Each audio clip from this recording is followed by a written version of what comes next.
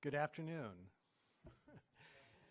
I'm mindful of the fact that some of us are here, and we also have people who are watching via live stream. So to those of you who are across the nation, we know we have groups of people from across the nation watching us. Welcome to this Lutheran Studies Conference on Resisting an Ancient Hatred Today, Antisemitism in Church and Society. I'm Samuel Torvund. I'm an emeritus Religion Department faculty member. Normally, my colleague, Merritt Trelstead, who's with us in the back there, who holds the University Chair on Lutheran Studies, would be speaking right now. She, however, is on sabbatical. And yet we've pulled her in to speak at 2 o'clock. So we're looking forward to that. If you have a cell phone, this would be a good time to pull it out and silence it.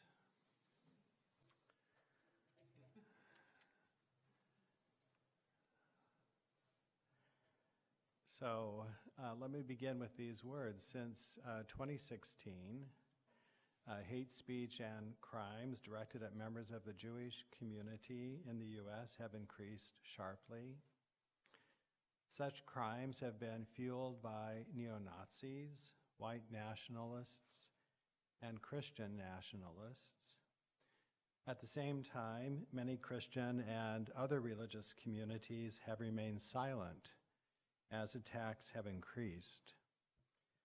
This conference invites members of the PLU community, our alumna, members of Jewish synagogues and Christian congregations, as well as other interested persons to consider the religious and political sources that continue to nurture the evil of anti-Semitism and to join in resisting one of the oldest hatreds in human history.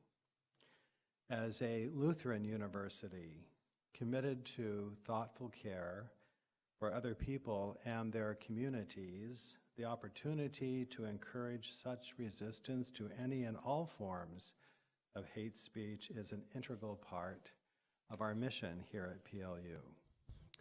This first session is directed at Christian congregational leaders, lay and ordained, as well as congregational members who are concerned about the growth not only of anti-Semitism, but also related forms of religious bigotry in the United States and Canada.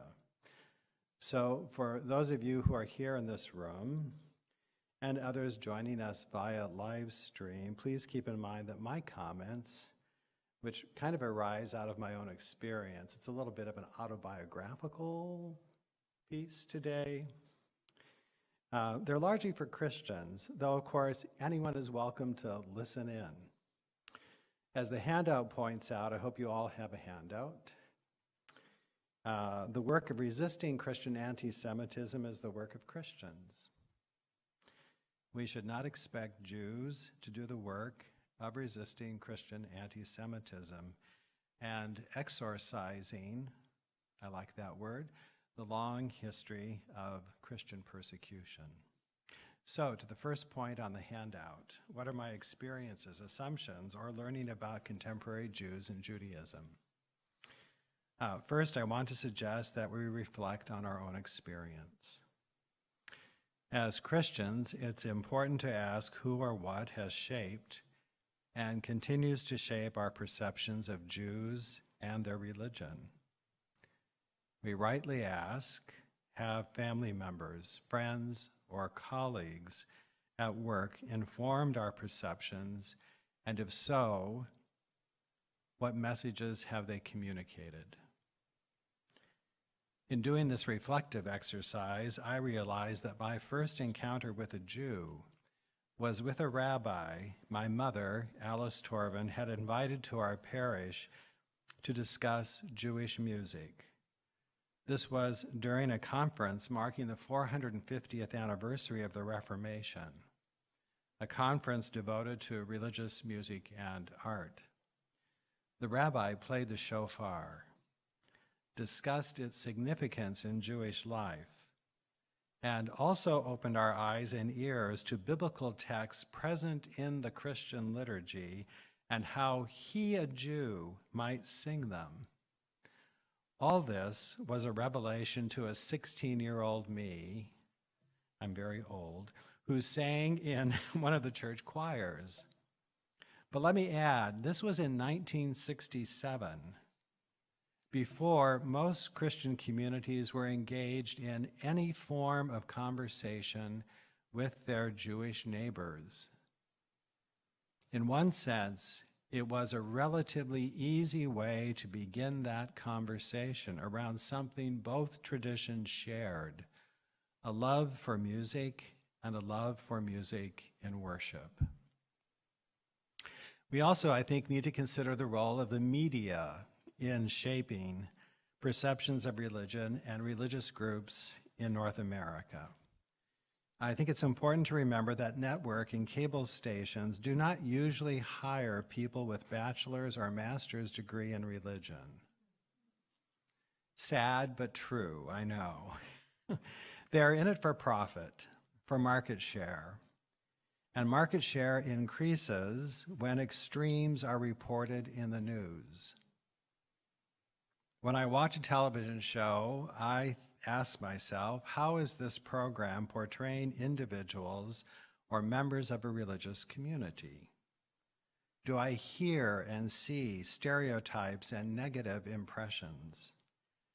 At the same time, I think it's important to recognize that social media, websites, podcasts, and chat rooms are among those platforms in which Christian nationalists defame Jews, Muslims, and Hindus, as well as anyone who does not fit into their frightening and fundamentalist worldview. There's a reason why students currently enrolled at this university and all other universities in North America are labeled Generation Z. That is Generation Zoom.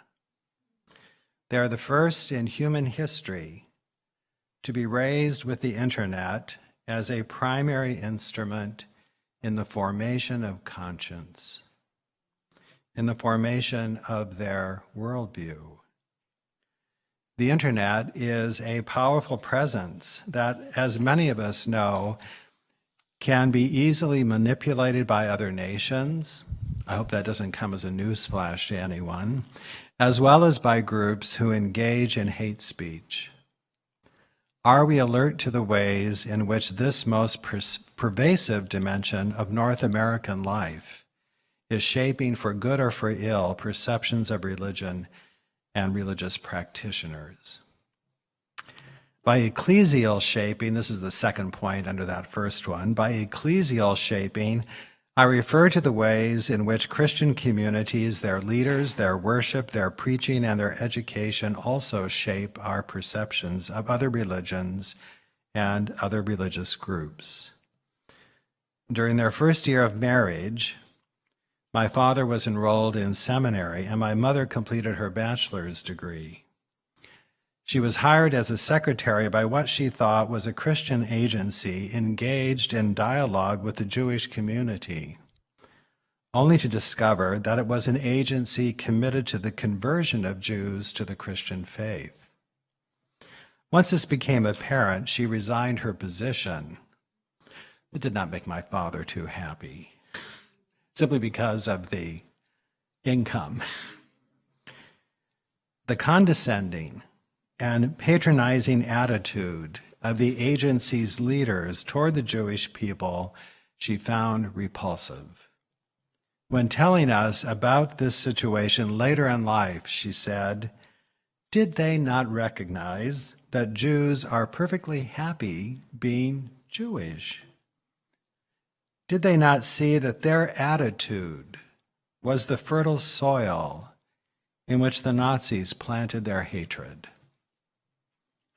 Now, one might say that among mainline Protestants, Anglicans, and Roman Catholics, such a negative attitude toward the Jewish people has been mitigated to some degree by the last 50 years of dialogue between Christians and Jews, a dialogue animated by among Christians by the Roman Catholic Second Vatican Council and its repudiation of the long-held idea among Christians that Jews of the first century were responsible for the death of Jesus. That being said, and without any diminishment of the incredibly important work of dialogue and shared work that continues at the local level, let me point out that silence by church leaders and members, remaining silent in the presence of hate speech, can be a form of ecclesial shaping. When Christians do not speak out in the presence of slurs directed at Jews or in the presence of hate crimes directed against Jewish institutions, silence itself can be readily interpreted as the toleration of hate speech and hate crimes. Second point, we love the stories of the Old Testament, the OT. My favorite Sunday school teacher was a television broadcaster in San Jose, California. Her name was Lou. She kind of scandalized all the other Sunday school teachers because she wore leather miniskirts and fishnet stockings and kind of low-cut blouses when she taught Sunday school. We thought it was just great. She was amazing on many levels. On one occasion, she had us fashion the 10 Commandments out of plaster of Paris, and then once they dried, allowed us to smash them, as reported in Exodus 31. I know that rings a bell with all of you. You might remember the story. Moses is infuriated by the worship of a golden calf and smashes the stone commandments. Well, you can imagine how third graders delighted in this smashing, an act which lodged in our memory the story from Exodus, which I think was the point she was trying to get across, the smashing that we enjoyed so much. We would never forget the story, and clearly I haven't. What's my point? The vast majority of Christians throughout the world hear a story from the Hebrew Scriptures proclaimed in their Sunday worship, and then they sing a psalm that is paired with the story. Studies of the Hebrew Scriptures, both academic and devotional, are published every year in vast quantities by Christian publishers. Christians, or one hopes their leaders, may well be versed in the first large section of their Bibles.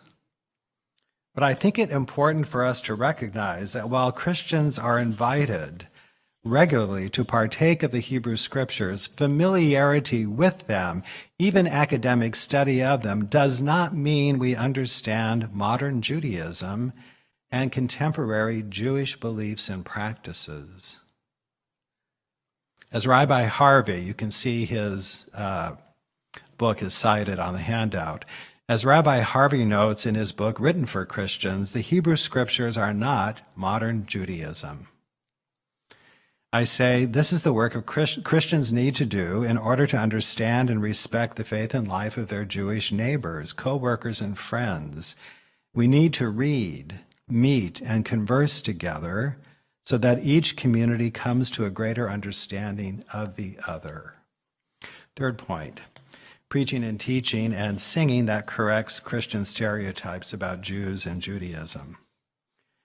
For 35 years, I've taught undergraduate and graduate courses on the rise of the early Christian movement in the Roman Empire.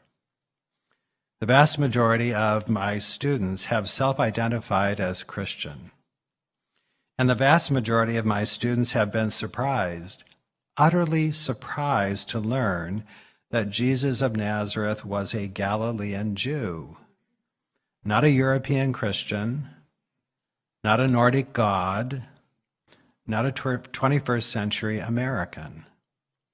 And that to understand him entails the study of the economic, political, religious, and social context in which he and his Galilean followers lived. As I tell my students repeatedly, every text has a context. It's the historian in me. If you don't grasp the context that illuminates the text, you have an impoverished understanding of the text. It is this insistence on understanding Jesus the Galilean Jew within his Jewish context that has, I hope, informed my preaching and teaching in the parish. It goes without saying that there are troubling texts in the Gospels, most clearly in Matthew and John, that give the impression that first-century Jews in Jerusalem were responsible for the death of Jesus, a charge that has hurtled down the centuries and has prompted skepticism, intolerance, and deathly persecution of Jews. As someone who engages in adult faith formation, it's of great importance to me, and I hope it is to those who preach on these texts, to do the work, the research needed of setting these texts of terror, which they are for many, within the author's contexts and demonstrating why Rome would want to execute a Galilean Jew. At the same time, it's been important to engage other common and ill-begotten stereotypes. The Old Testament is old and has no significance. Little ageist there, right? The Old Testament is old and has no significance. Thus, Jews follow a dated text. The God of the Jews is an angry legalist. The God of Christians is all love and compassion. As my father of blessed memory, a Lutheran pastor, was wont to say when he heard that kind of comment, someone is not reading their Bible very carefully. The Jews are cursed by God because they do not accept Jesus as their Savior. Sorry, Jews have been content to be Jews. It has been the historic scapegoating of Jews by Christians that has been the curse Jews have suffered at the hands of their Christian persecutors. Christians are the new Israel and replace the Jews as God's chosen people. As many of you know, this is called supersessionism, the notion that Christians supersede Jews. Rather, here's my point, than seeing the two in their late first century origin as competing faiths in the religious marketplace of the ancient world. Is it possible now for Christians to see their Jewish neighbors as a distinctive faith with whom we share a number of family traits? As a university educator and a congregational leader in adult formation, I hold to the notion that learning is a spiritual practice. That learning is a spiritual practice that leads to greater enlightenment. Lutherans, Anglicans, and Catholics, Presbyterians, Methodists publicly confess their failings almost every week when they gather on Sundays. Some of you are nodding, you know what I'm talking about. We should be able to say we were mistaken in our interpretation of a biblical text. We were mistaken in accepting a stereotype that degrades other human beings. We do not need to sing a hymn that values Christians or Christ while at the same time it diminishes our Jewish neighbors. Fourth point, preaching and teaching that tells the truth about the history of Jewish-Christian relations. As an instructor in the International Honors Program here at PLU, and as a professor who has led student study tours in Italy, it has been my responsibility to expose students to the generally, though not exclusively, terrible history of Jewish-Christian relations. I said generally terrible, not exclusively. This begins with the approval of the Christian movement as the religion of the state in 381, and then the incremental rise of restrictions applied to Jews by Christian rulers. While in Rome, we first studied the Jewish community in the city during the early centuries of the Common Era, with lectures by leaders in the great synagogue by the Tiber, and a guided tour of the Jewish Museum, the ghetto, and sites that commemorate the arrest of the Jewish population under fascist rule. Here in the eternal city, I'm not talking about Tacoma, here in the eternal city, we are able to see, it's a nice city, we are able to see the sites where the Jewish population was restricted in a ghetto, where the Jewish population was held after arrest, and we are able to see the stones placed in the streets, each stone a memorial to a member of the Jewish community who was murdered by the fascists. What I have found in the parish is that most parishioners are not aware of a history in which the numerically dominant Christian population and its leaders, both political and ecclesial, viewed the minority Jewish population as an easy scapegoat for disasters, natural and human-made, or that laws enacted by Christians restricted the professions of the Jewish minority. We have found that reading a book on Jewish Christian history, such as the James Carroll book, or one figure in Jewish Christian history, Luther and the Jews, which is also referenced in the handout, has opened to our parishioners the legacy of Christian persecution of Jews. At the same time, it's helpful to focus on Christians who protected Jews and their motives for offering such protection in a time of persecution or hostility. Here I'm thinking of the medieval popes who favored the Jewish population of Rome, not every single medieval pope, but a number, of the Huguenot Protestants in France and the Franciscan nuns in Italy who hid Jews from the Nazis. But let's be clear, these are exceptions to the rule. Now, one might say history is the past, and we're not responsible for the past. I'm a historian. I get this all the time in class. Who cares about all those dead people? But then, let me suggest that the study of the past is remarkably relevant as we consider the present and the ways in which some Christians and Christian groups continue to marginalize or demonize Jews, as well as the ways in which some Christians and Christian groups engage in conversation with their Jewish neighbors, in which some Christians actually speak up when encountering harmful stereotypes of Jews. Fifth, praying for the Jewish people, for their well-being and their faithfulness to the covenant. There was a time when Christians on Good Friday prayed for the conversion of the Jewish people to the Christian faith.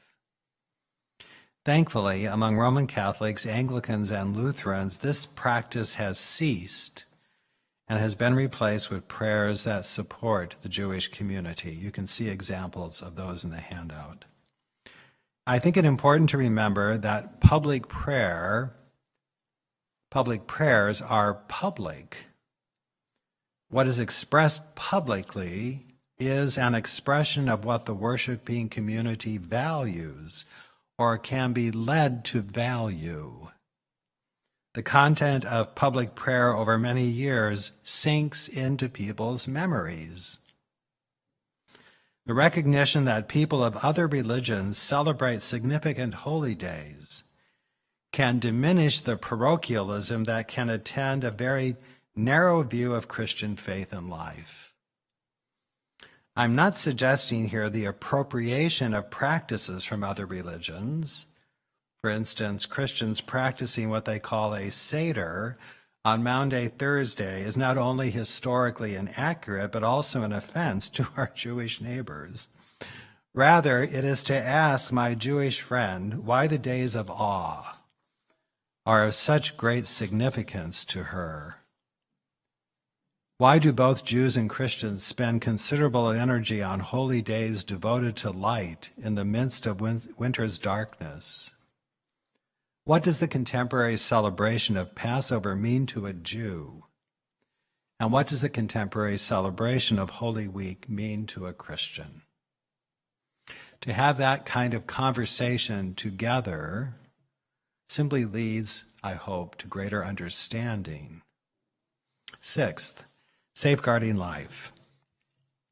I find it significant that in the baptismal ritual of ELCA Lutherans and Episcopalians, the newly baptized, or people reaffirming their baptism, are asked if they will serve all people following the example of Jesus. The question does not say some people, or sweet Christian people, or people who think and act like me, or just good people, or people in my congregation and no one else, but rather all people. And if there is any truth in what I suggest, such a promise, such a sacred vow would include Jews, would include Muslims, would include atheists. One of the core practices of the Lutheran Reform focused and still focuses on seeking the well-being of one's neighbor. In his explanation of the Eighth Commandment, Luther wrote that each Christian is to, quote, come to the defense of their neighbor, speak well of them, and interpret everything they do in the best possible light. I focus here on the first phrase, to come to the defense of one's neighbor. We live in a time in which the rhetoric of hate is so strong in our national life, and religious bigotry spills forth from the internet. A religious bigot is a person who demonstrates intolerance and hate for others because of their religious identity and practice. It seems to me that one spiritual practice to be cultivated in Christian communities is responding to religious bigotry.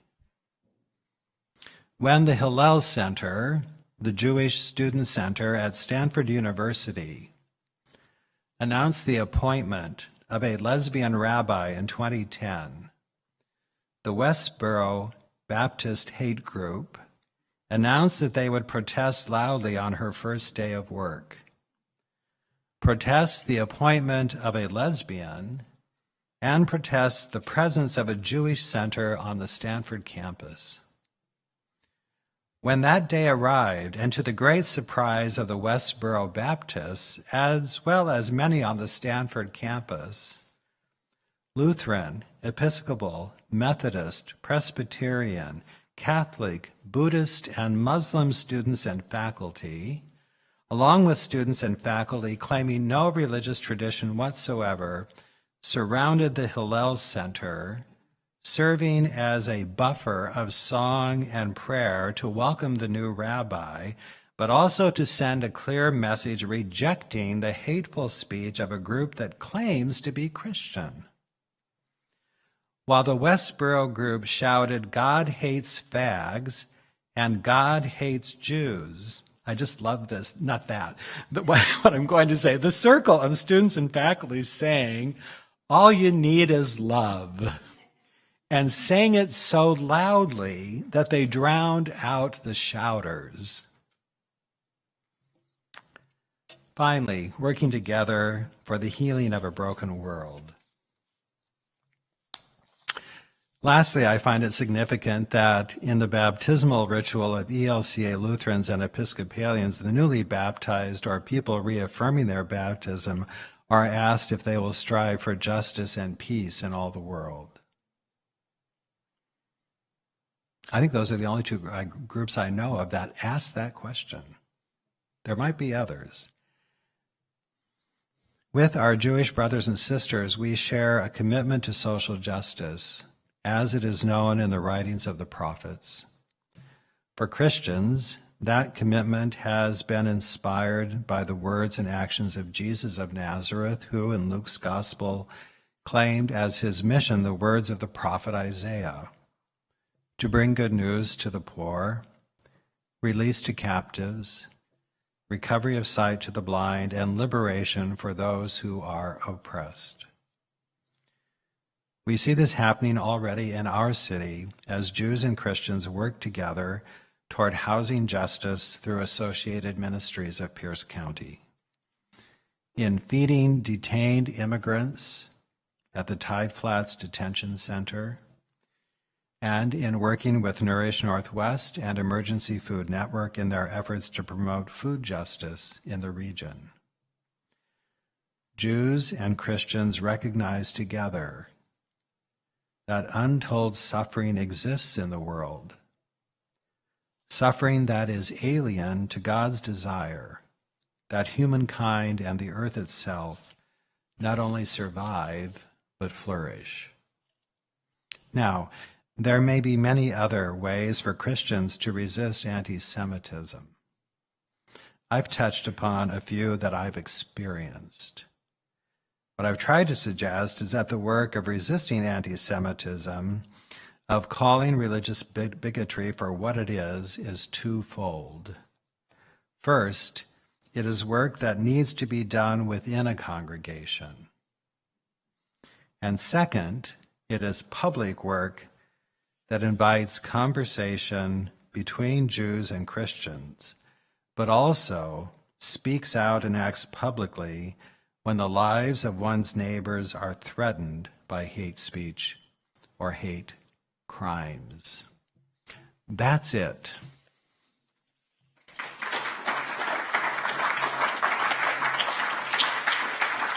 Thanks. Thank you. So we have a little bit of time if you have a question or a comment, or if you want to disagree, or yes. Oh, yeah. I originally had that in the text. Thank you for bringing that up.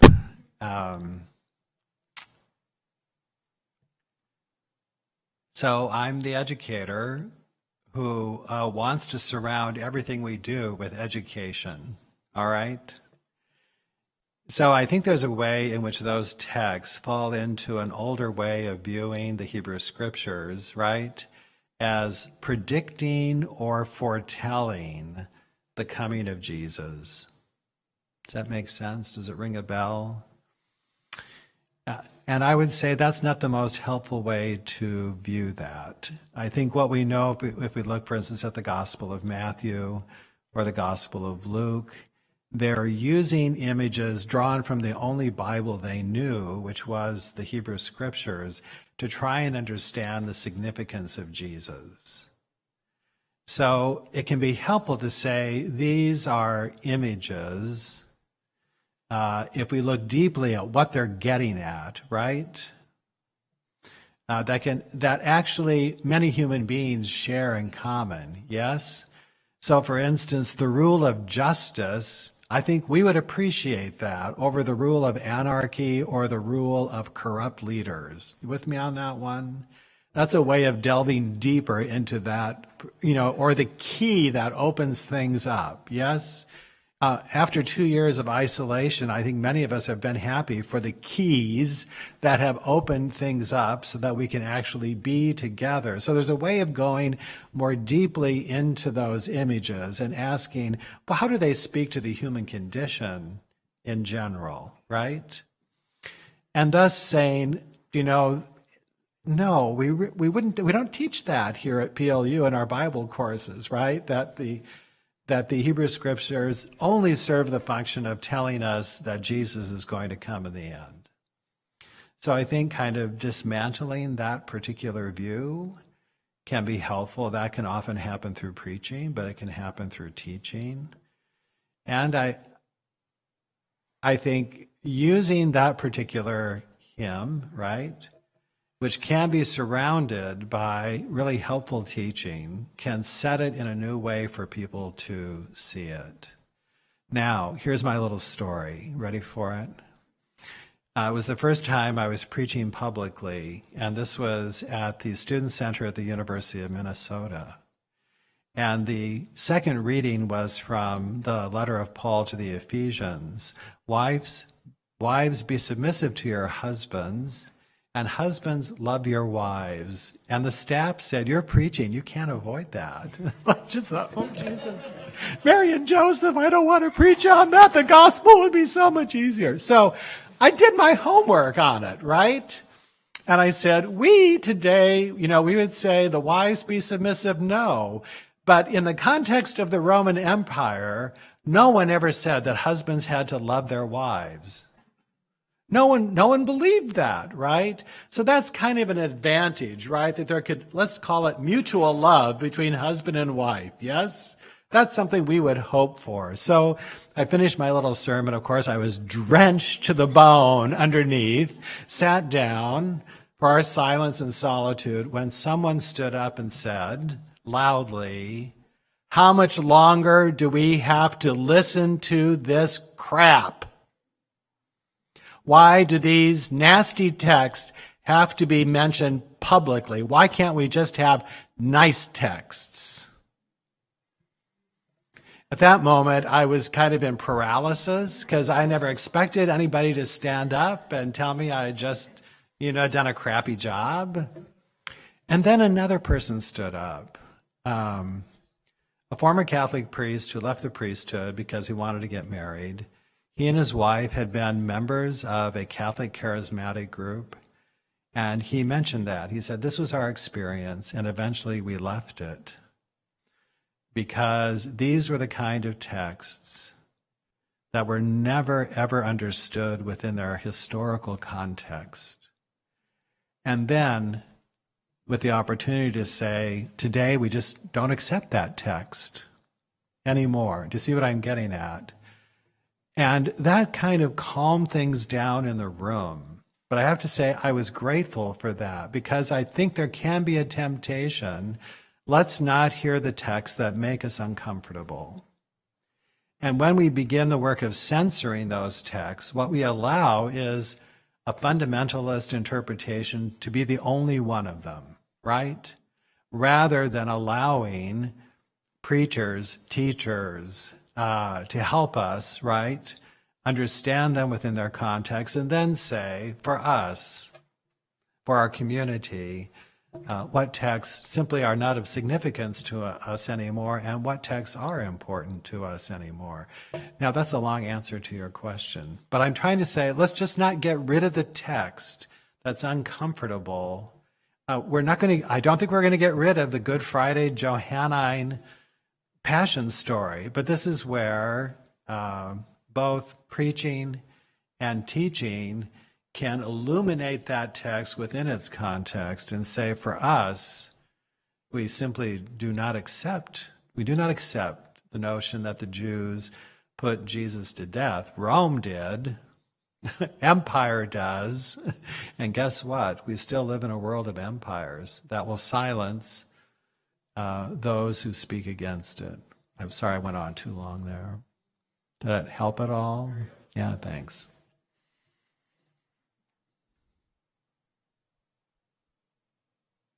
Yeah.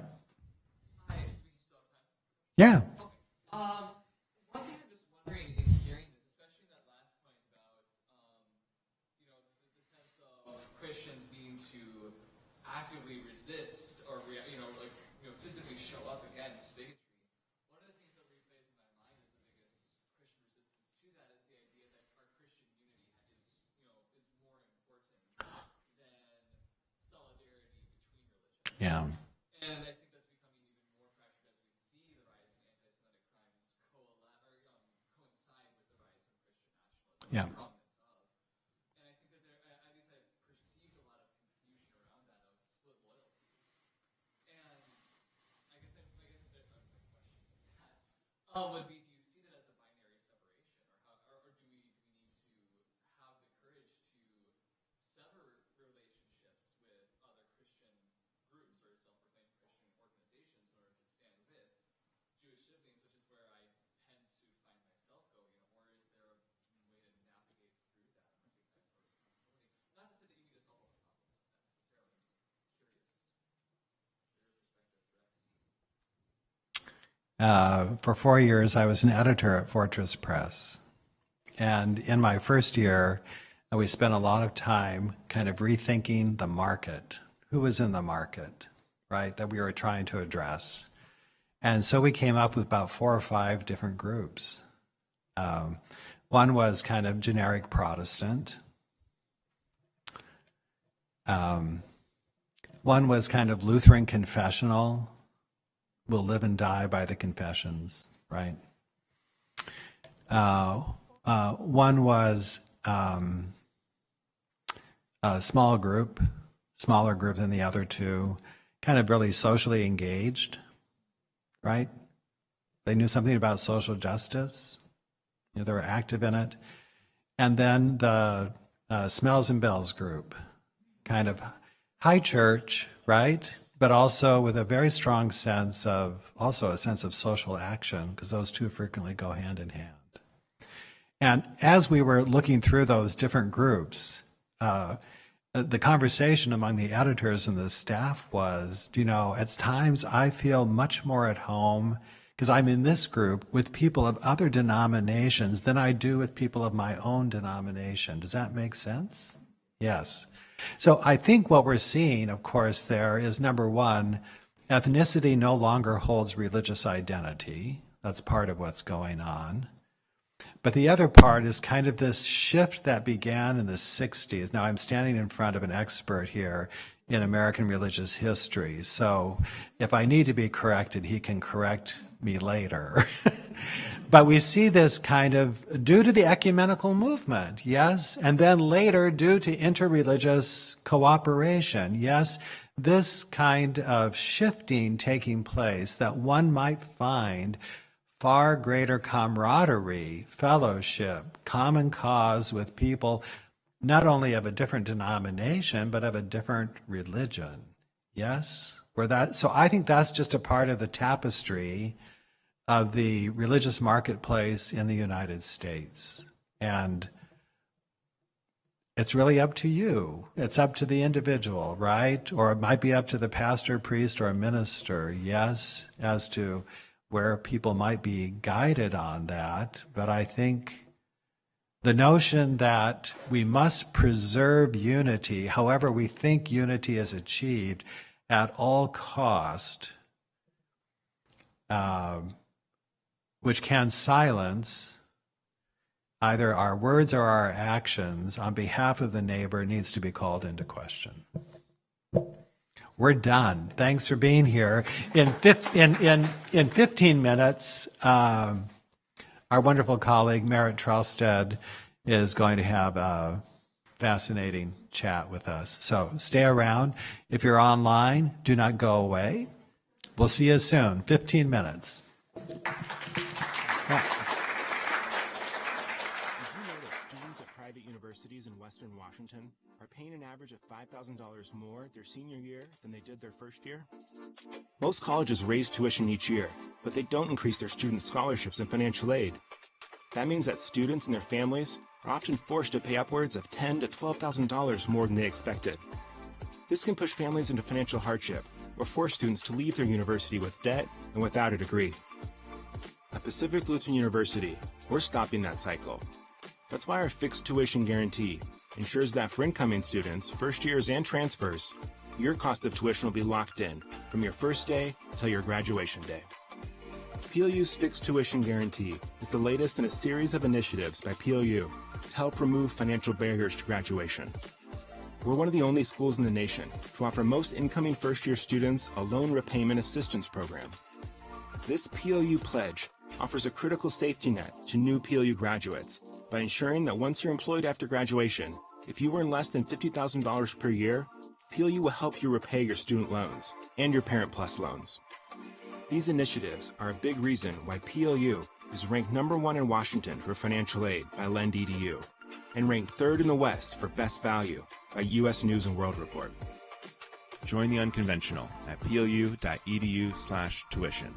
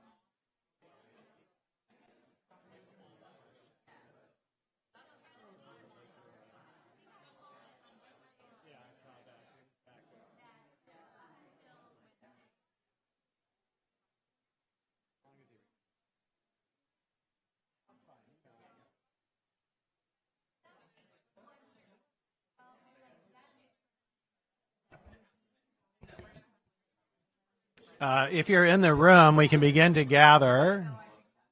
Yes, that's on.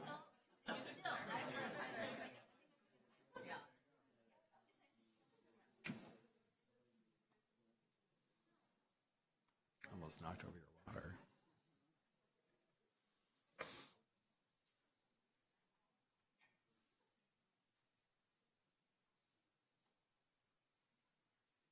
If you're joining us online, welcome to this second presentation of the Lutheran Studies Conference.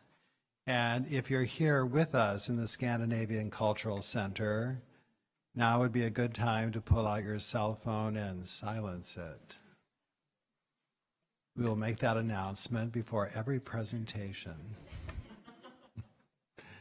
I'm really delighted to welcome Dr. Merit Trelstead. Dr. Trelstead holds the University Chair in Lutheran Studies. She is Professor of Constructive and Lutheran Theology in the Department of Religion. She's on sabbatical this year, so it's a special treat that she has come back from sabbatical to be a part of this conference. If she weren't, she would be speaking right now rather than me. She's also my third cousin, so we're just keeping it in the family. So without further ado, please join me in welcoming Dr. Merit Trelstead.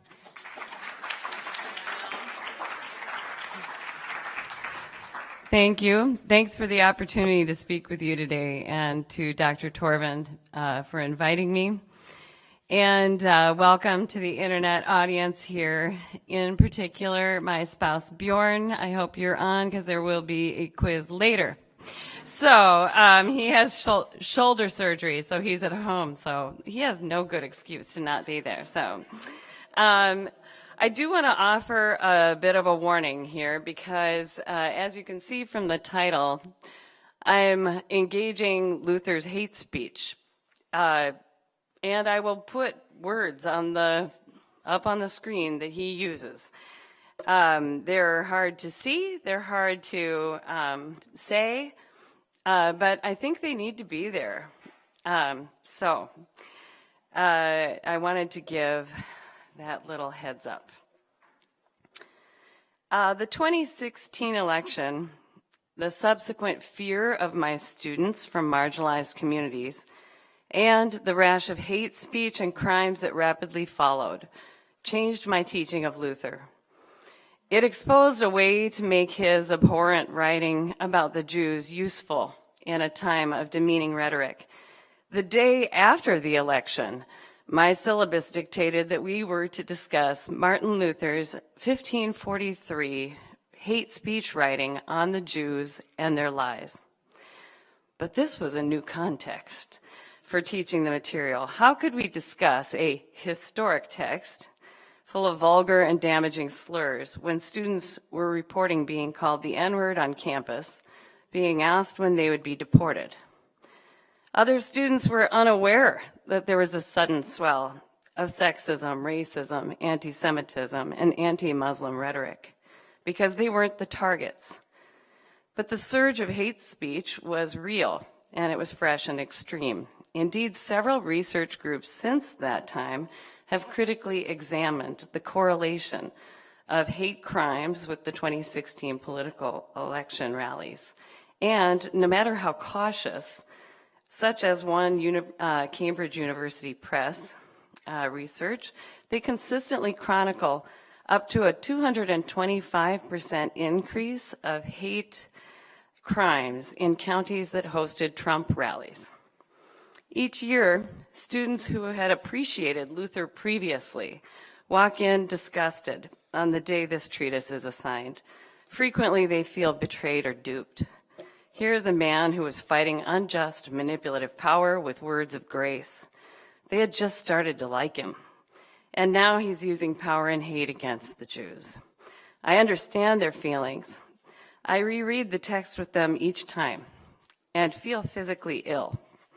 I tell them that I hope that they will never have to encounter hate speech worse than Luther's 1543 treatise. And invariably, students quickly and causally connect Luther's violent recommendations of actions to be taken against the Jews and the ones enacted in World War II Germany.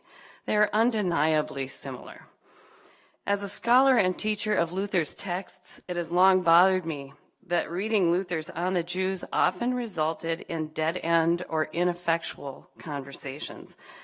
Often it stays in a safe realm of examining whether Luther was fundamentally good or bad, eliciting passive guilt for Lutherans, self-vindication for ones who felt that they were far better than him, or rational evaluation that remains in the past. Sometimes it feels like mere historical curiosity or voyeurism. The text sits inert, and we sit as judges or viewers on the sidelines of a horrible scene. Students and others are left judging Luther appropriately, but the critical lens remains focused there, and it doesn't turn its eye to ourselves and our society. To be fair, the extremity of his writing even shocked his historical contemporaries, who distanced themselves quickly from Luther's writing, saying it was far too much. Even his contemporaries disavowed his treatise on the Jews, and even within the last year, a pastor and a friend of mine asked me how I could possibly still work with Luther when he wrote this particular anti-Semitic treatise. After working so closely with it again to prepare for today, this question rings in my ears. I do feel like, yeah, maybe it's time to give up. The best response I can give is that Luther is my dysfunctional family member. He's someone I argue with, and I know well enough to also see the freeing beauty and wisdom in other aspects of his work. In my more skeptical times, I liken him to the character of Drunk Uncle on SNL, one of those family members at the table on the holidays that astounds you every time they open their mouth, not in positive ways.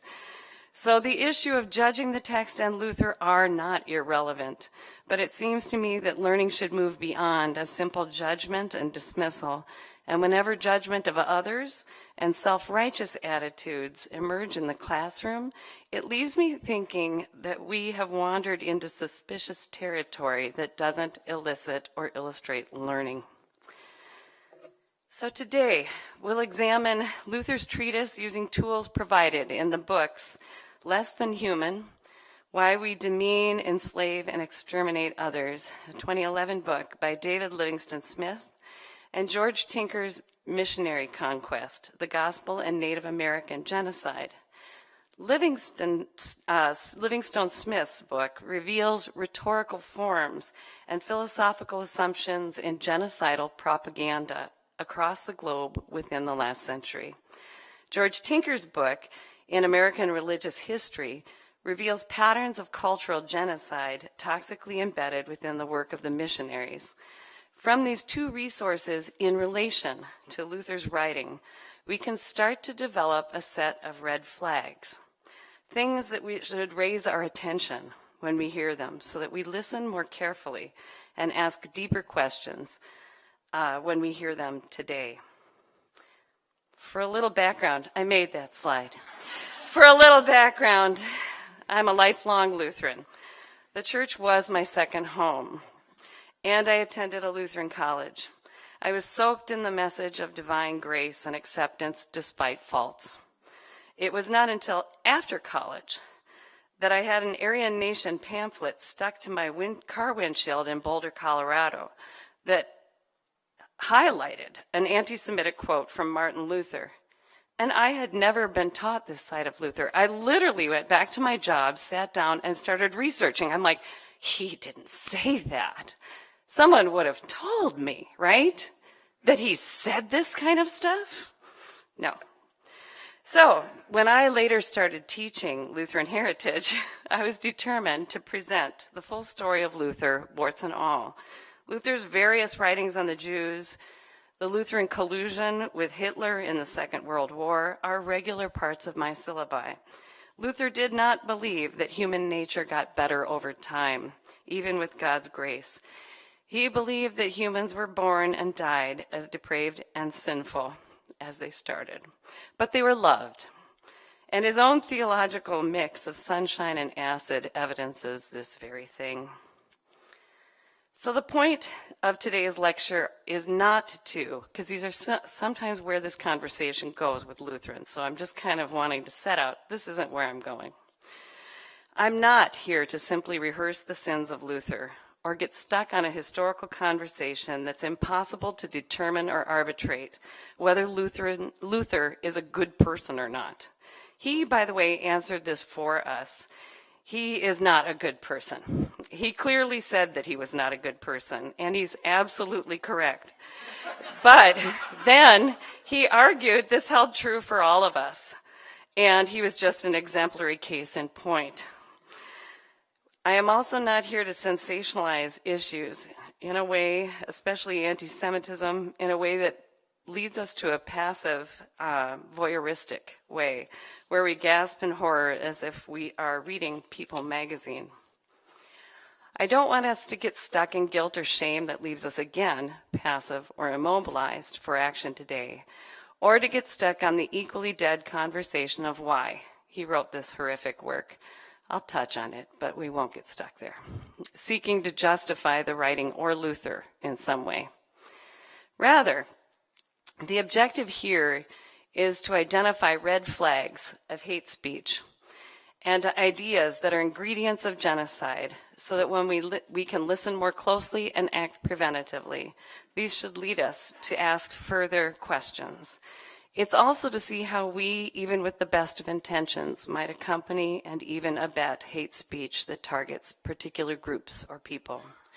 Livingstone Smith and Tinker help us identify the rhetoric that fueled and created the conditions to allow extreme oppression and genocide in the last centuries. Today's focus is on the ancient hatred of anti-Semitism. By these standards, we can see how Luther's later rhetoric toward the Jews is completely in line with the kind of writing that Tinker and Livingstone Smith are calling out, creating dangerous conditions for his fellow human beings.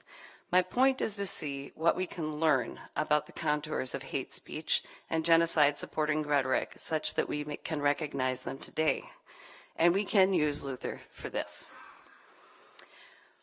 U.S. political election cycles in 2016, 2020, and beyond are not isolated moments, clearly. This chart is from the Anti-Defamation League, or ADL, focusing on awareness and addressing the causes of anti-Semitism. What you're seeing here is the ADL heat map, hate, extremism, anti-Semitism, and terrorism, which is an interactive map. It is, I encourage you to go look at it, detailing specific incidences of hate, extremism, anti-Semitism, and terrorism by state and nationwide. This interactive map lets you read details on specific incidences, better understand tactics extremists use, and compare activity by type or state and access data. This particular chart shows primarily reports incidences of anti-Semitism and white supremacy. In Washington state, there were 657 reported incidences of these within the last 2 years, with a majority of events, not surprisingly, involving white supremacy propaganda. Nationwide, it reveals 17,334 incidents in the years 2020 to 22, just so far. We're not done yet. But Europe and other regions of the world are also witnessing the same trends. In 2020, I guest edited a volume of Dialogue, a Journal of Theology, with the theme, A Time of Hate, ? Race, COVID, and the Rise of Ethno-Nationalism. I invited contributions from scholars in South Africa, Norway, Sweden, and the United States who are eager to address and discuss what they witnessed as this rise of ethno-nationalism globally. These articles define fascism and ethno-fascism differently, but they describe governmental systems that suppress criticism, centralize power and control, carry a strong demand for loyalty, and forge a sense of ultra-nationalism, often through merging ideas of race and nation. In her article, Norwegian Luther scholar and cultural anthropologist Jonna Salmonsen notes that contemporary forms of fascism appeal to a fear in the current moment and, one, promise a form of rebirth of a better society. Two, they appeal to a nostalgic imaginary of a better past culture or time.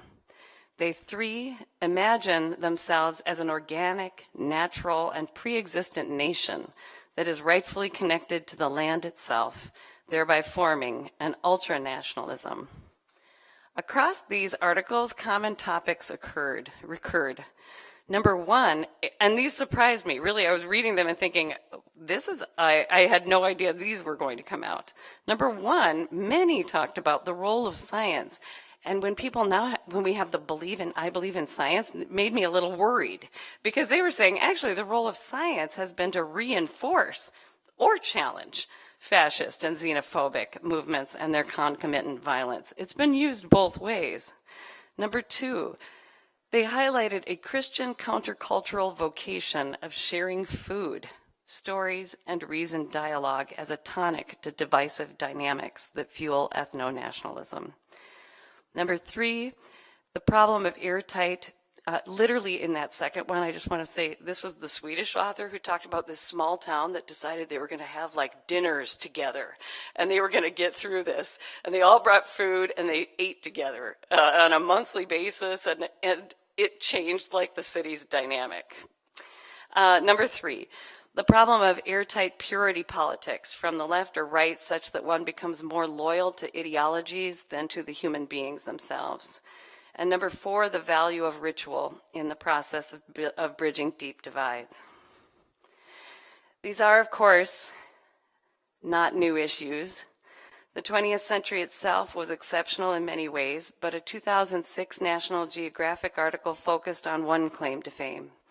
It titled The Last 100 Years, the Century of Genocide, due to the unprecedented number of mass murders across the globe.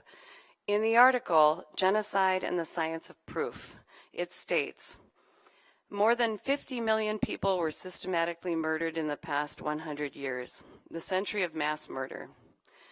From 1915 to 1923, Ottoman Turks slaughtered up to 1.5 million Armenians. In mid-century, the Nazis liquidated 6 million Jews, 3 million Soviet POWs, 2 million Poles, and 400,000 other undesirables. Mao Zedong killed 30 million Chinese, and the Soviet government murdered 20 million of its own people. In the 1970s, the Communist Khmer Rouge killed 1.7 million of their fellow Cambodians. In the 1980s and 90s, Saddam Hussein's Ba'ath Party killed 100,000 Kurds. Rwanda's Hutu-led military wiped out 800,000 members of the Tutsi minority in 1990s, and now, and this was in 2006, there's a genocide in Sudan's Darfur region. In sheer numbers, these and other killings makes the 20th century the bloodiest period in human history. This kind of data, not talked about in the article, also points to the hundreds of millions of people who murdered their fellow humans. How do we not become one of them? Passionate, loving, devoted family members executed these mass killings. Others designed the mechanisms and machinery to carry them out. At Sachsenhausen concentration camp near Berlin, my insightful tour guide asked us to look over the fence at the nearby homes where guards and captains went at night to have nice dinners with their families within view of the workings of the concentration camp. This could be any one of us, the tour guide was trying to imply. Coaxed into serving a system, even as good family people. The necessity to work on this topic is clear, and to address Luther's anti-Semitism in a way that may help us identify the tools of dehumanization and genocidal impulses today. And that's perhaps the only reason to engage this treatise of his at all. I have this section called Why Luther Why, actually, in my notes, but let me briefly touch on the many good works, as I mentioned earlier, of scholarship that have been done on the question, why did Luther write this treatise, if earlier work by him, such as that on that Jesus was born a Jew in 1523, claimed Jewish people as direct relatives of Jesus, where Christians, he argues, are but mere in-laws to Christ's original family. His earlier work appears to some to have an openness and hospitality to his Jewish colleagues. Lutheran scholars employ various approaches to situate the anti-Semitic texts of Luther. They acknowledge them, they denounce them, they distance themselves, they historically contextualize them, they examine Luther's charismatic and caustic personality. Various answers to why Luther writes this treatise in particular include Luther's declining health in later years that made him more irascible. Like that is something that is an excuse. The death of his young daughter impacted his mood forever. He never quite got over it. It changed his character. Number 3, the anti-Semitic writings and actions were pervasive across Europe. For example, Ferdinand and Isabella of Spain had expelled all Jews out of Spain in 1492. That's another thing that happened in 1492. Luther's frustration over the Reformation and its splintering. Luther's impatience over the lack of Jewish conversion to Christianity once he had fixed it. Earlier in his life, he commiserates that with Jewish attitudes toward Christianity and the church. It's so corrupt that he ponders aloud that no wonder that no Jew would consider converting. But once he feels like he's addressed the corruption, he's surprised that the Jewish members in Wittenberg do not convert automatically to such an enlightened message as his. Luther's theological ideas over the role of grace and the law may also be at play, where he claims that Jewish people understand themselves as saved. He claims, I want to make that clear, Jewish people understand themselves as saved by the law. Luther's main argument against the church itself focused on justification by grace alone, and he attacks all hints at what he sees as works righteousness that follow from religious rules and laws. But here Luther seems to misunderstand the Jewish sense of the law. It's an odd thing for a scholar of the Hebrew Bible, which he was. In Judaism, the law is a gift of relationship with God. It's precious. It's near. And even today, Jewish scholars point out implicit anti-Semitism in all Lutheran theology when they don't question Luther's understanding of the law. They would say radical misunderstanding of the law. I have argued elsewhere that Luther is actually rather consistent across his career as a foul-mouthed and name-calling debater when enraged, despite who is the target as his opponent. The church leaders, Erasmus, the Jews, he didn't hold back from telling them that he thought they were literally full of what my father politely called horseshit, to avoid swearing. Somehow that was okay, if you clarified which animal did it, I guess. Nonetheless, no matter what one responds to this question of why Luther wrote this, we're still having to work with the heritage of anti-Semitism in the Lutheran tradition, starting with the man himself. David Livingstone Smith, a philosopher of psychology and professor at the University of North Carolina, came to speak at PLU's Legacy of the Shoah conference years ago. Livingstone Smith's book, Almost Human, specifically examines the psychology and the rhetoric of genocide and dehumanization. A particular mindset needs to be established in order to enable people to mistreat and kill their fellow human beings. When we dehumanize another, it decommissions our inhibitions that would normally prevent our enacting cruelty on others. Livingstone Smith describes the crucial role of dehumanization in war, genocide, racism, and uses examples drawn from the Holocaust, the transatlantic slave trade, and the extermination of Native Americans, as well as other current events, to drive his point home. Smith explains what it is about the human mind that makes dehumanization possible and argues that understanding dehumanization should be made a priority if we want to prevent repeats of atrocities like those that occurred at Auschwitz, Bosnia, and Hiroshima. Through examining propaganda in multiple countries, Livingstone Smith pulls common elements of language, ideas, and imagery that supported genocide in the past century. His book reveals that dehumanizing rhetoric conducive to genocide equates people to insects, snakes, invasive vermin, and undesirable or predatory animals.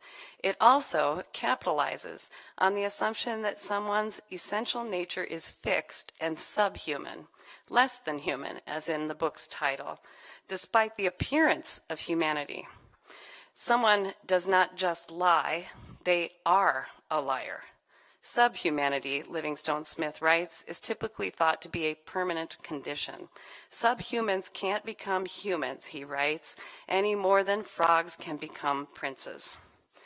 Livingstone Smith includes media in the form of various images and tracts, and for lack of a better word, advertisements that instill and support dehumanization of a particular group. For example, he writes that the Nazis described Jews as filthy vermin, Rwandan Hutus described their Tutsi neighbors as cockroaches, and English settlers described Native Americans as ravenous wolves. In light of these insights, let's return to Luther. In class, I asked the students to compose a list of the names Luther called the Jews, as well as characteristics and crimes he attributed to them. I go to the board and I ask them to call them out, the ones they wrote or remembered. This request, I can tell you, is always met with silence. And I turn around to wide, horrified eyes. The students don't want to say these words out loud or write them on the board. And I have a hard time writing them due to their severe offensiveness. Sometimes the students mumble a word or two. But I believe that actually this experience of discomfort is important to this exercise. The list on the board confronts us in a way that one can't hide it or sweep it away with an excuse. Sometimes I put out markers and invite them to put their lists on the board. This tool is also a learning experience. Some dive up and furtively write Luther's terrible words on the board to do what's asked. Others just sit there shaking their heads. We always process the meaning of their feelings, of what we're doing right there, and why we're responding the way we're responding. Around the writing or speaking of Luther's words, even just speaking Luther's words in this treatise, the point is that Luther uses such virulent language that we know what's wrong to even use such words, and it's clearly a language of hate crimes. It also makes if we review the reasons why Luther wrote this, they become preposterous. Luther's actual words he uses to describe the Jews in this treatise, whom he's scapegoating, are that they're devils and demons, pigs, whores, sluts, he really goes for that one, beasts, vipers, wolves, stupid, dogs, fools, they're evil, thieves, rogues, adulterers. He states that their very nature is to be idle, proud, mad, foolish, lazy, usurious, blasphemous against God and country, murderous, dangerous, raving, greedy, and envious. Here you and I can both see that Luther easily fits into the realm of Livingstone Smith's category of dehumanizing rhetoric conducive to genocide that likens people to insects, snakes, vermin, and undesirable or predatory animals, and that he capitalizes on the assumption that someone's essential nature is fixed. Someone does not just lie, they are a liar. Qualities ascribed are part of a group's, person or group's essential nature. According to Livingstone Smith, both of these rhetorical devices serve to render a person as subhuman and therefore not requiring the protection and respect due to human persons. In fact, it's just the opposite. As threats to true or real humans, there's an implied mandate to control or eradicate this danger, thus leading to genocidal justification. To place this treatise in the context of Luther's overall life, work, and time, Luther's critiques against the church of his day and its leaders echo these names and qualities almost exactly. The language and imagery of the Pope as wolf and devil, certainly horror, is used quite a bit and was common across Reformation countries. England and Germany are present in these woodcuts. Luther employed the following images in describing the church leaders. They were demons, devils, in particular the Antichrist, whores, liars, wolves, stupid dogs, and sheep who steal the homes and ravage the people, their money and their souls, while they get more powerful and lazy. In these cartoons of the Reformation, you can see this, and these cartoons or woodcuts are handy for a mostly illiterate German populace of his time. The Pope is the devil. The bishops and cardinals are wolves or dogs, devouring the homes of widows or existing on a diet of peasants, whole, eating them whole. And the church is a serpent with the Antichrist Pope at its head. There's nothing subtle here. In the bottom right, you can see that religious leaders also returned the favor and depicted Luther with the devil on his shoulder, clearly in charge of controlling the tune that Luther is singing and playing. As an art historian, Claude Goldman claims, Reformation propaganda is full of the same defiling and dehumanizing imagery that fueled the justification for purification, purging, and cleansing language common in Stalinist Russia, Nazi Germany, the French Revolution, and modern movements for ethnic cleansing. Luther's accusations against the Jews in this treatise also share some common characteristics with some of the justifications of large-scale oppressions in the last century. You historians will hear that. Primarily scapegoating a particular group of people for economic or social or political issues. Luther accuses German Jewish people of being usurious, using people for gain by literally collecting interest on borrowed money, like today's student loans or credit cards. That's what that is. That's usury. He says they're usurious, where Christians of his time were forbidden to do that, to lend money at interest. He accuses them of acting like masters while we are slaves, living in luxury while we suffer, taking money from true or real or rightful members of one's country or group, blasphemous, saying things against God and country, that even God's against them and has abandoned them due to their ways and their stubbornness. He accuses them of prophet murdering, that they're stubborn and won't hear even from God, that they've gone astray, of planning to buy up. He actually says they shouldn't be allowed to travel because they're actually traveling around planning to buy up all the land of princes and peasants in order to rule them, physically or literally.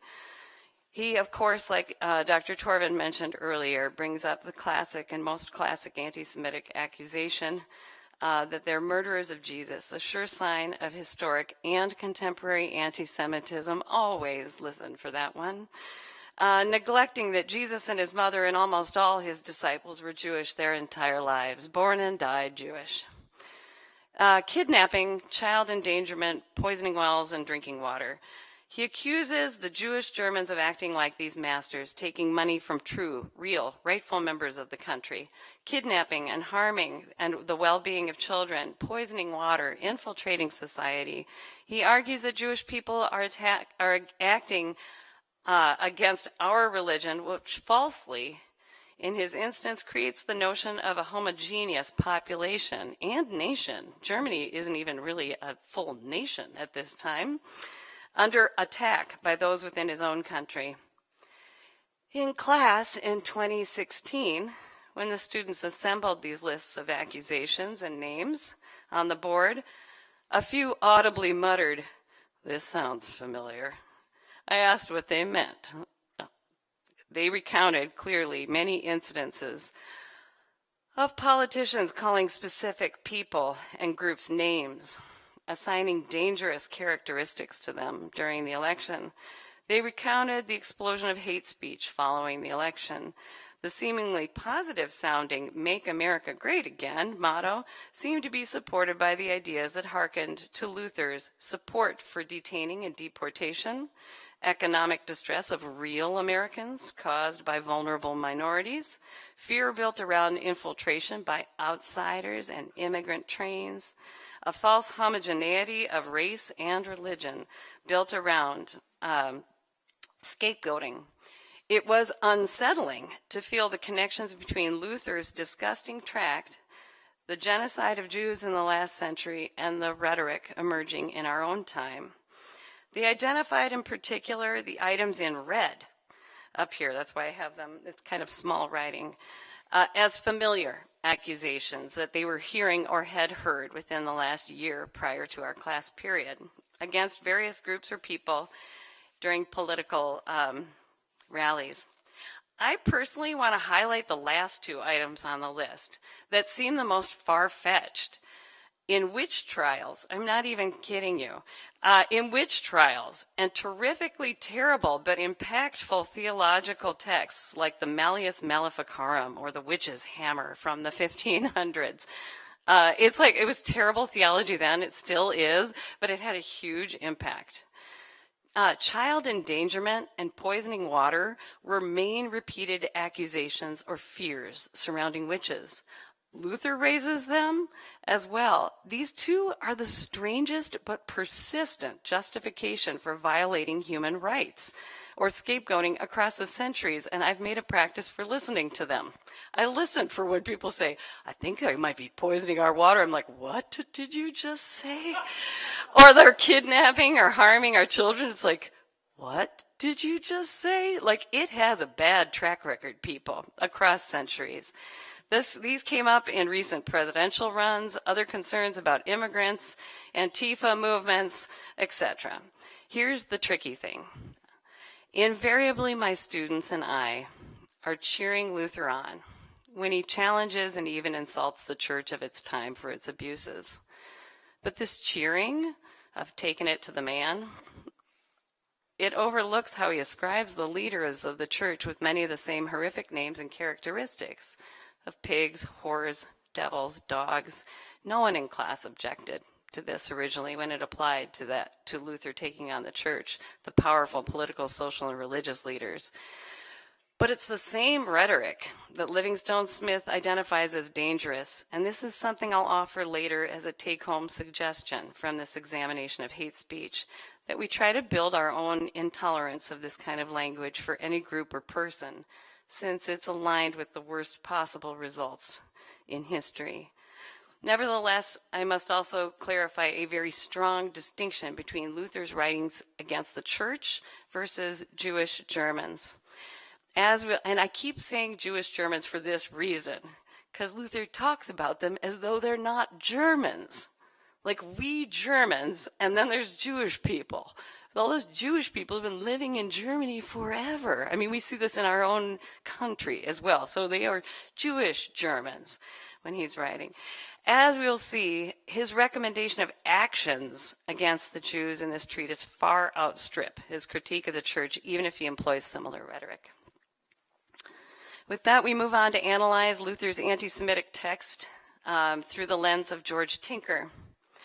George Tinker's book, Missionary Conquest, provides another valuable tool for identifying patterns of actions involved in dehumanization or cultural genocide. This American church history book presents the writings, historical accounts, and records of missions in 4 separate areas of the United States. Using only primary documents and the words of the missionaries themselves, Tinker, like a third of the book is footnotes. A third of the book is the footnotes. He is saying, no, really, they actually said this. I'm quoting them. Tinker exhibits how missionaries were used by economic forces, intentionally or unintentionally, colluding with it, to colonize the United States and leading to the genocide of indigenous people in our country. He repeatedly assures readers that the missionaries acted with good intentions and yet committed atrocities. He's exceedingly clear that feelings about guilt about the past will not prevent future genocide and oppression, and so he writes that his objective is to highlight historical patterns of policies and ideas that furthered oppression of indigenous people as warnings for our own time. He writes, quote, it's pretty small up there. The implicit agenda of this book is to raise a critical question for us to consider in our own historical and theological context, namely, what is our blindness today? With the best of intentions and with the full support of our best theologies and intellectual capacities, do we continue to fall into the same sort of traps that participate in unintended evils? My presupposition is that without confronting and owning our past as white Americans, as Europeans, as American Indians, as African Americans, and so forth, we cannot hope to overcome the past and generate a constructive healing process leading to a world of genuine mutual respect among peoples, communities, and nations.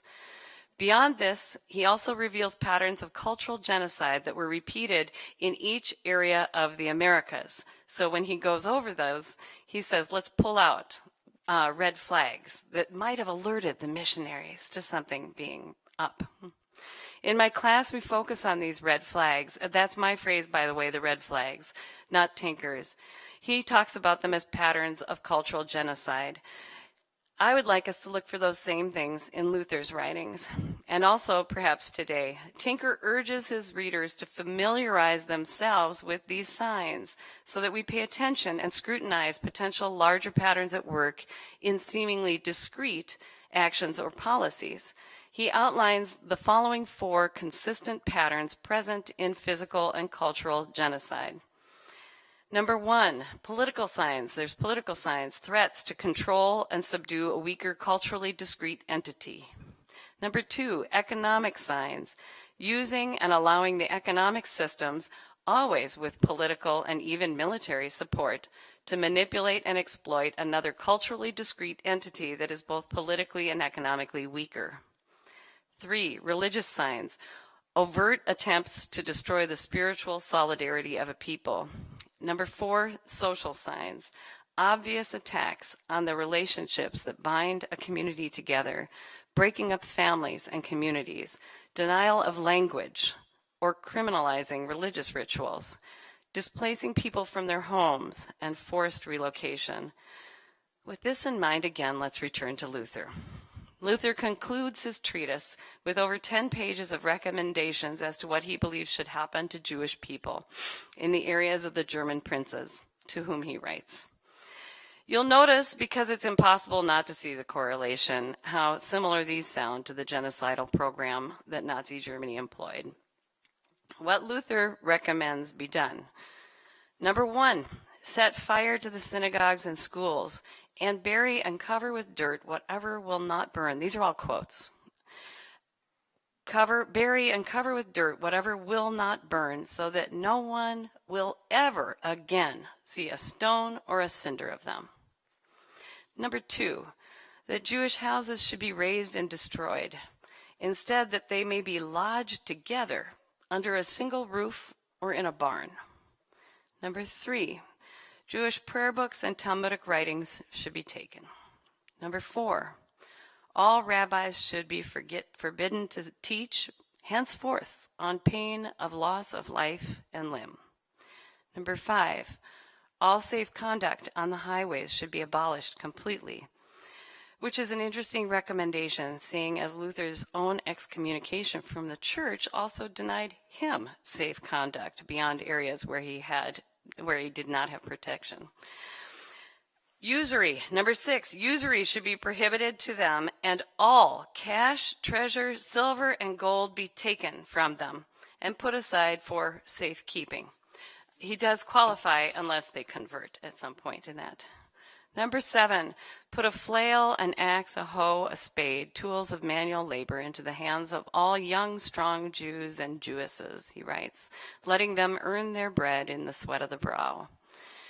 Number 8, he writes, if we are afraid they might harm us or our wives and children in these conditions, even given these conditions, then they should be ejected from Germany. He explicitly states he is not supporting killing Jewish people.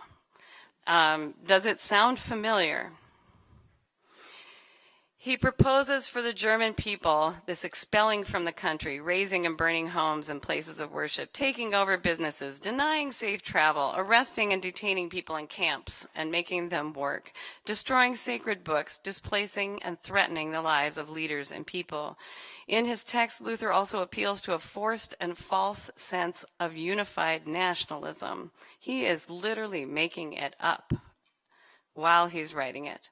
And indeed, historically, he helps create the very concept of a unified Germany. While you're looking at this list of Luther's recommendations, let me read again, briefly, Tinker's warning signs of genocide. Employing political threats to control and subdue, using economic systems, political and military support to manipulate and control, overtly attempting to destroy the spiritual solidarity of a people, attacking relationships that bind a community together by breaking up families and communities, denying language, criminalizing religious rituals, and displacing people from their homes or forcing relocation. Undeniably, Luther's writing carries these marks that of genocide supporting propaganda that both Livingstone Smith and Tinker explore. It's important to note that the ELCA, or the Evangelical Lutheran Church in America, with which PLU is affiliated, has responded to these writings repeatedly by denouncing them publicly and repetitively. They claim that the Lutheran tradition has a particular burden of responsibility to address anti-Semitism because of Luther's writings and because of Lutheran collusion with the Jewish genocide in Nazi Germany as it was the state church. In their 1994 document, they write, "The Lutheran communion of faith is linked by name and heritage to the memory of Martin Luther, teacher and reformer. Honoring his name in our own, we recall his bold stand for truth, his earthy and sublime words of wisdom, and above all, his witness to God's saving word. Luther proclaimed a gospel for people as we really are, bidding us to trust a grace sufficient to reach our deepest shames and address the most tragic truths. In the spirit of that truth-telling, we who bear his name and heritage must, with pain, acknowledge also Luther's anti-Judaic diatribes and the violent recommendations of his later writings against the Jews. As did many of Luther's own companions in the 16th century, we reject this violent invective, and yet more do we express our deep and abiding sorrow over its tragic effects on subsequent generations. In concert with the Lutheran World Federation, we particularly deplore the appropriation in our day of Luther's words by modern anti-Semites for the teaching of hatred and incitement of violence toward Judaism and the Jewish people. Grieving our complicity of our own tradition with this history of hatred, moreover, we express our urgent desire to live out our faith in Jesus Christ with love and respect for the Jewish people. We recognize in anti-Semitism a contradiction and affront to the gospel, a violation of our hope and calling, and we pledge this church to oppose the deadly working of such bigotry, both within our own circles and in the society around us. Finally, we pray for the continued blessing of the Blessed One upon the increasing cooperation and understanding between the Lutheran Christians and the Jewish community. The church has since developed numerous talking points, like a great interreligious piece that we were looking at lunchtime today, within the last couple of years, and teaching tools and actions, commitments to actions to counter anti-Semitism. They outline a series of specific actions to live out these commitments. They don't just say them. That's important for me. In line with our accompaniment to the ELCA at PLU here, I'm incredibly thankful that PLU continues to embrace parallel commitments to genocide and Holocaust studies and Lutheran studies in tandem.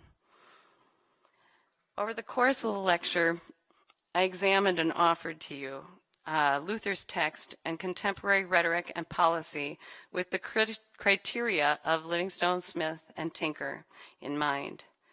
Do we witness incidents of pinning humans with non-human names or characteristics? Do we see an attempt to ascribe permanent bad essences to particular people and groups? Do we ourselves cheer it on in some contexts and denounce it in others? Do we witness the denial of language and culture, such as dance, poetry, music, rituals? Is there an enforced relocation or oppression of language and religion? As I was teaching George Tinker in Southern California and the missions around there, the school systems in California passed a law making it illegal to speak Spanish. Even the English as a second language teachers could be fired for responding to their students in Spanish. It was like, what? Spanish is illegal? Now, let's look closer at that, is what Tinker is saying. Make little, in my old mind, I have like a library card catalog. Make a card in that catalog that says, listen for that one. There's one to listen to as well. Are we listening carefully for economic, political, and social scapegoating of any particular group of people? Do we hear the absolutely weird accusations of child endangerment, kidnapping, or poisoning water? Do we listen carefully when we hear recommendations and policies that intentionally divide a community or a family? My goal when discussing Luther's anti-Semitism is to sharpen our ears and alerts today. It was hard for me to put this together actually, because this has been my practice and I haven't put it ever on a slide. What are these exact things I'm listening for out of this? So ideally, you can take some of these, you can come up with your own. We can learn some tools or signs that may indicate dangerous rhetoric and policy directions, such that we don't recommit the errors of Luther that we so openly and should despise. Red flags themselves can't confirm that we are actually dealing with genocidal intentions, but awareness can, however, call us to analyze the situations and the patterns more closely. The work of Livingstone Smith warns that demeaning others is a precondition to greater and more dangerous oppression, and thus attention to language is valuable. Tinker identifies the patterns in cultural oppression so that we can recognize them and resist. Luther provides a case study that unfortunately echoes movements and voices still today to which we need to be attentive. Thank you.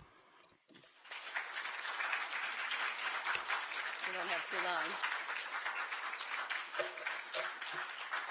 We have 10 minutes, 5 minutes? We have 10 minutes. And I was asked by the folks who are running all the AV things for online people, if you have a question, please come to the microphone. One of these, there's one up here and there's one back here.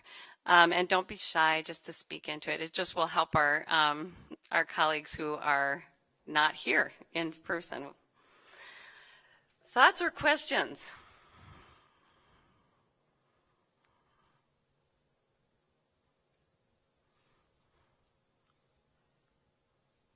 I would love to hear from Mary Daly. It was she always waited for a female identifying person, and I would expand that to queer identifying person to speak first, to ask the first question.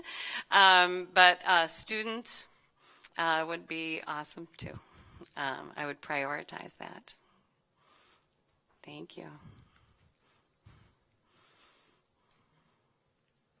Good afternoon, Dr. Charlestad. How are you? Good. This is a wonderful talk. One of the questions that I had pertained to the time we spent talking about Luther's rhetoric that applied to both his anti-Semitism works as well as when he's talking about larger entities like the Catholic Church and power systems. And so within a modern context, when we're talking about how we can appropriate language that is hateful to direct it at institutions of power, how do we identify those as harmful rather than grouping? How do we recognize hateful language even when we're addressing oppressors? Is there ways we can do that in a modern setting that helps us identify hate speech even when it doesn't echo genocide, when we're talking about issues between majorities and minorities?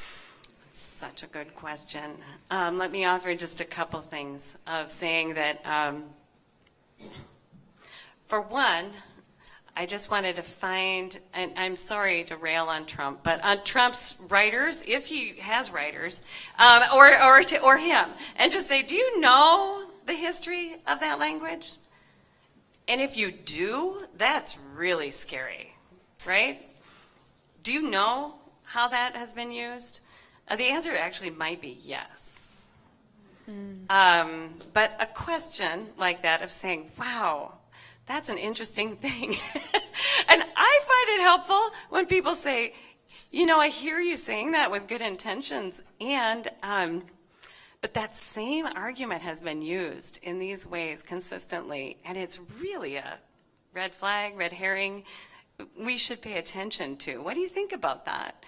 I can also recount, okay, I had like 2 cocktails. It was the holidays. We were out on the back porch, and my mother-in-law was talking about, she was like, these people, it was a political group, they're bad people. And I was like, you mean they like have bad ideas or they're doing bad things? She was like, no, they're bad people. They need to be controlled. I'm like, she grew up in Nazi Germany. I'm like, Inga, you cannot say that. You grew up in Nazi Germany. You can't say they're bad people. She was like, they are bad people. I'm like, no, they aren't. And I really was like, it was a throwdown. Inga and I have not had a throwdown for like 30 years. The next morning she was like, I'm sorry, I've really thought about what you said. I need to I'm like, no. I pointed at her. I was like, oh, that's also not a good thing, right? That's not nice. No, I say, says the daughter-in-law. Dangerous territory. It's just dangerous territory. But it's so easy when we're seeking solace in a really divided and explosive culture to, take solace in cruelty and terrible language, and to feel kind of like a balm because you're with your people because they also hate those people. And initially I said, yeah, you can do that at the dinner table, but you shouldn't do it in public. And then I'm like, no, you shouldn't do it at the dinner table, right? So there's something to, I think, calling it out of saying, wow, these ideas have bad track records. What do you think about that? Do you know when they last made a language illegal? Oh yeah, and then saying, what does that mean? It's what was done in these contexts. Is that being done in Southern California right now? And how worried should I be? And who do we talk to? So I don't know. That's my general response. Do you have a different or a better idea? Because you might. Yeah. No, the context in which I was specifically thinking with you addressing 2016 as a context is how do we renounce white supremacy and institutions of hate without weaponizing the same words and languages that harm marginalized peoples. And so I think that that's a very fine line to walk, and I thank you so much for the knowledge you presented to us today with Luther to think about how we can walk that line between aggressively renouncing hatred and not utilizing it to do so. Thank you very much. Thank you. Because the worst thing, we don't want it to go back to passivity or not saying, no one can say anything. That's not true. You can say lots of things. We can say lots of things, and we can denounce what Luther is talking about. Yeah, thank you. That's very insightful. Any other questions or thoughts?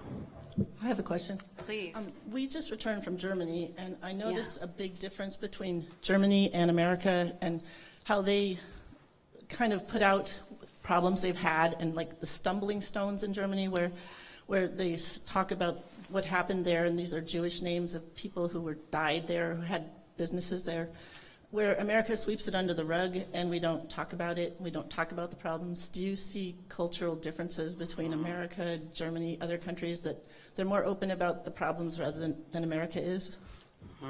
It depends.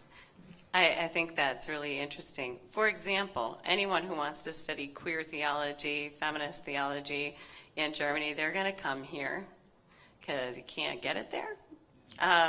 Or, there's like one person in southern Germany, and I was on her dissertation committee. It was like, we're going to find one of them in the United States too. She didn't have, and it was clear she was reading material that was like 40 years old. So in some ways, yes. In other ways, and American Lutherans are far more, especially in Lutheranism, because it's Lutheranism, we have this one character that we fight with, and then there's one other one, and that's Dietrich Bonhoeffer, because he's like the better Luther, and so like we can actually have somebody, we can say like, see, he was part of the 4% that went against Nazi Germany, but Bonhoeffer is not talked about very much in Germany, and I find that unusual. U.S. Lutherans are all crazy about him, talk about him all the time. In Germany, it's kind of like, what? Who? Like, oh, interesting. So I'm curious around that. But you're right, there's the stepping stones and someone has the German word for it in here. Not Stiefel-Steiners. Okay, thank you. Yes, in the streets. All right, with a slide. So in some ways, yes, and in some ways, no. I know that at least in Germany, the young folks reported that I was around. The 20-somethings reported that that they still carry they cannot be nationalistic, they feel like, because of their past. They still carry an extreme sense of shame over their country. And pride in being German is usually something that is for the wrong cause in their minds. And so, and we see a bit of that here too. Yeah, I have a Norwegian flag outside of my house. Yeah, so I'm not always.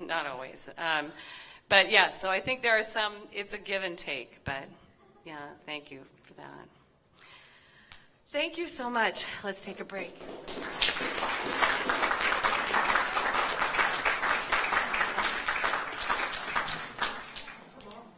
Hello, all. We're at 3. We'll return at 3:10. Good? 3:10? Okay.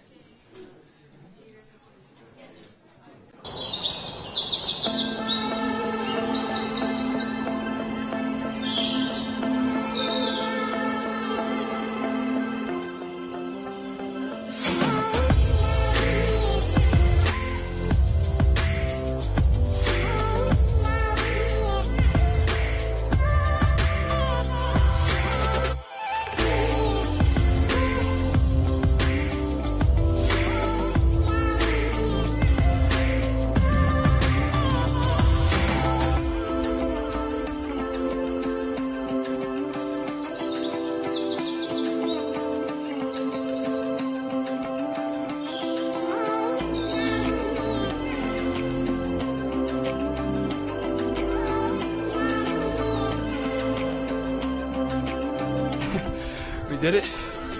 We're almost at the mailbox. All right, let's see if this mailbox is worth the hike.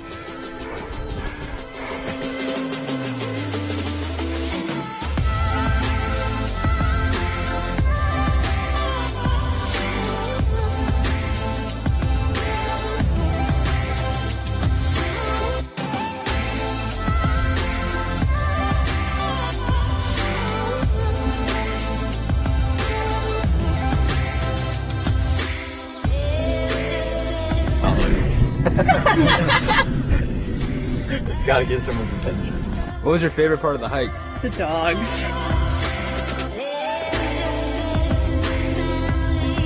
What are you eating? Bread. From where? UFC. What kind of bread? The good kind. French bread. Yeah, a little chunks of it. It's good stuff. Yeah.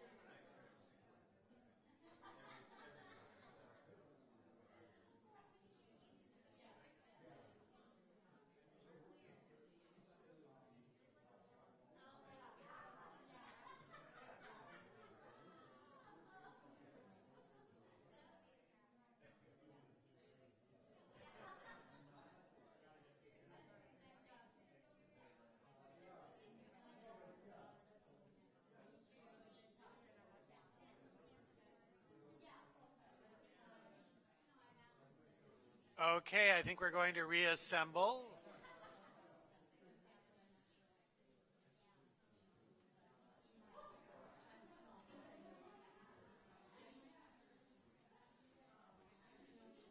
Have a seat.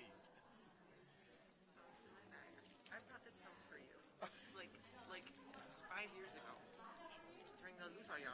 Oh, yes. I picked it up in a museum and I was like, I'm gonna bring this to Sam. Oh, you're and I never did it, so I don't know, maybe. Thank you. I will. Oh, gosh, funny.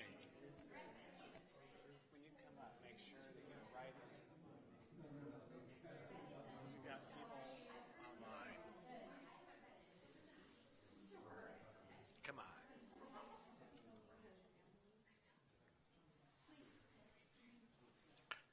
If you're joining us online, welcome. We're returning to the Lutheran Studies Conference.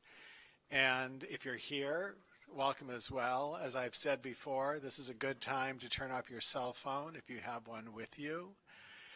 I'm very happy to introduce Dr. Heather Matthews, who is the Chair of Art and Design. It has a longer fancy name. If you'd like to know it, she'll tell you what it is. Heather is an art historian and a distinguished and gifted art historian. So we're very happy to welcome her to the podium to speak about memorializing hate. Welcome, Heather.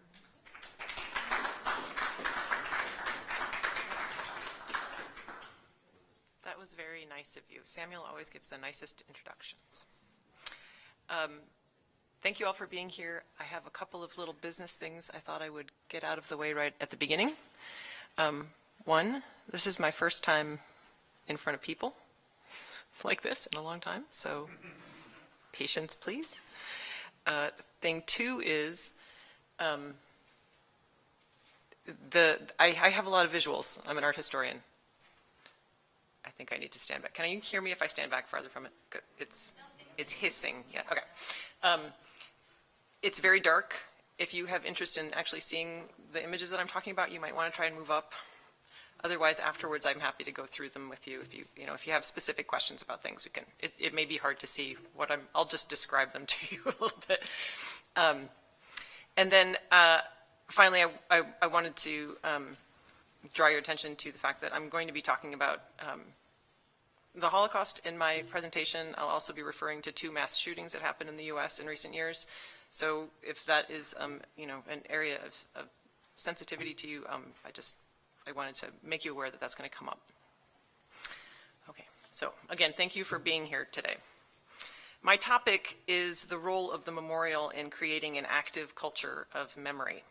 In keeping with the theme of this year's conference, I'm going to be discussing examples in the United States, but I'm an art historian with a focus on German art, so I'll be using examples from Germany to start making my points.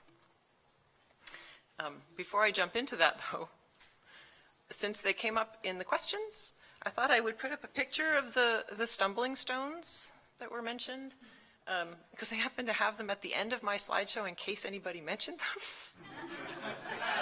And there they are. So this is it's a project by a man named Günther Demnig, and what he does is, initially he did research himself, identified people who were removed from their homes, who were forcibly deported, and identified where they had originally lived, and then he pries out one of the paving stones in front of their former homes and places a bronze replica with their names stamped into it, the dates that they lived there. And then it'll say also if they were transferred to a camp, what camp that was, and whether they were murdered there. So you see an example here. I have a picture of Demnig doing the work. Really, he's a mason, so he's down there digging the rocks out of the ground to replace them. And this is what they look like when you come across them, and you find them now actually all over Europe. It started as a West German project, it spread throughout Germany, it then spread into the Netherlands, and it's really found lots of places, and there's a long, long waiting list. You can now submit your own suggestions, and he eventually will get to them. So it's a really interesting project. I had brought it up as an example of, I brought it with me as an example of another way of approaching memory that involves us in the landscape of a place rather than kind of confining it to a single structure or a building or a complex of buildings. So this was going to be I was going to bring this up at the end as another way we might think about doing this, but we can always circle back to it. Okay, here's the title that I've given my paper. So I'm actually going to start with this image, which is very hard to see. I'll just start describing it. So about a month ago, I came across a small photograph of this porcelain plaque in an issue of the British Museum's quarterly magazine. This is a glossy, kind of serious museum publication. It's sort of half magazine, half journal. It features research on the museum's collections, and it has always a small section devoted to interesting new acquisitions. And this was there because it had been recently gifted to the museum. The motif that's in this porcelain plaque, so it's 11 by 6.5, so about like that. And it's a kind of brownish, reddish porcelain. So unglazed, you can imagine if you touched it, it would be sort of scritchy on your fingers. Has a particular kind of presence. In this color and that texture, it feels a little bit like, it's porcelain. It's made by Meissen, which is a very distinguished porcelain company, but it's not fancy. It's meant to be a little bit more robust looking. The motif that's depicted on this plaque is a reproduction of the monumental memorial sculpture at Buchenwald that was designed by the artist Fritz Kremer in 1950, or 1952 initially. The brief description in the British Museum's magazine notes the remarkable story that it depicts. The International Camp Committee, which was a resistance group formed by prisoners at Buchenwald, that liberated the camp as American troops approached towards the end of the war. So what we're seeing here are those prisoners rising up, successfully having taken control of the camp. They're in different poses, so arms are outstretched, some are, arms raised in victory, or you can imagine sort of crying out. There are some who are sort of slumped over. There are others who are actually kneeling. One who looks like, it's hard to tell if he's fallen over or if he's lunging. So they're in all different poses, and they're kind of fanned out across the plaque. So the magazine mentioned the story behind the motif, but it didn't include any mention of the original sculpture that was fashioned by Fritz Kremer. In spite of the fact that this is one of the most well-known images of German memorial culture. So how many of you seen this image before somewhere? Right? Images of concentration camps, often this is an illustration. Because it's a figurative monument, it's people, and that makes a special connection. So it's often referenced. So they didn't mention the artist, and this really annoyed me. I had to stop and think, why? Why did it annoy me so much that they didn't mention the original artist? Here's the original sculpture for reference. So I decided that the reason I was so aggravated by the lack of attention paid, just one word, 2 words, to reference this man. I was irritated by this because it was, in omitting his name, they erased the process that was involved in getting this thing built. It was, that process was no small thing. It took the better part of the decade of the 1950s for this memorial to get built. And most of it is down to Kremer as somebody who would not give up. He was one of the most important artists in post-war East Germany, maybe the most important in terms of the influence that he had. He was a committed communist, but he was also an outspoken defender of the creative rights of the artist. He believed that artists, in that post-war moment, when so much new was happening in both Germanys, he believed that artists should be given the responsibility of shaping that moment. If you want physical representations of what liberation looks like, trust us to know what that should be. That didn't go real far. There was lots and lots of questions leveled at him for his various designs, and it was a very difficult period of work for him. To create this image, he struggled. He was initially awarded the commission in 1952, and it wasn't created and actually installed until 1958. So it went through 3 complete designs, like sketches, models, sort of semi-finished versions. And each time those first 2 proposals got shut down. The pushback that he received from party leaders claimed that his design wasn't optimistic enough, right? So it needed to be more uplifting looking.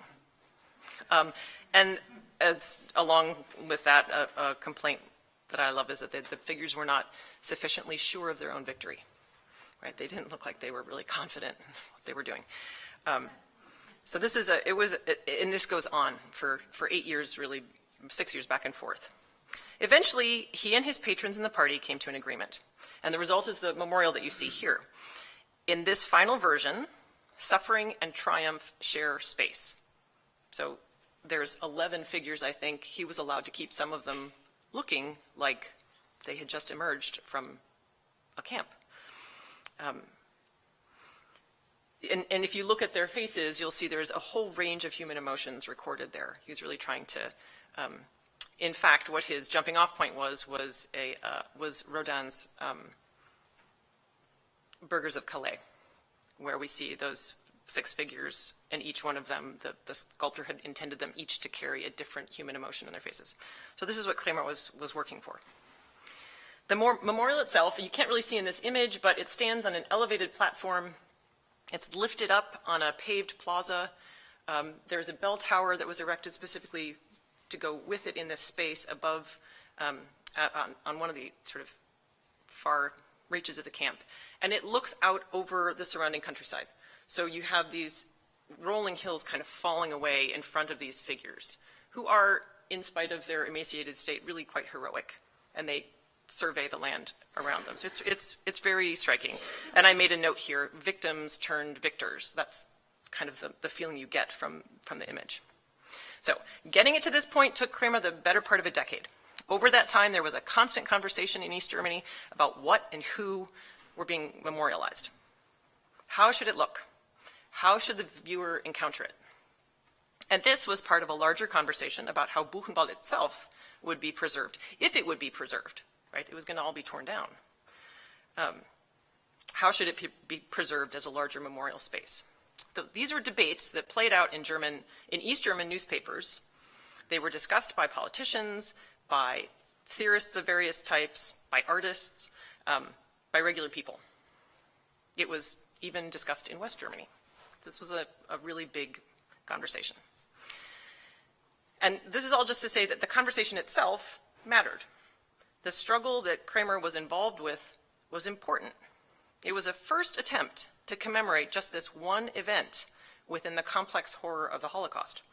So for Kramer, as for others that were involved in similar projects, the difficulty in being able to speak about what happened and to speak out against that atrocity and for some kind of remembrance of it, it was difficult to do that in a way that honored both victims and survivors.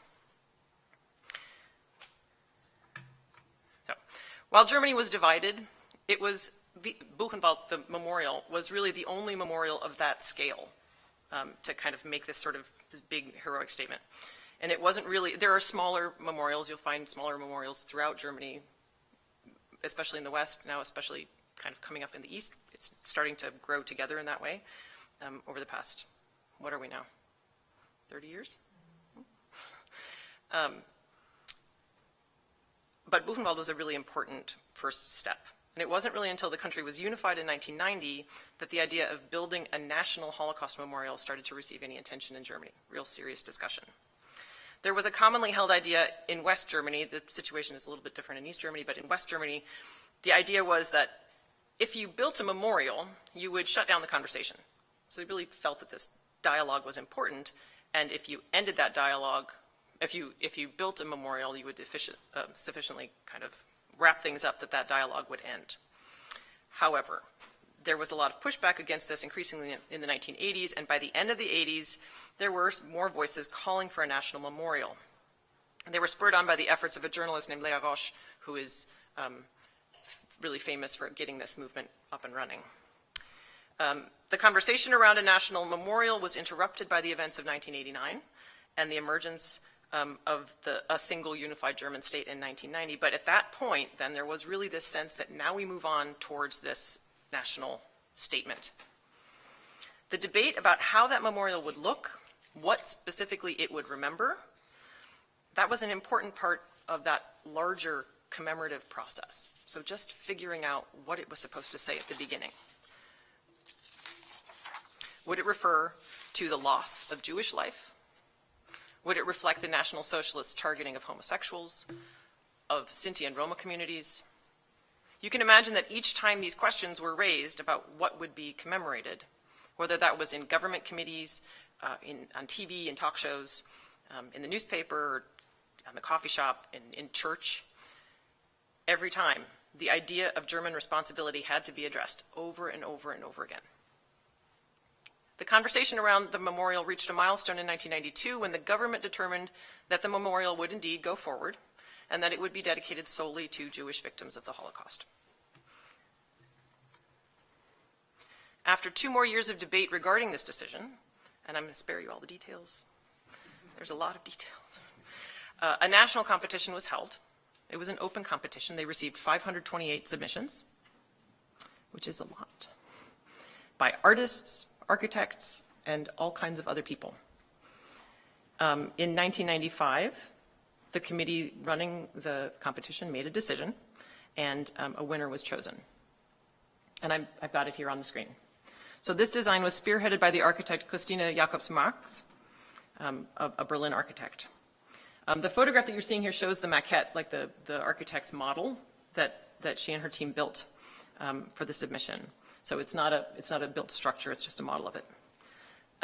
The idea was that this would be a very large concrete slab, tilted, so on a slight rise, measuring 108,000 square feet. Very, very large. At the furthest end, as you can kind of see in the slide, it would be 3 stories tall. So this is no small thing. It's a really large area that we're dealing with, and elevated quite high. On the surface of this slab, the names of 4.2 million of the Jewish victims of the Holocaust would be engraved. 18 boulders, one for each of the death camps, would be transported from Israel to be placed across the surface of the monument. You can see them here as these little points. In much the same way that one leaves stones on a gravesite, to mark having been there. So it's an intriguing design. Just a few days after the decision was reached to award the commission to Marx and her team, the design was vetoed by the German Chancellor, Helmut Kohl at that time, after some very brief and very heated public discussion about this result. It revealed, I like to blame Kohl for a lot of things, but he was just the baddie in front in this case, because there was a lot of resistance to this design from all kinds of corners. So in the government, it went from left to right. On the committee itself, there was a single Jewish member of the committee, and he said this was a cheap imitation of the Vietnam Veterans Memorial, is what he called it. He did not accept it. Other people said it looked too much like a Nazi death roster, was one of the descriptions of it, as if it were just, it would be a big list, right? So those connections were they felt too raw for a lot of people. And others claimed that it would be too oppressive for future generations to deal with. So you have this thing kind of hanging over you all the time. That, of course, begs the question whether that's a bad thing. We can talk about that later. Kohl's final word on this was that it was undignified. So, it raises the question of what a dignified memorial should look like. Of course, these are all very subjective terms, but to Kohl, this didn't cut it. So, while the land in central Berlin that had been earmarked for the memorial remained, the government said, yes, for sure, we're keeping this parcel of land, and it is an important piece of land. It's right in the center of the city, in what was formerly the no man's land between East and West Berlin, now right in the middle of the embassy quarters of the most important embassies. It's a very, very prominent location, and the government said, we're keeping this, but maybe we need some time to think about this some more. In response to what she saw as a stalling tactic, Léa Roche, who was now serving as the head of the committee, retorted, we don't need to stop and think. We've already had all the arguments. Now what matters is for us to decide, do we want this memorial or not? Asking us to stop and think is just an attempt to deter us. And so the discussion continued for 2 more years. And then finally in 1997, they held a second competition. And when they did it the second time, they narrowed it down. They invited people to submit. So it was a much, much smaller starting pool of people who were pre-approved. And in 1998, they chose a new design, which you see here in its final version. The winning designers were the architect Peter Eisenman and the sculptor Richard Serra. So Eisenman and Serra worked together on this design initially. But as you can guess, after the decision, there were more delays and more debates about exactly how it would be realized. And even at this advanced stage, there were still protests over the exclusive focus on Jewish victims. So some observers were critical of the apparent slickness of the design. So here's what it looks like from the side. It's very abstract. And it seemed so abstract that it was impossible to tell what it was supposed to commemorate. It was too vague for some people. So in the midst of this process, this continued back and forth, the sculptor Serra dropped out. And to his credit, he just said, do whatever you want with this, but I'm removing myself from the process. And I always think this is the difference between an artist and an architect, right? The artist is not used to having to listen to a client. And certainly not Richard Serra doesn't have to do that. So Eisenman is an architect, and architects listen to clients and work with clients and go back and forth. So Eisenman was more amenable to a discussion in general. Interviews of him at this time show him really enjoying that process, actually, I always think. He seems very engaged in it. To lend clarity to what was admittedly a very abstract design, he agreed to add a documentation center under the structure, making it possible for visitors to have a more focused and kind of specific experience at the site. So you can move through this space as a space, and it is a very striking experience to do that. If you feel you need more information, there's stairs. They're very well hidden in the maze of blocks. It's hard to see them, but they sort of suddenly appear when you get to that end of the area, and then it goes straight down into the underground space below. And I just have a small image there to show one of those interior spaces. So some of the interior spaces are dedicated to ephemera related to victims of the Holocaust. A specific room is left for simply a rotating list of names. It just change as you stand and watch. So this change that he made allowed the project to go forward finally. After a few smaller, less important delays, the construction process started in 2003, and the memorial was finally dedicated in May 2005 on the 60th anniversary of the end of World War II. So I have this image. Oops, sorry. Before we go forward and I try to draw some conclusions here about this part, I thought I would just try and describe to you, has anyone ever been in this memorial? A couple of people have, yeah? Right? How would you describe being in that space? It's a little claustrophobic, right? So to make this clear, when you come in from this corner here in the front, or that corner in the back, you can see that the slabs that are positioned across this field, they start small and they gradually become bigger. And simultaneously, the ground sort of undulates beneath you. And so as you go down farther, they're also growing. Yeah, so you move into that space and it kind of closes above you. And then you come back out of it again. When you leave, you rise up and they shrink. It changes prohibits you from looking in particular directions. It changes how you hear. So there is a kind of full sensory experience when you're in that space. It's very disorienting, and it changes how you think while you're in there, or I always feel it does. So it's yes, very abstract, but it has very profound impacts, I think, in terms of input that you take in as the viewer, as the person experiencing the space. Okay, so what can we learn from the German example? What do we make of all these delays and false starts? So I think first, it's the simultaneous impossibility and absolute necessity of Holocaust memorialization. Any kind of memory practice after an atrocity, particularly on the scale of the Holocaust, is a very difficult task. And as the German public debate shows, every participant in the dialogue has a slightly different stake in that memorial process. When we try to determine what a public expression of memory should look like, we open ourselves to debates among those different perspectives. And that doesn't mean that completing the project isn't possible, it just means it's hard. Second, I think that the German case shows us the importance of recognizing the long life of the memorial. It's not just the built structure itself in its final form that matters, it's the idea from start to finish. It's trying and failing, as Kramer did, repeatedly, to find a means of expressing loss, anger, guilt. Sometimes the memorial is tasked with looking backwards, while also giving us space to look ahead. It has to sometimes do both things. Okay.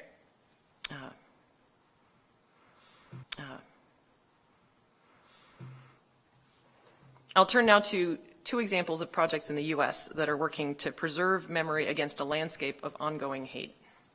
This is hate that exists within a historical continuity of racism in this country, and it is very much of the present. For that reason, these memorials face that additional challenge. They must also speak to their time. They are expressions of grief, but also of defiance. In spite of the violent hatred that they have endured, the communities that create them survive. They demonstrate their survival through these structures that they're building. So I'm starting with the memorial to the victims of the racist attack at the Emmanuel African Methodist Episcopal Church in Charleston, South Carolina. On June 17, 2015, a white supremacist killed 9 members of the Emmanuel AME community while they were attending a Bible study group. The shooter openly espoused racial hatred and white supremacy online and elsewhere, and he admitted that he had hoped to incite a race war. The murder of the Mother Emanuel members was a hate crime that was shocking in its audacity, but at the same time, it was an expression of a racism that is firmly embedded in US society. We're surprised, but we're not. Here's a picture of the historic church. How did the Mother Emanuel community move forward after this horrific event? When you read back through the coverage of the process, there's an early sense that a memorial was necessary right at the beginning. There's this feeling you get from responses. It was necessary in order to commemorate the victims and to create a space for the community to heal. This is the other role that memorials have. In July 2018, its design was finally presented to the public, and the architect Michael Arad, who is noted for his design of the National September 11th Memorial in New York, worked very closely with the community in Charleston to create something that would reflect their needs. And reading about this process, he returned to Charleston over and over and over again to speak with people and to speak with different people in order to understand what would work best for them. After many conversations, a consensus was reached, and the resulting design is this one. And I encourage you to go looking for this later so that you can see it on your own screen at home, because it's just luminous. And these are renderings. It hasn't been built yet, but it's beautiful. It's a really striking design. So there are 2 tall, curving marble benches. They're almost like shells, elongated shells, and they form this like an embrace in the space outside of the church. So it picks up the color of the historic building. It frames that space. It doesn't wall it off. It's open on both sides, but it's protective and enclosing. In the center of that space, there, which is sort of hard to see, there will be a really lovely low oval fountain in marble, and that fountain will hold the names of the 9 victims. And you can just see them, they're inscribed here. The memorial project also includes a survivor's garden, which is meant to be a space for contemplation. The names of survivors of the attack are inscribed here on benches, each on one bench. And one of those benches will be inscribed with the name of Mother Emanuel herself. So these will be placed throughout the garden. You have then, and this takes the place of what had formerly been the parking lot next to the church, where the shooter had parked. I just looked before coming over to see if there was any news on the progress on this. It was supposed to have groundbreaking this fall, and it looks like that's been delayed by the same kinds of construction and labor issues that every construction project is facing right now. So they're still hopeful that it'll start next spring. So we look forward to seeing that take place. The project at Emmanuel AME reflects the memorial as a living space, where conversation and contemplation, as well as a commitment to promoting racial justice, can keep the memory of victims alive. The memorial functions also as a site for change. And just kind of keep that in mind as we go into our second example here. I'll turn now to the memorial that is planned for the Tree of Life Synagogue in Pittsburgh. During morning services at the Tree of Life on October 27th, 2018, a gunman entered the building, shouting anti-Semitic statements, and opened fire. He killed 11 members of the congregation, and he injured 6. In Pittsburgh, as in Charleston, there was no doubt about the hate behind this attack. The shooter was an active anti-Semite with a long record of supporting Holocaust deniers and neo-Nazis. The attack at the Tree of Life was another violent expression of the racist and anti-Semitic hatred that is all too common in the U.S. 3 congregations made use of the Tree of Life, and after the attack, 2 decided to find a new home. For the Tree of Life congregation itself, nearly 3 years passed before the decision was reached to move forward with the building. They determined it would return as a space of worship, and they decided to embark on an ambitious plan to turn the site into a larger memorial complex. So this is how it stands today. This is the design, just the facade view of the changes that are planned for the building. So the original building and its facade are maintained, and then you can see it is extended out the back and some additions on the side. The architect Daniel Liebeskind was given the commission to redesign the building. And Liebeskind should be a familiar name, I think, to a lot of people. Like Arendt, he's familiar for his memorial designs, including that of the World Trade Center in New York. And he designed the Jewish Museum in Berlin, which sits very close to the National Memorial. As you can see here, Liebeskind's goal is to preserve the facade of the building and expand out from that original space. The resulting structure will house exhibition spaces, classrooms, and gathering places. And I just have a few views of this. These are the original windows, which will be maintained. Of course, they're fantastic. Really beautiful stained glass, so that will stay. And he plays on the stained glass motif throughout the design. So here's an aerial view. You can see just how large this attempt to expand things is.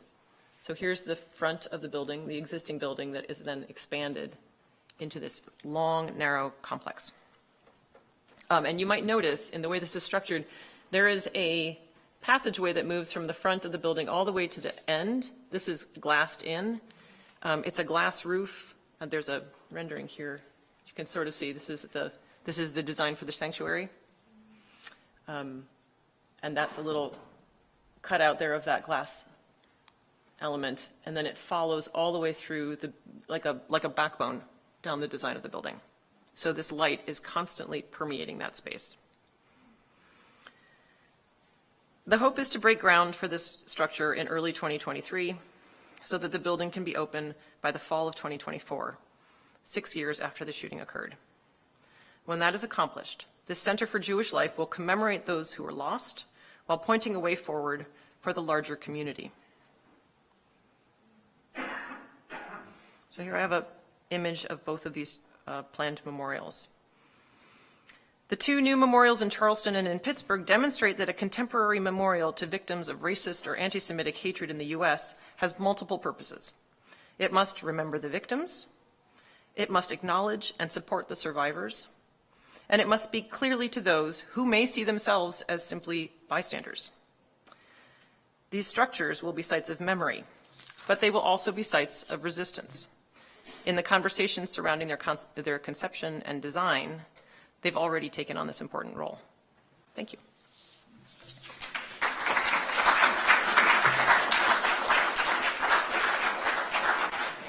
Yeah, yep. Any questions? Does anyone have any questions? Or can I show the slides? I can flip through the slides if there's anything you'd like to see. It's really sibilant if I get close. Bob. Yes, sir? I've seen the Jewish Museum in Berlin, and when you showed an interior shot, This one. that one, Yeah. it's all the same. Yeah. We don't get away with writing the same thing in our academic work, but Liebeskind gets away with it. Yeah. It's beautiful, by the way. It's incredibly It's really impressive. beautiful. Yeah, thank you. Thank you for saying that. I think you raise a really important point. This is obviously the, skimming the very skimmy top of this topic. When we dig down into it, the vocabulary that's used in memorial structures, whether it's freestanding memorial sculpture like the Kramer that I started out with, or these larger buildings, in which case we have two buildings that are now turning into complex structures, not just the single building they were. We have sort of expectations about how that should look and what's appropriate. And interestingly, Liebeskind's very, I'm going to say postmodern, which is not a great word for it, but this new way, what was once a new way of thinking about it has become part of that vocabulary. And I wouldn't be surprised, I would have liked to hear the conversations that were had between the commissioning folks and the architect.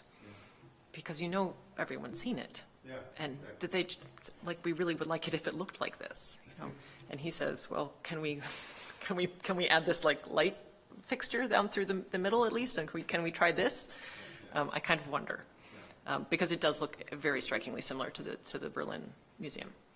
Yeah, it's gorgeous, but there's no getting around that. Yeah.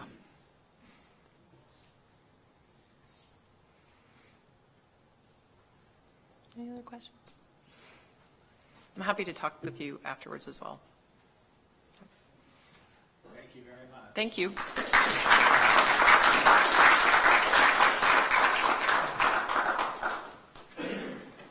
We'll have a 10-minute break, and then we'll come back for our panel right at 4 o'clock. Commencement means to me, it means a lot to my family. I'm a first-generation student, and I'm an immigrant as well, so coming to America and getting an education was probably my top priority, and it really means setting a better future for future generations that I build here.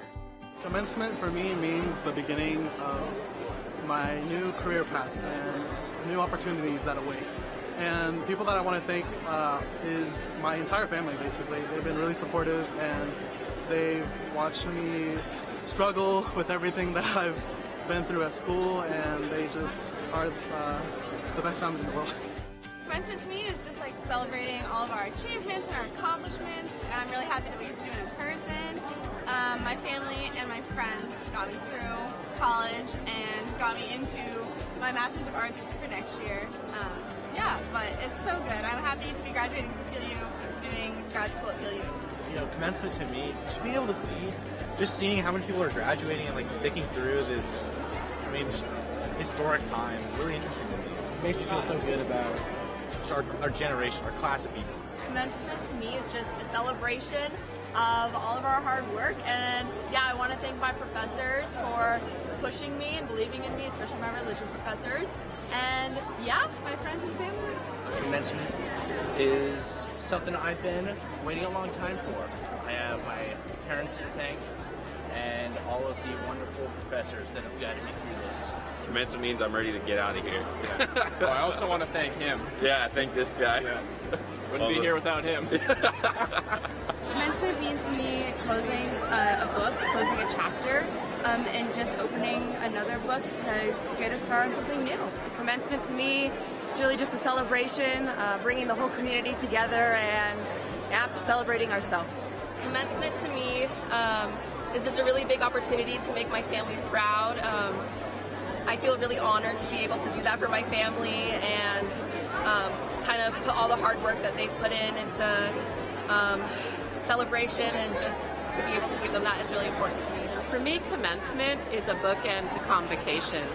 It is a ritual milestone celebration of accomplishment and journey and experience of community and full-on celebration.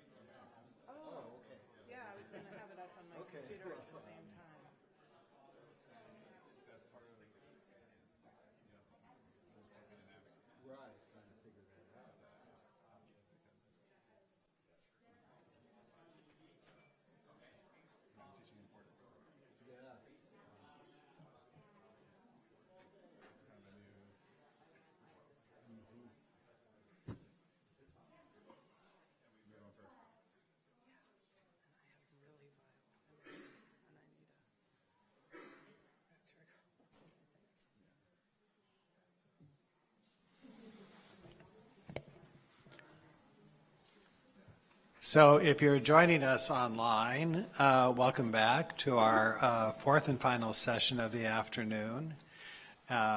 We'll be returning at 7 o'clock for the David and Marilyn Knudsen lecture by Dr. Marc Dollinger. Right now, we have three panelists. I trust you can see them if you're online. First of all, we have Dr. Lisa Marcus, who is the chair of the Holocaust and Genocide Studies program here at PLU. Dr. Seth Dowland, who is an associate professor in interdisciplinary studies, formerly of the religion department in American religious history. And then finally, Rabbi Bruce Cadden, emeritus rabbi at Temple Bethel, a lecturer in Judaism in the religion department and in Holocaust and Genocide Studies. So we're going to hand it over to you, and Lisa will be speaking first. Thank you. Before I speak, I should let you know that the images and the words that you'll see on the screen are vile. I decided to share them. Dr. Trelstead said earlier that she would not be sensationalist, and I'm afraid that I'm going there in the presentation, and I feel that it's necessary. So I'm giving you a warning. Putting this together has been, I've been in full-on panic mode, actually, especially doing research on QAnon. But I want to draw a connection between anti-Semitic propaganda during the Nazi era and today. So good afternoon. I regularly teach our Introduction to Holocaust and Genocide Studies course here at PLU. And when I do so, I spend a class period having students study anti-Semitic propaganda of the Nazi era. We close read the images in two texts produced for children. I'm a literature professor, I should say, not a historian. The Poisonous Mushroom and Trust No Fox on His Green Hearth and No Jew on His Oath. These are disturbing texts to encounter, but they help students to identify the specific ways in which Jews were dehumanized and targeted. Anti-Semitism didn't begin or end with the Nazis, as we've heard earlier today. But because I have just a short time with you, I thought I would have us look at three pernicious anti-Semitic tropes from this Nazi-era propaganda and draw a through line to the troubling resurgence of anti-Semitism that resurfaced starting probably in 2016 and during the pandemic, and in right-wing Christian nationalist propaganda linked to QAnon. The tropes I want to concentrate on today are: 1, Jewish so-called globalists control the world, or at least the US. This is an updated version of the centuries-old anti-Semitic belief that Jews are venal, miserly, and have vast financial power. 2, Jews are diseased or carriers of disease. They are poisonous mushrooms who pollute and threaten to infect all non-Jews. A version of this is that Jews are lecherous and covet Christian women, and that Jewish men are dangerous and predatory. 3, Jews are a particular threat to children. This is linked to the blood libel, which preaches that Jews aspire to collect and drink the blood of innocent Christian children. Let's start by looking at a few of the pages from the children's picture book, which translates as The Poisonous Mushroom, published by Nazi propagandist Julius Streicher in 1938. This primer for school children offers a pedagogy of hate designed to dehumanize Jews and warn children about Jewish bogeymen. In the titular story, a blonde mother in a woodland setting instructs her son, and I'm quoting, "German youth must learn to recognize the Jewish poisonous mushroom. They must learn what a danger the Jew is for the German folk and for the whole world. They must learn that the Jewish problem involves the destiny of us all." She lets readers know that the 10 or so stories that follow will, quote, "show the many shapes the Jew assumes. They show the depravity and baseness of the Jewish race. They show the Jew for what he really is, the devil in human form." In this first slide, we see a corpulent man coded as Jewish atop a bag of gold. The mother in the accompanying tale instructs the child, quote, "You have read your Bible. There it says the Jewish God once said to the Jews, 'You must eat up the people of the earth.' Do you know what that means? It means the Jews should destroy all other peoples. They should bleed and exploit them till they die. The God of the Jews is gold. There is no crime he would not commit to get it. He has no rest till he can sit on the top of a gold sack. He has no rest till he has become king money. And with this money, he would make us all into slaves and destroy us. With this money, he seeks to dominate the whole world." The second slide's lesson, again, this is a children's school primer, is designed to instill fear of the Jewish doctor, who is cast as a predator who will not only defile the young Aryan girl, but the whole nation. The moral of the tale is offered as a rhyme. The devil, it was he who sent the Jew doctor to Germany. Like a devil, he defiles the German woman, Germany's honor. The German people, they'll not be sound unless very soon the way is found to German healing, German ways, to German doctors in future days.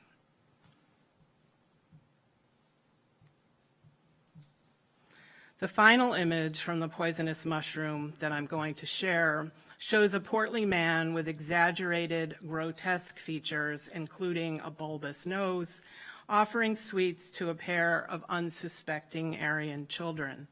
The accompanying tale warns of the dangerous Jew, the, quote, terror of children in every country. Young Hans and Elsa are instructed to fear the predatory Jew whose only wish is to kidnap and murder them.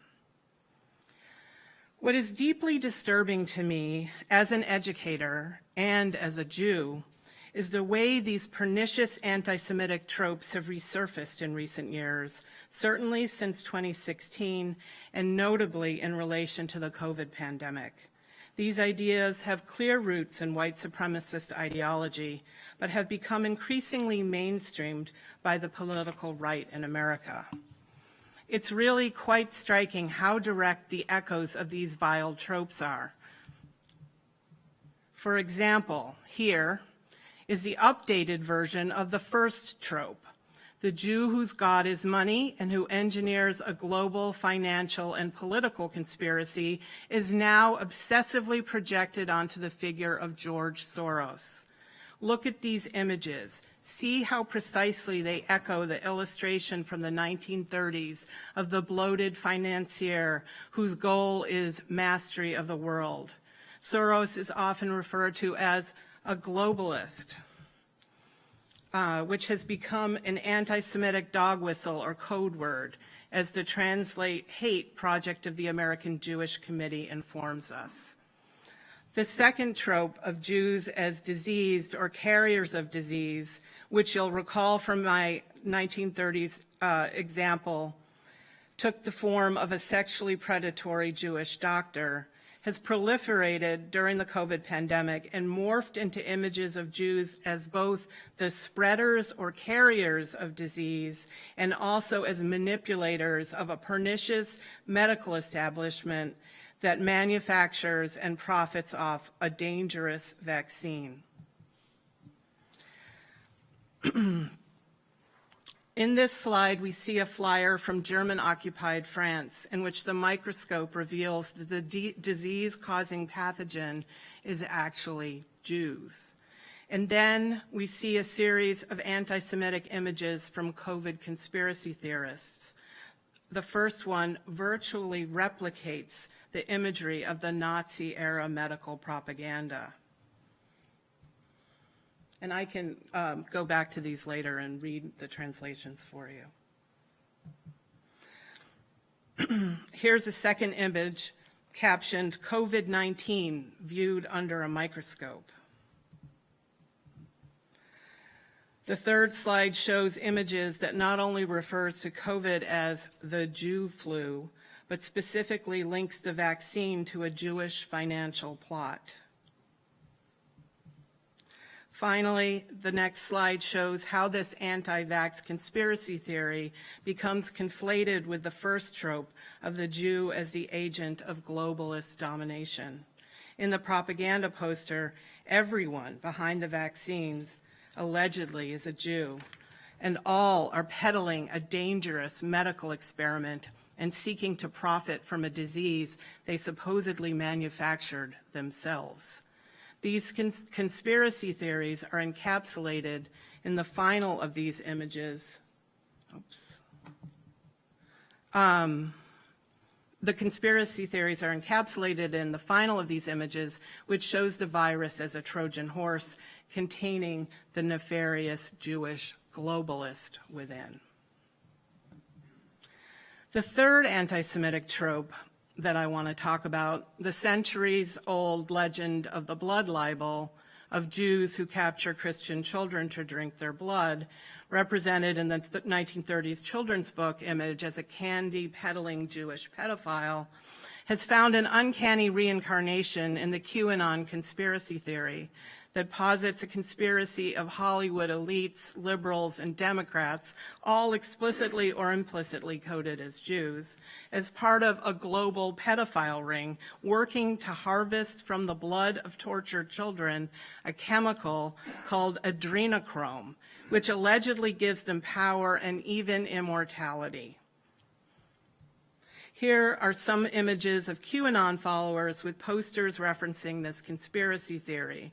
The important thing for our purposes here is to recognize that, like the term globalist in the mouths of right-wing ideologues, hashtag save our children or hashtag adrenochrome function as coded anti-Semitic dog whistles.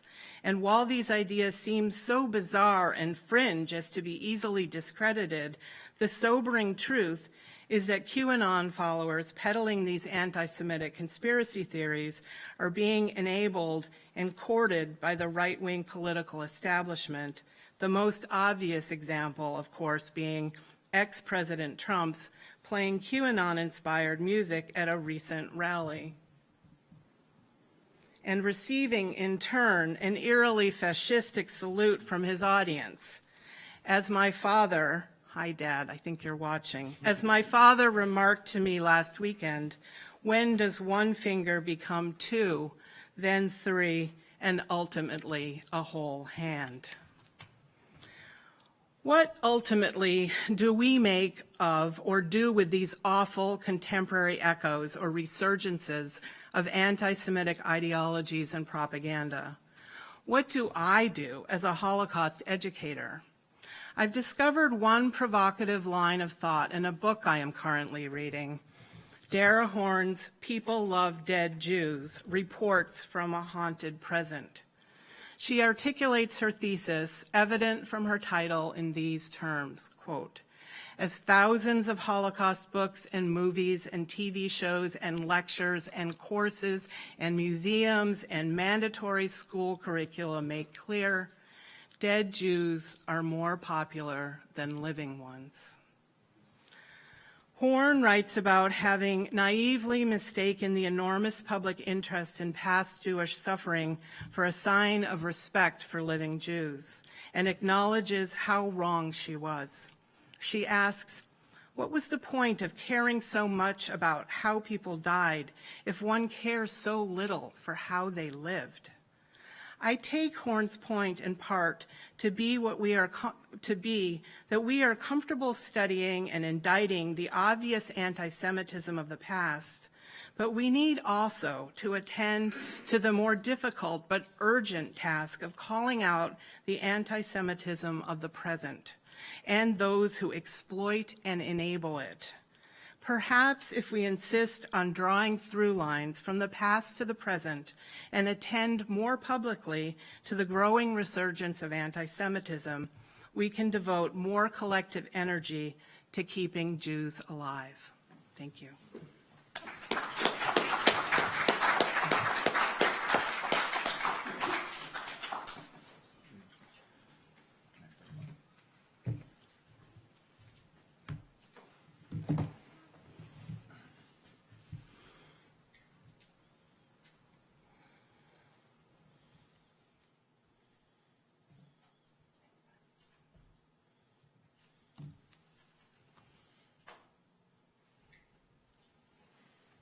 Good afternoon.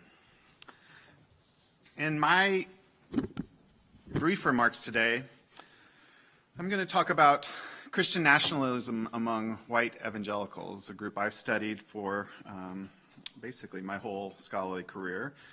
And I want to suggest two causes, two themes that are prevalent in anti-Semitism among white evangelicals. The first has to do with theology. White evangelicals have focused inordinate attention on end times prophecy, and most subscribe to a theological system known as dispensationalism, which is a product of the late 19th century. Dispensationalists believe that world history is divided into a series of dispensations or eras in which God interacts differently with God's creation. We are living in the last dispensation before Christ's return, and Jews have an integral role to play in that story. As we'll see in a few minutes, this dispensationalist framework has ironically engendered both Zionism and anti-Semitism. The second point has more to do with cultural factors affecting white evangelicalism. To put it bluntly, white evangelical Protestants have racialized Jews throughout American history. And this image of Jews as a racial other has contributed to their demonization. In the mid-20th century, liberal and ecumenical Protestants embraced the idea of a tri-faith America, where Jews, Catholics, and Protestants joined forces to fight the quote-unquote godless communists. Some evangelicals signed on to that project, but there was always a faction who rejected Jews' legitimacy as Americans. The successes of the civil rights movement, aided by prominent Jewish allies, underlined the idea that Jews were shadowy power brokers who orchestrated the downfall of racial segregation. The idea connecting these two themes is that Jews cannot be legitimate Americans. In the last few years, we've seen a rise in Christian nationalism, the idea that the United States is and should remain a Christian nation. Jews don't fit in this Christian nation, and their religious, the religious ideas and racialization of Jews have rendered them particularly suspect in this current historical moment. We'll start with dispensationalism. 4 years ago, the Richard Nixon Library quietly released unredacted recordings of conversations between former President Richard Nixon and the evangelist Billy Graham after Graham's death at the age of 99. Many of you know lots about Graham, but I've found increasingly my undergraduates don't. His last evangelistic event was 2006, which of course is now 16 years ago when most current undergraduates were toddlers. So Billy Graham was the most significant evangelist of the 20th century. Biographers estimate he preached to over 200 million people in person, including myself at the 1994 Atlanta Crusade when I was attending on Youth Night. Many times that number watched him on television. He spoke in 185 countries and befriended 11 U.S. presidents, 3 of whom asked him to preach at their funerals. One of those 3 was Richard Nixon, who also invited Billy Graham to spend the night in the Lincoln bedroom of the White House on the night he assumed the presidency in 1969. Graham and Nixon were really tight. Graham was Nixon's kind of religious advisor. You can see this image is from the Billy Graham Library, showing Graham explaining the finer points of the Bible to the president.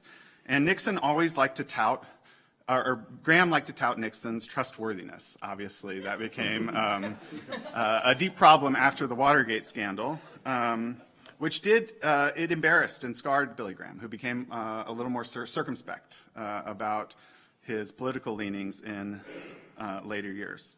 But perhaps more embarrassing was the 2002 release of Nixon's secret recordings of his meetings with evangelists. The redacted versions released during Graham's lifetime were bad enough. He was heard to be laughing along with Nixon as Nixon made anti-Semitic jokes. But the unredacted versions, the ones that were just released 4 years ago, were even worse. This is a quote from Billy Graham. "You see, the Bible makes a distinction, Mr. President, between two groups of Jews. One is called the synagogue of Satan. In the latter days, there will be the remnants of God's people, which will be Jewish people. And then there's the synagogue of Satan. And nearly all of your religious deceptions in the latter days will come from what the Bible calls the synagogue of Satan. In other words, they are energized by a supernatural power called the devil." So this is Graham's kind of biblical prophecy interpretation that he's giving the President of the United States. And he goes on, and he's referring here to the Jews in Germany. He said they had a stranglehold on Germany, on the banking of Germany, on everything in Germany, and the media. They had the whole thing, you say. And Hitler went about it wrong. But this stranglehold has got to be broken, or this country, the United States, is going down the drain. Billy Graham's anti-Semitism remained somewhat obscured during his lifetime, particularly as he aged and softened some of the hardline anti-communism and militarism that had characterized his early career. But in this meeting with Nixon, Graham gave voice to a dispensationalist end times prophecy that was hardly uncommon among white evangelicals.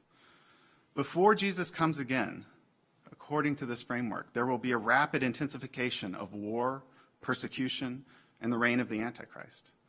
Jews' roles in these end times prophecies is complex. As you heard in Graham's quote, dispensationalists believe Jews will play two distinct roles in the end times. Faithful Jews, by which Graham means the ones who come to recognize Jesus as the Messiah, will guide believers toward God. But other Jews, rejection of Christ's messianic identity means they will fight strenuously against the coming of Christ. In fact, dispensationalists have long portrayed at least some Jews as knowingly engaged in a worldwide conspiracy to control governments and banks and cultural institutions. The rabidly anti-Semitic and fictional Protocols of the Elders of Zion, which was republished and widely disseminated by carmaker Henry Ford, told just this story. The Protocols purported to be a blueprint for worldwide Jewish domination. Dispensationalists have fused this notion of a shadowy Jewish cabal with prophecies of the Antichrist, rendering Jews, God's chosen people, into the main antagonists fighting the forces of Christ before the second coming. This view of Jews as shadowy power players goes hand in hand with the racialization of Jews by white Christian nationalists. Race, of course, has always been a malleable category used to mark boundaries rather than to describe some fixed biological reality. For most of American history, Jews were marked as something other than true Americans, by which we usually meant white Americans. This cartoon's from an 1892 issue of Judge magazine, and it shows Jews taking over New York, which they have renamed New Jerusalem, not to be confused with the New Jerusalem of the Book of Revelation. Jews renamed businesses and streets and cackled at their takeover of America's financial capital. This New Jerusalem was a sad transformation of a once great city, where Jews were forcing the founding families of New York to go west. This cartoon visually depicts the Great Replacement, a theory that has attracted wide attention on the right in the last decade. The not-so-subtle idea is that Jews are displacing white Christians from their rightful place of power in the United States. This threat can seem nonsensical at first, given that Jews make up just 2% of the American population and show none of the demographic growth that characterizes, say, the Latino population of the United States, to name another group that white nationalists have vilified. But here's where the racial and religious persecution of Jews works together. Recall Graham's quote to Nixon. After he laid out Jews' roles in the end times, he noted the ways Jews controlled cultural and financial institutions in the United States. Jews were never going to outnumber Christians in the census, but they did threaten white Protestants' stranglehold over institutions of power. As ecumenical Christians celebrated the emergence of tri-faith America in the mid-20th century, anti-Semitic Christians seethed. Jewish support for the civil rights movement further anathematized them among white nationalists, who frequently suggested that the black leaders of the civil rights movement could never have succeeded on their own. With Jews' tactical brilliance, here we have that old trope again, the civil rights movement won considerable legislative victories. This helps explain, I think, the melding of Confederate and Nazi imagery seen here in the 2017 Unite the Right rally in Charlottesville, Virginia. The rally, ostensibly a defense of a statue of Robert E. Lee that was slated for removal from Charlottesville, showed how deeply connected anti-black and anti-Semitic racism were and are. As they marched through the grounds of my alma mater, this group of torch-wielding neo-Confederates shouted, "Jews will not replace us." In much of the United States, a majority of Jews have been identified as white for at least a half century, if not longer, which can make the virulent anti-Semitism of these neo-Confederates seem contradictory. What's the link between anti-black racism and anti-Semitism? I suggest we can see the sources of this link in Christian nationalists' rejection of the multiculturalism of the mid and late 20th century. As ecumenical and liberal Protestants welcomed Catholics, Jews, African Americans into the American mainstream, haltingly, but they were trying to broaden the American mainstream, white Christian nationalists saw a betrayal. They fused racial resentment with religious prophecy, and anti-Semitism took on new forms that has carried it into the 21st century. The final image I'll show comes from the January 6th insurrection. It won't surprise you that many of the anti-Semitic Christian nationalists that I've been talking about supported Donald Trump. It might surprise you, however, to see insurrectionists blowing shofars. Giant shofars. A Jewish instrument atop the scaffolding outside the United States Capitol during the insurrection. Shofars, much smaller ones typically, are used during the Jewish holidays of Rosh Hashanah and Yom Kippur, which do not happen in January. But I don't think blowing of the shofar here is intended to show solidarity with Jews. Rather, the shofar has become, in recent years, a potent Christian symbol, one that represents warfare and the cataclysm of the end times. They signal to white Christian nationalists that God's army is on the march and that God will deliver them. Anyone who stands in their way, including and maybe especially Jews, will be destroyed.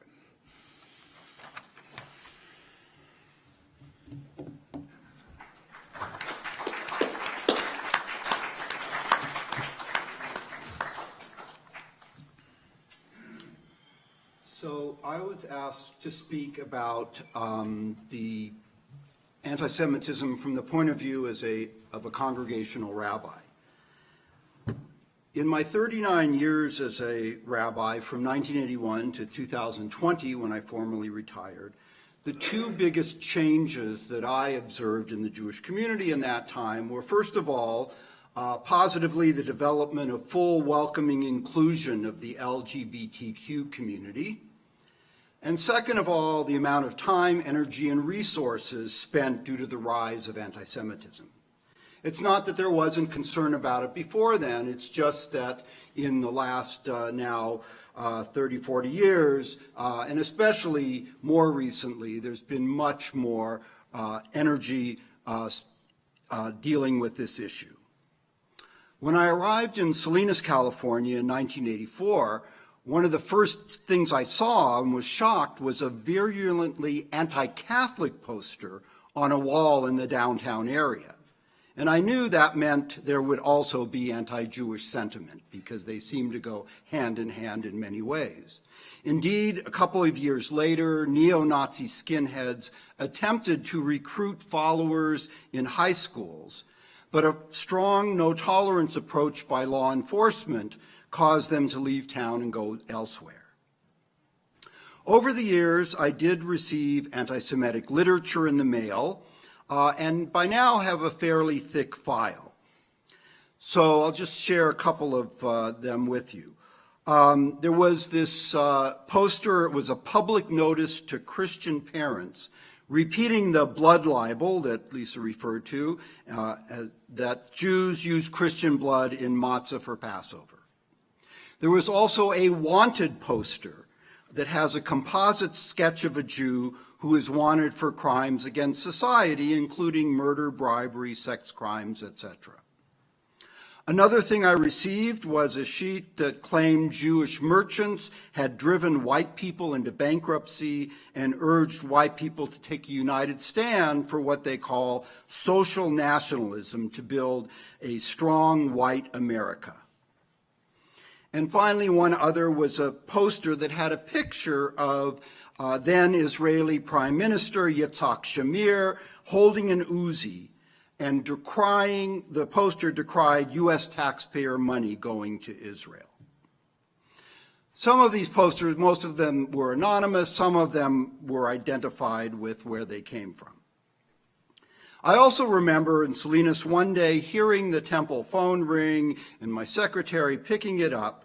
She was a diminutive, soft-spoken, older Methodist woman, and suddenly she shouted, "Go to hell," and slammed the phone down to a caller who was spewing anti-Semitism. Although we did not experience any direct anti-Semitism, we were aware when it occurred elsewhere. Just a couple of examples. In 1993 in Billings, Montana, a number of anti-Semitic incidents and attacks on other minorities occurred, including bricks thrown through the windows of homes which displayed the Hanukkah menorah on the holiday. In response, the community came together with a Not in Our Town campaign, which included the local newspaper printing full-page menorahs, which were displayed in the homes and businesses throughout the community. A few years later, and closer to home in Salinas in 1999, 3 synagogues in Sacramento, California, were firebombed. These significant incidents provoked much discussion about our own local security. When I arrived in Tacoma in 2004, one of the first meetings I had was with the county sheriff and representatives of the Tacoma Police Department and Homeland Security, assuring me that they monitored neo-Nazi groups in the area and would let our community know about any concerns. Temple Beth-El had experienced a number of significant attacks in the years preceding 2004. This included a swastika being burned on the lawn, the defacing of the rabbi's car, a firebombing that only did minimal damage because a neighbor saw something burning, and the discovery one morning of fresh bullet holes in the ark door of the chapel, which, by the way, later were traced to the DC sniper. Because of these, the congregation had off-duty officers for Friday evening worship services, bar and bat mitzvah services on Saturday mornings, and the high holy days. Over time, we decided we could cut back these officers and just have them for larger events such as the bar bat mitzvahs and high holy days. We also implemented a lay security program with people in the congregation. This group was charged with the challenging task of balancing security with being a welcoming community. We tried to strike a balance between being responsible and proactive, but not frightening people away. More time and energy were expended discussing security measures. Trainings were held for staff, lay leadership, and interested congregation members to be prepared to respond to an armed intruder. And this was a training that basically saved the lives of the people in Collegeville, Texas, when they were able to do what they had been taught to do to escape. We applied for and received 2 large grants from Homeland Security to upgrade cameras, glass doors, windows, and other security measures. When Donald Trump was elected president, I received a call the next morning from a member that a home in Fircrest was displaying a neo-Nazi flag. And that weekend, we held a meeting for parents about what was happening to answer their questions and to reassure them. When the pandemic hit and our services went remote, we experienced, like other synagogues, Zoom bombing, where the intruder drew swastikas on the screen. Over the years, I had many discussions with parents who were concerned about sending their children to our religious school, and most were reassured that our safety protocols would protect their children as best we could. Over the years, we went from not having our doors closed on a regular basis to basically having them closed and having people still welcoming them, but more of assuring that they were people we knew or people who should be there. I also made sure to include a unit on anti-Semitism in our confirmation class curriculum so that our older students understood the reality we faced as Jews.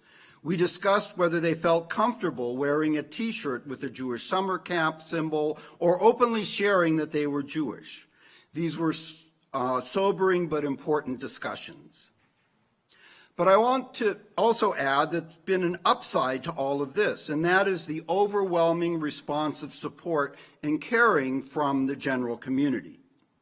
On the day after the massacre at the synagogue in Pittsburgh, I was greeted by flowers and notes and phone messages of support from people I knew and people I didn't know. We not only had a service in our synagogue, but also here at PLU campus, organized by Pastor Jen Rood and the HGST faculty, and also in Tacoma at the Shiloh Baptist Church, organized by Pastor Gregory Christopher.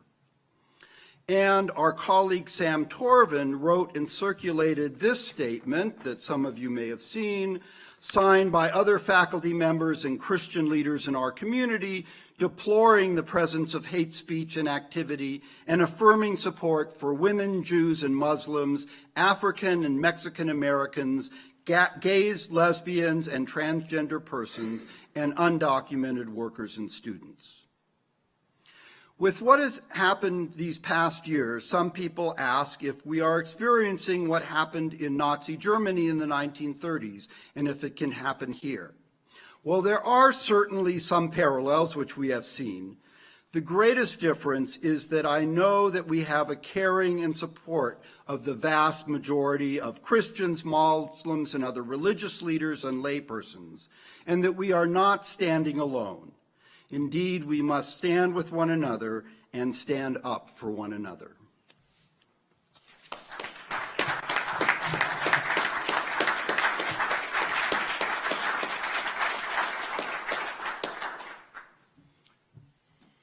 So if Samuel were here, he would probably say that we do have some time for questions, so I'll take that role.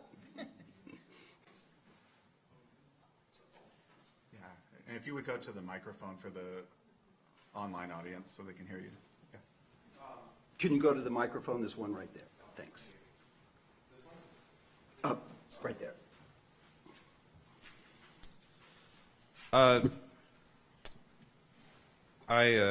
I enjoyed listening to the talk. I found it very insightful.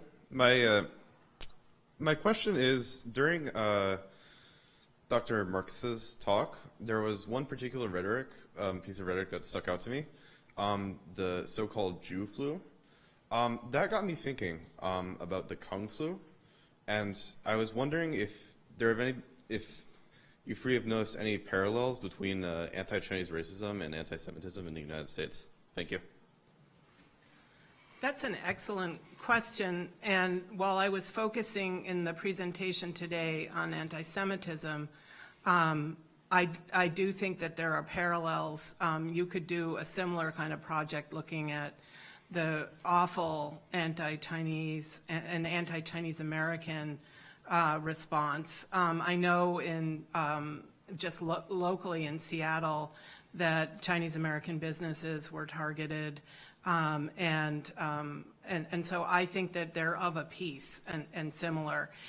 In the examples I was trying to share, and I know I went through those very quickly, it's really interesting to me that all the roles that the Jew plays in relation to the pandemic, that they're the disease itself, that they are carriers of the disease or spreaders of the disease, and they want to profit from the disease as well.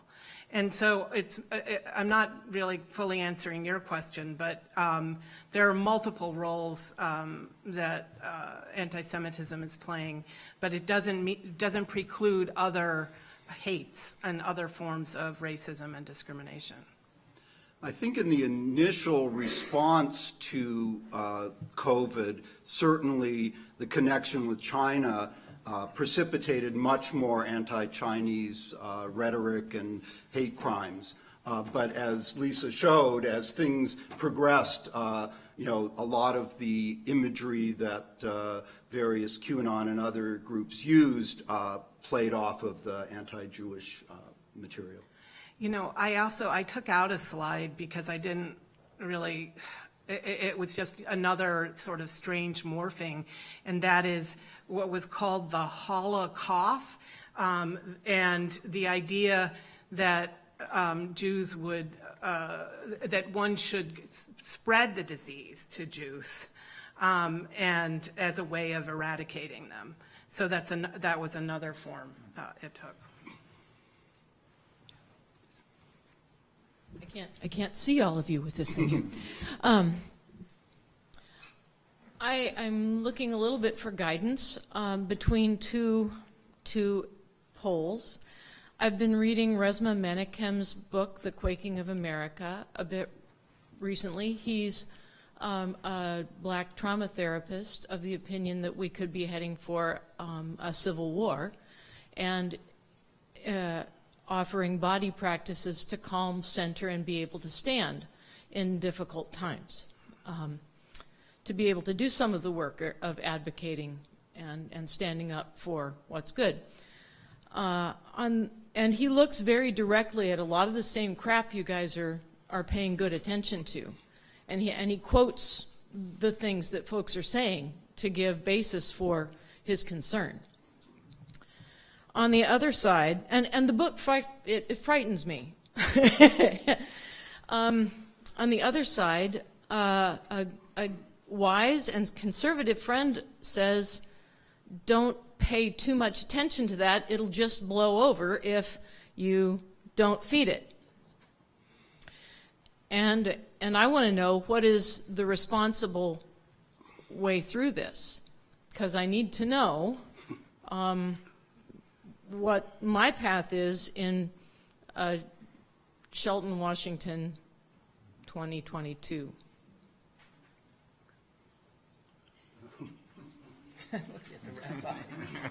Well, I don't think it'll just blow over. I think, as the couple examples that I pointed out in Salinas, when law enforcement decided that anything that they cross the line, we are going to, call them on, cite them on, and that gave them the message that they weren't going to succeed in doing what they wanted to do there. And the Billings, Montana response, which is just incredible, shows that a community can come together and respond. So I think it does mean coming together, standing up, and the like. I probably am not as pessimistic as the author that you cited, but I know that there are many people who are, much more concerned than I am in the Jewish community in terms of what has been happening, and in the general community in terms of, attacks on others. So we do have to continue to be vigilant. I think I would answer that question as well. I mean, we're in an educational institution, and I'm an educator. We're all educators. And I do feel obligated to look carefully at the vile images and stories and make those connections. I don't know that my students all know that when you hear the dog whistle George Soros or globalist, that it is absolutely linked to these pernicious tropes. And I feel we're actually working with this unit on Tuesday in my Holocaust and Genocide Studies class. So I think I would, lean back on the educator role. I may be a little bit more cynical. I lack the religious training. And Dad, if you're still watching, you had something to do with my cynicism and despair. But I mean, I grew up with my dad. He was a professor at Northwestern University, and in Skokie, Illinois, the Nazis marched, and my dad debated a famous neo-Nazi on the radio, and so this kind of pressure and threat was around. I am honestly pretty afraid of especially after looking into all of these memes and going down these rabbit holes. It's really kind of terrifying, especially when, most people aren't going to go beyond the globalists. The globalists are bad, or George Soros he's behind everything. But when you actually really push in and start to decouple it and to connect, make these connections, it gets scarier. So I guess I don't take the position of don't feed it. I think it needs to see light and have as many people looking at, analyzing, being able to use critical tools to understand those terms and their implications. Thank you for being here today, for the opportunity. I'm thinking of the various ways that Hollywood has carried the story of anti-Semitism, and a recent incarnation of that in the film Jojo Rabbit, with which you may be familiar, which combines humor and satire with very deep drama from the lens of this child who grows up in Germany, influenced by the young Hitler movement, etc.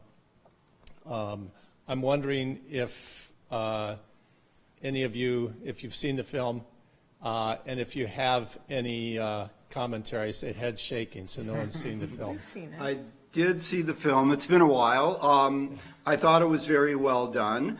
Like any type of film that deals with material like this, I think people have to be prepared before they go in and see it, and in some ways, debriefed, because it presents a challenging topic in a creative way, I think. And I tend to be, pretty supportive of artistic efforts to deal with these topics, and even if sometimes you might feel maybe they crossed the line there, I think it's brave to do that in ways that are provocative and get people thinking.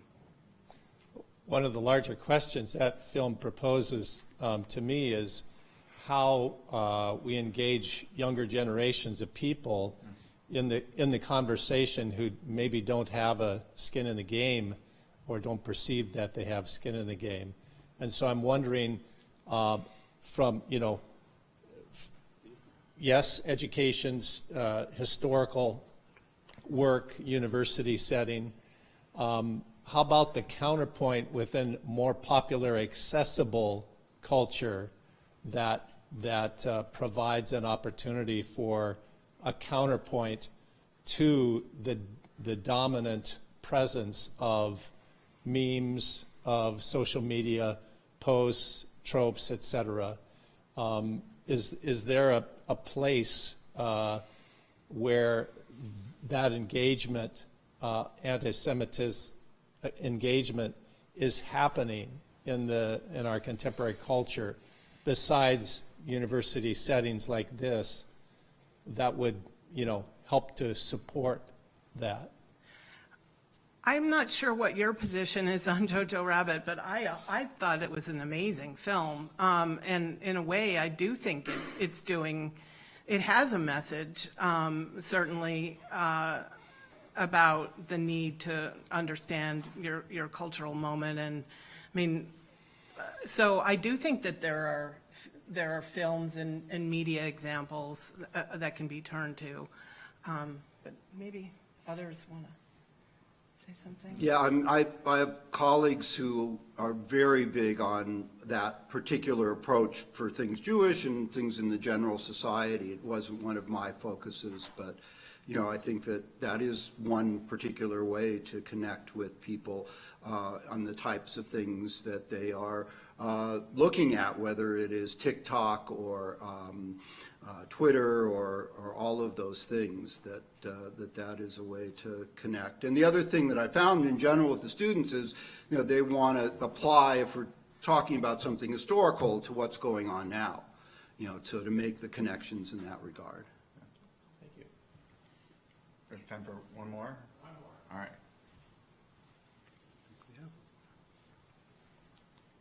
Hello. So I was kind of wondering through all of you guys' presentation. Wonderful, by the way. I'm still educating myself. A lot of the history and things that you guys are presenting.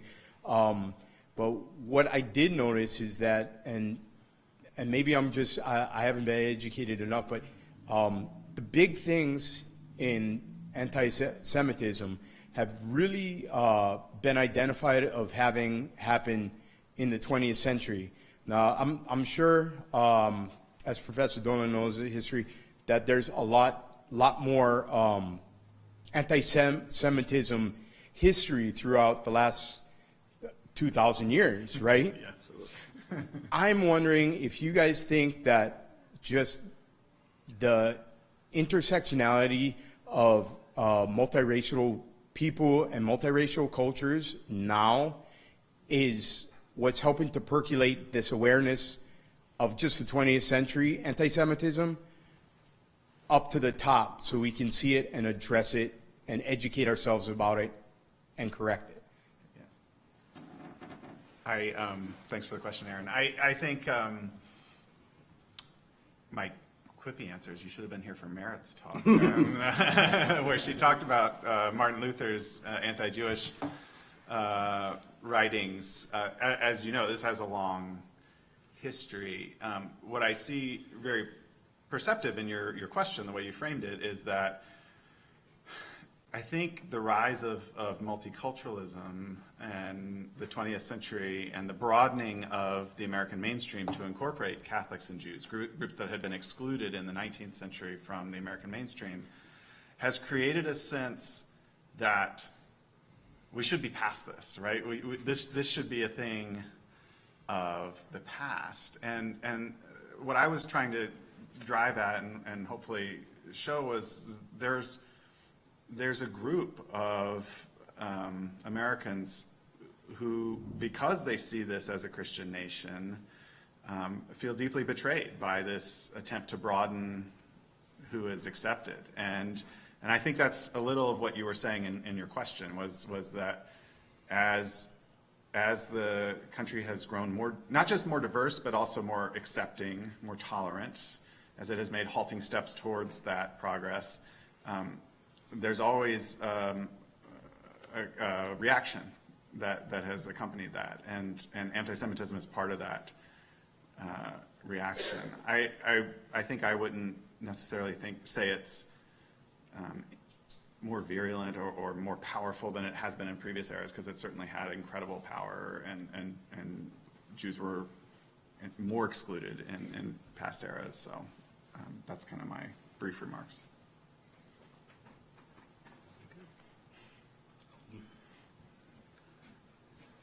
I can't resist responding to your question and the comments.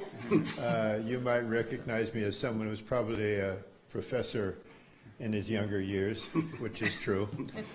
And I think we have to see the extraordinary democratization of the United States in the 20th century and into the 21st century, and not just in the United States, but in Western culture, as creating tension between those people who feel like they are part of this democratic development, and yes, they can vote and so forth, but they don't win the vote, and those pockets of people who prefer the 19th century and Martin Luther's century, prefer the protection of their group in the society, or the dominance of their group, can be very resentful of the attempt to create a democratic society, which is what we've been doing, I would like to say, in my lifetime.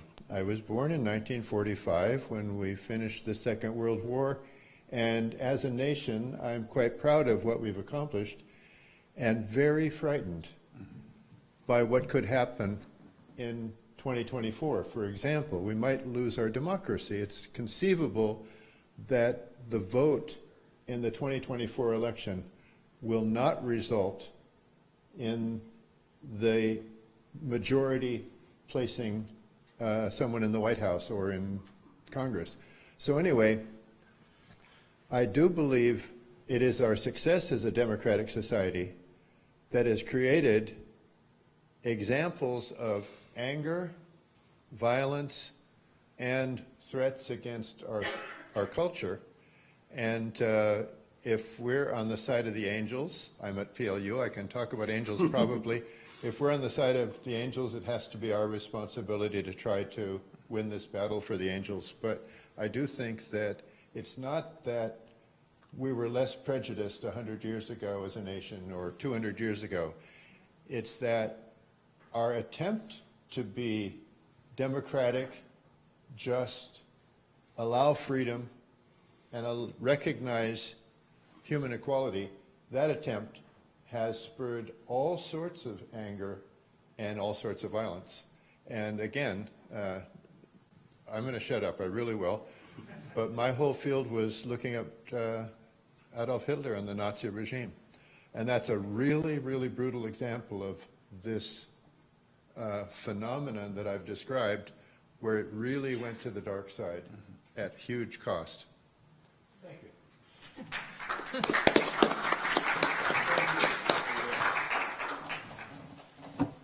Thank you to our panelists. Thank you very much. A very provocative panel. Wonderful questions. To those who are online, we will return promptly at 7 p.m. for the David and Marilyn Knudsen lecture with Dr. Marc Dollinger. So we hope to see you then. And that's it.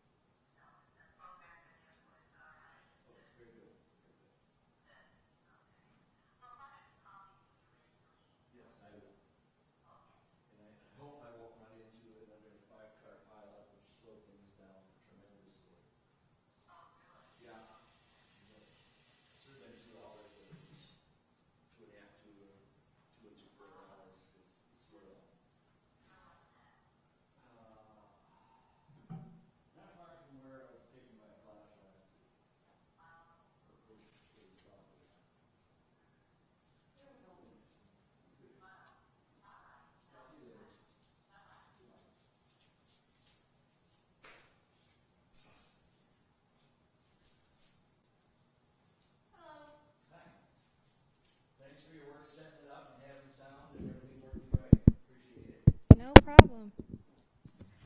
Check, check, check. 1, 2.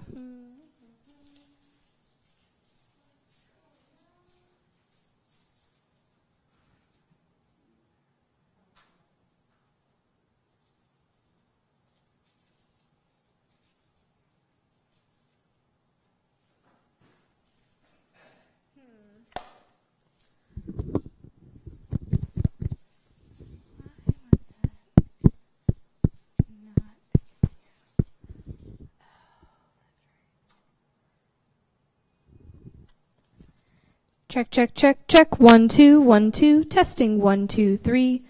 Check, check. 1, 2, 1, 2.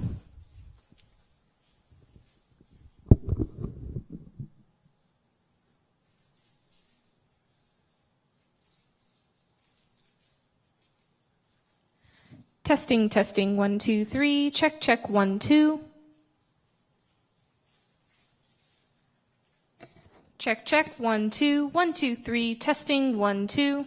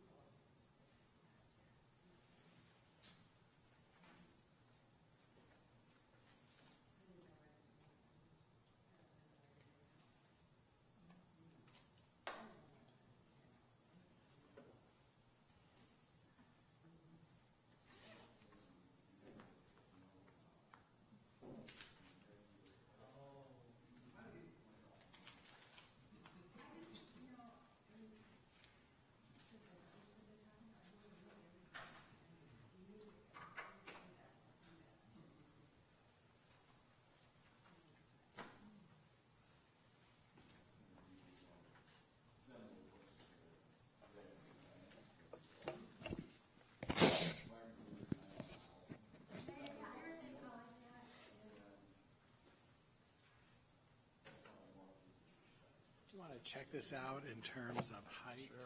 Testing, probably like that. Testing, testing. That sound better? Yeah. Okay. Okay. Here's your clicker. You can see it right there.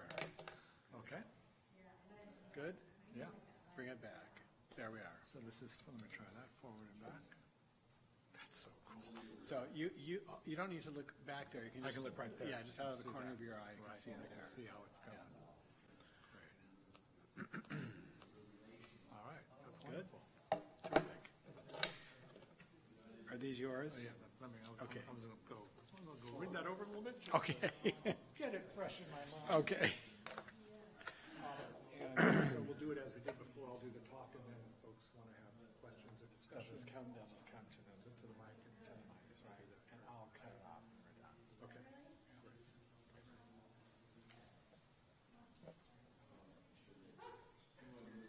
Easy.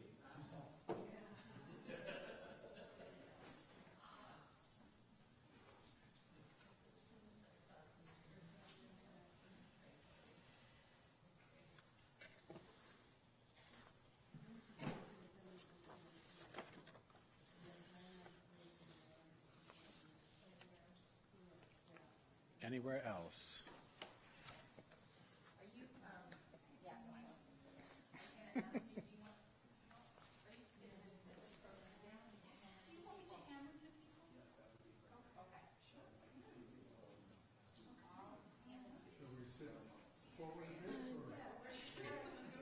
Yeah.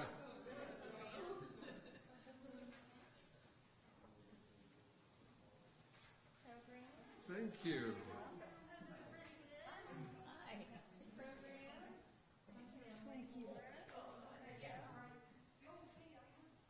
How about right about in here? It looks like that might be, Not so close that they'll call on us, but close enough to hear. Yeah, right.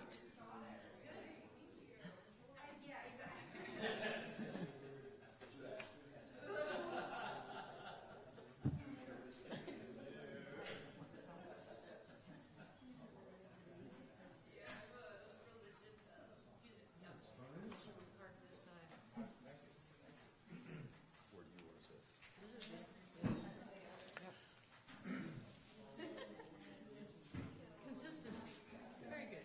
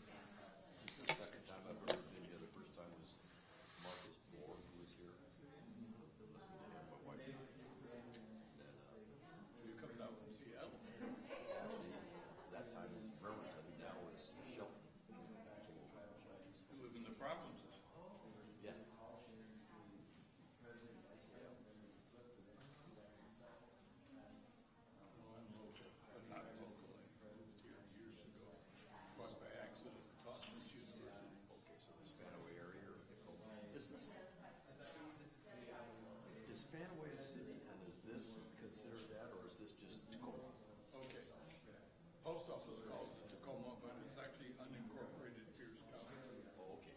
Spanaway is not incorporated either. The district's in Pierce County. The border with Tacoma is someplace over there where the city line starts. Probably up on the other side of 512 or something. I don't remember. I don't pay attention. Yeah. What's interesting is I've lived in this area now for 40 years and never lived in the university place. I lived in walking distance from here for a while. Now I live in Puyallup. Puyallup's nice. I'm thinking mostly that 512.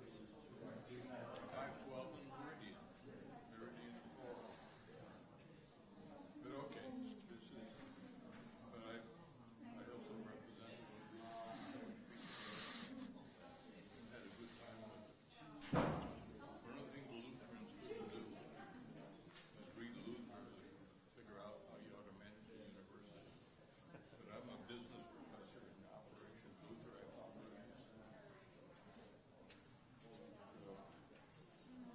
Retired. Yeah. Now active at the temple. The Hebrew Free Loan Association. Somebody had to represent the provinces. Otherwise, everything is King County. The radius of the university.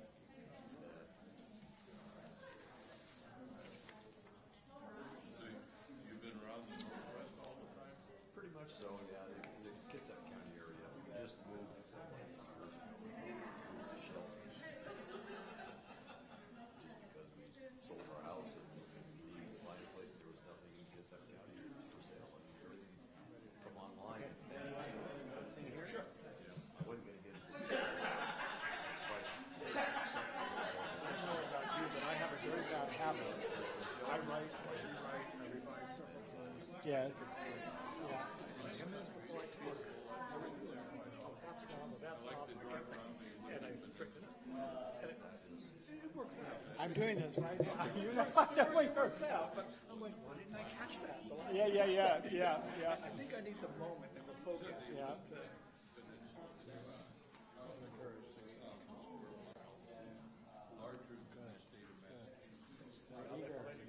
No, almost done.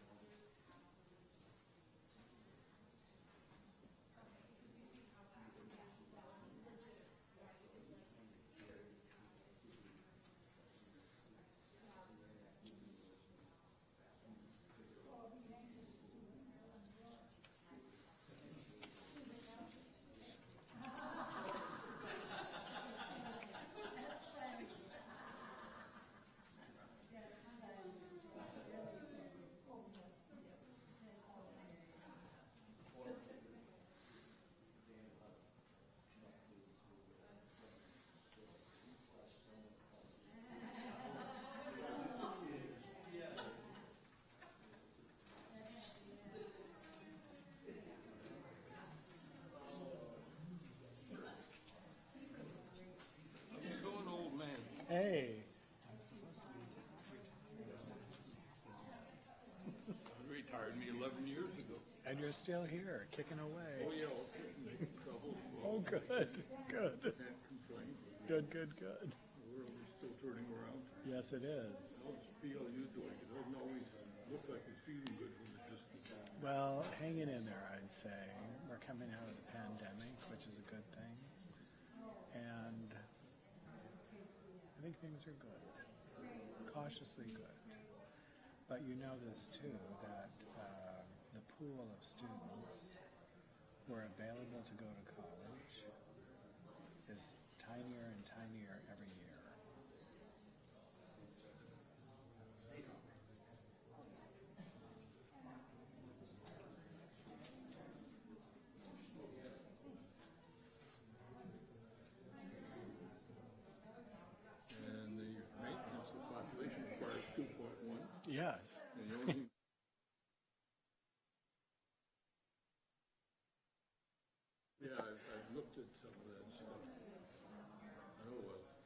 So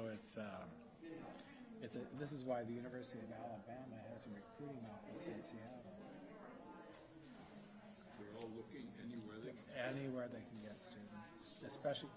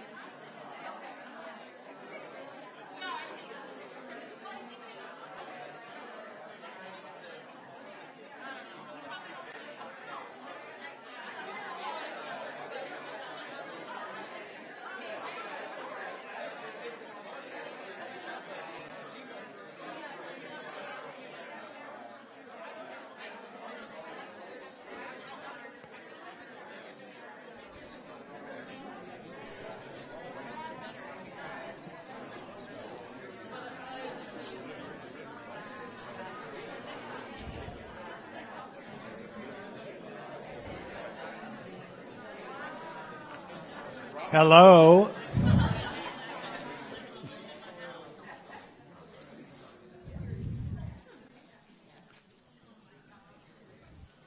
We're a chatty crowd. Good evening and welcome to this 17th annual David and Marilyn Knutson lecture. To those of you who are gathered here in the Scandinavian Cultural Center, and to the many from across the nation who are with us via live stream, we're delighted you could join us. I'm Samuel Torben, an emeritus member of the Department of Religion. Due to her teaching schedule, our department chair, Dr. Agnes Choi, could not be with us this evening, so I'm stepping in. First, let me say this is a good time to find your cell phone, should you have one, and silence it for the duration of the lecture and the discussion afterwards. If you're at home watching this on live stream, you don't have anything to worry about. We are blessed this evening with the presence of a former student and longtime friend and supporter of the university, a lute who throughout her life has demonstrated one of the greatest virtues which human beings are capable of, that being the virtue of generosity. It was out of such generosity that Marilyn Knutson established this annual lecture that brings scholars to the campus to speak to a pressing issue from their expertise. Marilyn, I hope you stand so we can offer you a token of our gratitude.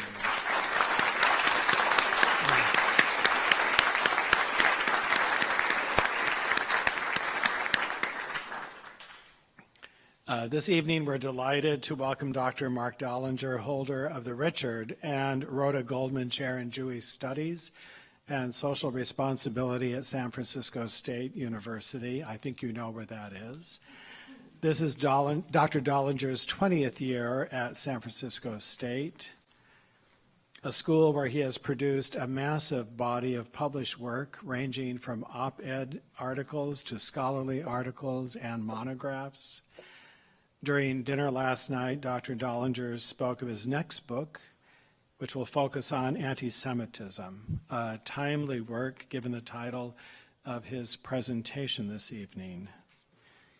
Dr. Dollinger's expertise ranges from American Jewish history to modern Jewish identity, as well as Jewish social responsibility and Jewish and Black American relations.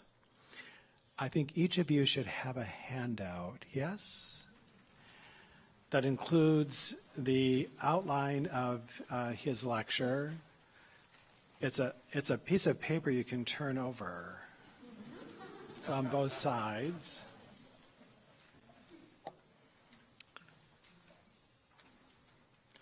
The days of awe is a term used in Jewish communities to describe the period between the beginning of the Jewish New Year, Rosh Hashanah, this year, September 26th, and its ending on the Day of Atonement, Yom Kippur, this year, October 5th. This lecture and our Lutheran Studies Conference earlier on resisting anti-Semitism appears in the middle of the days of awe. This past Sunday, I received an email from a former student of mine who is Jewish and lives in the Midwest. She has asked me not to mention the name of her synagogue, and I have chosen not to mention the name of the city in which she lives. Why there is a need for anonymity should become apparent in what I'm about to read from a beloved student and dear friend named Karen. Dear Samuel, when I saw your post about resisting an ancient hatred, I was moved with gratitude that PLU is holding this conference during the days of awe, a time of prayer, repentance, and commitment to justice.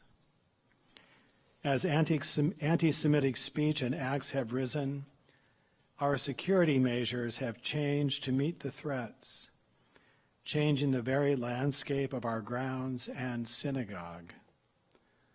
Blinds on exterior office windows are no longer raised, especially in the preschool and rabbis' offices. Large stones made to look like landscape seating are now placed strategically along exterior walls to protect the ark where the Torahs are kept, as well as offices and classrooms. We recently received a long-awaited Homeland Security grant to put bulletproof glass in our sanctuary. Bollards protect our doors, and landscaping has been changed to avoid places an active shooter could hide on our grounds. Our doors are now kept locked at all times, and the armed police officers greet us and let us into the building for any service or event, even children's religious education. Our rabbis and synagogue regularly receive threats and death threats. Threatening chatter is monitored by the FBI and Homeland Security. We know when an anti-Semitic chatter arises because police video surveillance units show up around our building. This morning, I read about the latest security measures put in place for the high holidays. We are having the first in-person celebration of the high holidays since the pandemic began. Usually, we use a much larger venue because of the size of our community, around 2,000 people. This year, our leadership decided on in-person and a smaller gathering, so we are coming home to our synagogue. Because of increased threats and chatter, our security is intensified this year. Every year, before the doors open for each service, a bomb sweep is done of our sanctuary. Bomb detecting dogs are used for this. All bags brought in are checked. Police and EMTs are present during the entire service, and an ambulance is on site. Folks who have been trained in anti-terrorist tactics walk the aisles throughout the services. Undercover police officers are part of the congregation. This year, we will walk through metal detectors for the first time. All of this just to attend services. Last December, I went to my son's choral concert at the Roman Catholic Cathedral Basilica with thousands in attendance. We were waved in casually with no one looking at our tickets. All of a sudden it hit me that there was little or no security in the building. I realized that I didn't feel the rather low-level anxiety and on-edge awareness of my surroundings that I do in our synagogue. The contrast of what it means to gather in a Christian space versus a Jewish one was startling to me. So this is why PLU's act of solidarity and prophetic voice brings me to tears. What you are doing is truly powerful in these days of awe. Would you join me in welcoming Dr. Marc Dollinger?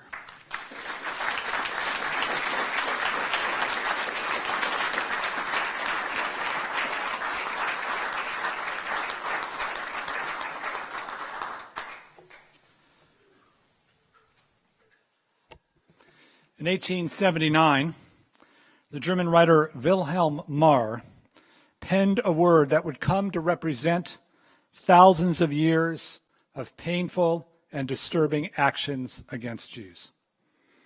Its meaning has expanded over time and place to include a large variety, sometimes even too large a variety, of actions.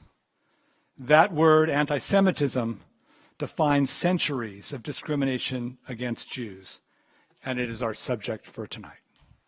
Good evening. Our Hebrew words for today, Erev Tov, which is the Hebrew for good evening. What an honor to be here. Thank you, Professor, and Karen, if you're tuning in, for that extraordinary email and letter and testimony to what it means to be at Pacific Lutheran University on this topic, on this day. That is just breathtaking. Rabbi Bruce Cadden for making it possible for me to be here, and Marilyn, who I spent, it seemed like 5 minutes on a Zoom this morning, and then I looked and it was 45 minutes. That's how great it was. And I wanted you to know what a gift and a blessing it is for me. And in the Jewish tradition, when those who have died are remembered, we say, may their memory be for a blessing. David's memory is a blessing to me tonight. So thank you. I appreciate that. For those of you taking notes, actually, before we do notes, I have a small gift. Back in the day when my undergraduates knew what a pencil was, I speak to you undergraduates here, I gave Jewish studies themed pencils as prizes. Thank you to the older generation giggling now. You appreciate it because the 20-somethings don't so much. I have a few left, so here you go. It's the 10 Commandments on a pencil for you.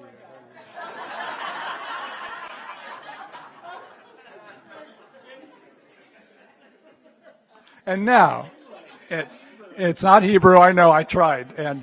And it's not sharpened because they're not actually used. They're badges of honor. So, our historical question for the day, if you're taking notes: how can we best understand the history, meaning, and impact of anti-Semitism in Jewish history? The thesis: anti-Semitism, a modern construct, refers to group-based discrimination against Jews. By the way, it's on your handout, so you don't have to be writing this down. A closer examination, though, reveals that its pseudoscientific basis makes it unique from and more dangerous than its antecedents in the ancient and medieval periods, which rooted Jew hatred in theological or economic terms. In the recent past, spikes in domestic anti-Semitism have challenged long-held notions of American exceptionalism. Perhaps, as that introduction shows, Jews are not as safe in the United States as we thought. So my thesis today is that the word anti-Semitism is modern, and we have to understand it in the context of modernity. And the terminology follows. So what I have, if you can see in front of you, and if you're on YouTube, great, you should be able to see it as well. Lots of different ways of understanding this word and this phenomenon. And we'll start with the one at the very top, which is probably the one you're most used to. It's the classic spelling. This is what Wilhelm Marr used in 1879. He was a journalist when he first wrote the word down. And anti-Semitism, according to Marr, refers to Semites, Semitic people. And in 1879, eugenics, which we'll talk about in a minute, said that Semitic peoples were genetically inferior to others. There's problems with the term anti-Semitism. To begin with, Jews aren't the only Semites. Arabs are Semitic people too, so it's kind of confusing to have a word that's saying anti-Semitic that doesn't actually mean anti-Semitic. So if you look at the next one down, this is the new spelling, and this is the one that I'm doing my best to go through all my old lecture notes and such and change it around.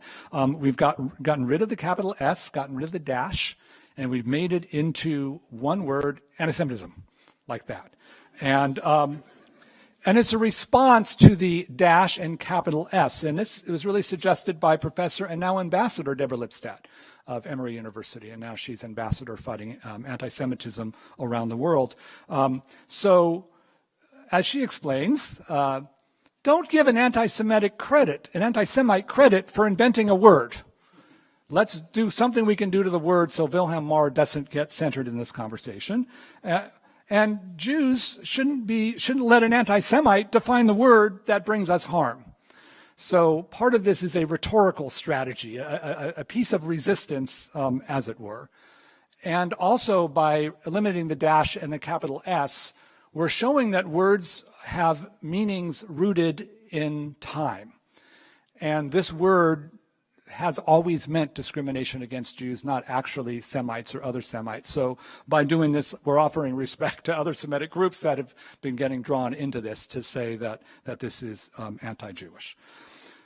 The next word is Jew hatred. A lot of people just like this, so I should say there's a big debate over defining the word anti-Semitism. It's most vehement among those of us who are scholars of Jewish studies. It's what we do on Facebook far too often. So some people say, just say Jew hatred, because then we're not going to debate the lines and limits of anti-Semitism. It applies at all times, and there's no confusion over the spelling.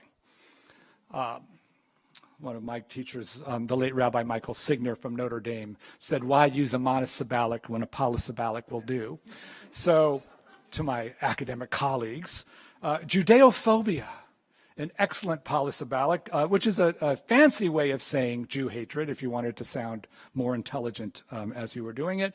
And the most recent one, especially since I'm in a religion department now, is anti-Judaism, which is to say we're looking specifically at theological or religious connotations here. And when we look at Jews as above and beyond even a faith-based community, it becomes problematic, but it does work when we're specifically looking at the religious aspects. So we can't use the word anti-Semitism until 1879. That's a little controversial, but I am an historian, and in 1878, the word did not exist. Therefore, we can't use it. I tell my undergraduates, if you need to, put proto in front of it. Call it proto-anti-Semitism. You sound very smart, and then you'll let everybody know it's before 1879. So it has been a challenge because most people think that anti-Semitism is a synonym for anti-Jewish. Anything against Jewish people becomes anti-Semitic. I was invited several years ago before COVID to meet the Bay Area rabbis. They meet in late summer to discuss their high holiday sermons, and they wanted anti-Semitism, some scholarly work on it so they could get to writing. And I met with them and I said, you're going to hate what I'm about to say, which is what I'm going to tell all of you, which is you probably can't call it anti-Semitism. And then I said, I understand that you've got issues with your congregants, so go ahead and use it. But at least I'll say, since we're here in an academic environment, I'm going to try to hold the line on the definition. And we're going to look at this word and this phenomenon in the ancient, medieval, and modern periods.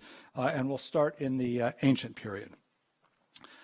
The most classic anti-Jewish, anti-Judaism, often called anti-Semitic, but we're not going to do it tonight, is the deicide.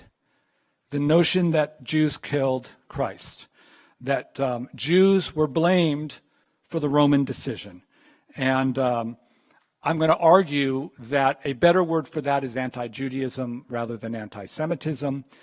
And it brings up, for me, the profound underlying rationale for what's going to be called anti-Judaism and anti-Semitism, which is why was it that Jews were blamed for killing Jesus? And what were the implications of the myth of the deicide? I would like to thank and appreciate several of my colleagues who went earlier this afternoon. And if you were here, I will be repeating a little bit of what each of them said, hopefully in a more congruent way to bring it all together into one piece. And this is supersessionism as the first idea. And for those who may not know, supersessionism is the idea that Christianity superseded Judaism. That if I wanted to be more cynical about it, Christianity, to exist, demands the bankruptcy, or at least the theological bankruptcy, of Judaism. To push it even further around how Jew hatred and anti-Judaism is going to go in the ancient period, any and every remaining Jew in the world is possible testimony to Christianity's possible error in having named Jesus the Messiah. So we could say a special theological relationship exists between Christians and Jews. Special is not all that special. It's a bad special. Because it's not just that Jews are not Christians. It's that Judaism now demands a rejection of Christianity's core tenet, the belief that Jesus was the Messiah. That supersessionist thinking would inform actions against Jews in the ancient period, through the medieval period as well, and sadly I've even found some examples in the modern period too. Jews remained second-class citizens, if citizens at all. To move to the medieval period, ghettos were created throughout Europe, and this is the legal technical definition of a ghetto is a piece of real estate in a city or town where one group is obligated to live, regardless of their desire to live there, or if they had like enough money to move out and find a better neighborhood, they still were not allowed because they were a member of that particular group. So these are in Italy, which was some of the early and famous or most infamous ones in Rome and in Florence, which were intended to keep Jews separated, isolated, and inferior. In fact, there were gates. And this is a contemporary review of the Venice ghetto in Italy. I always tell my students, homework assignment, go to Italy and visit the Venice. It is the best preserved of all of the European Jewish ghettos. It still has the bolts that were used because there was a wooden door that would swung shut every night. And you had to get in there before they closed the doors or you would be arrested. And then in the morning, the doors would open because you would have to leave the ghetto to go work for the day and then come back. But you'd have to pay a tax for the right to work outside the ghetto, and it was called, yes, a Jew tax. I was fortunate to lead 2 study abroad semesters in Florence, Italy, and I took my students to Venice, and almost all were Latinx Catholic students, 90% identified as women, and we were right there in the pouring rain, and I was telling them the story of the Jewish ghetto, and 2 American tourist joggers came by and shouted some racist and sexist stuff to the students, which was quite ugly, and I'm trying to imagine what I can do in the moment to let them know how I felt. So as they're running by, I yelled, if this was the medieval period and you were Jewish, the gates would stop you, right? And then I waited for them to get to the bolt, and I yelled right there, and they kind of went like that, and then they kept running, and we were good. The arc of justice turned just a little bit. I want to say, as we're all giggling, this is a hell of a topic. And it's been a hard day. And I do have a rhetorical strategy to deliver hard information, sometimes with some humor. So please take this in the spirit of the seriousness with which we are here, because it's about to get a whole lot more somber. And we did have in our last presentation a description of the blood libel. The blood libel was the charge that Judaism, the religion of the Jews, demanded that Jews kill Christian children, to drain their blood, to use the blood in the baking of the Passover matzah for the festival of Passover in the spring. It first emerged in 1144 in Norwich, England. There, a Christian child named William was killed. The Jews of that town were scapegoated. And then the blood libel spread throughout Europe over centuries. When I teach this in my anti-Semitism class, my students get grossed out because they see images like this. And then I explained, like for them it is like unbelievable. And I said, what is unbelievable is that for centuries it continued. And on my campus at San Francisco State, the blood libel came 6 months before I started, May 7, 2001. The blood libel posters were put all over my campus. So it is truly, truly disturbing. And now I want to dive deeper into it by talking about Easter and Passover and the blood libel. So Easter as holiest day, we could say in the Christian calendar, because it reminds Christians of the death and resurrection of Jesus. And Easter and Passover are timed typically in the spring, Eastern Orthodox, and there's a little bit of differences, of course, between it. But here's the thing. Jews need matzah for Passover. We are obligated for 7 days to not eat leavened bread. We must eat unleavened bread. That's called matzah. So the blood libel is deployed in the spring around Passover Easter time to explain how it is that Jews celebrate their Judaism. The Last Supper historically was thought to be a Passover Seder. We now don't believe that, but since it was believed, if Jews are eating matzah, baked with the blood of Christian children, at what was the representation of the Last Supper before the crucifixion of Jesus, we could say, if you put it another way, the death of Jesus, the deicide, is now even more closely tied to Jews. We could see this as a version of transubstantiation, where the wine and bread in the Eucharist now become Christ's blood and body, only this time the blood of the Christian child is baked into the matzah cracker, the bread, which now becomes the ritual food that Judaism demands its followers consume, basically for the week of Easter. Jews, it seems, according to this blood libel myth, were killing Jesus each and every Passover season by following the commandments of eating the matzah. So, heads up, FYI, anti-Semitism spikes in April in the United States and around the world. And I argue it is not an accident that anti-Semitism is very much a springtime phenomenon, because I connect it to all of these. This is the Passion Play. There have been several versions. The best-known one was from a town in Germany since 1634. And there's a great book that which is actually in theater arts, and it traces how the script of the Passion Play, the Passion Play is done about every 10 years since the 17th century, what the script has said about Jews as Christ killers, and the way in which the Passion Play is promoting anti-Semitism through medieval and even modern Europe. The script is awful.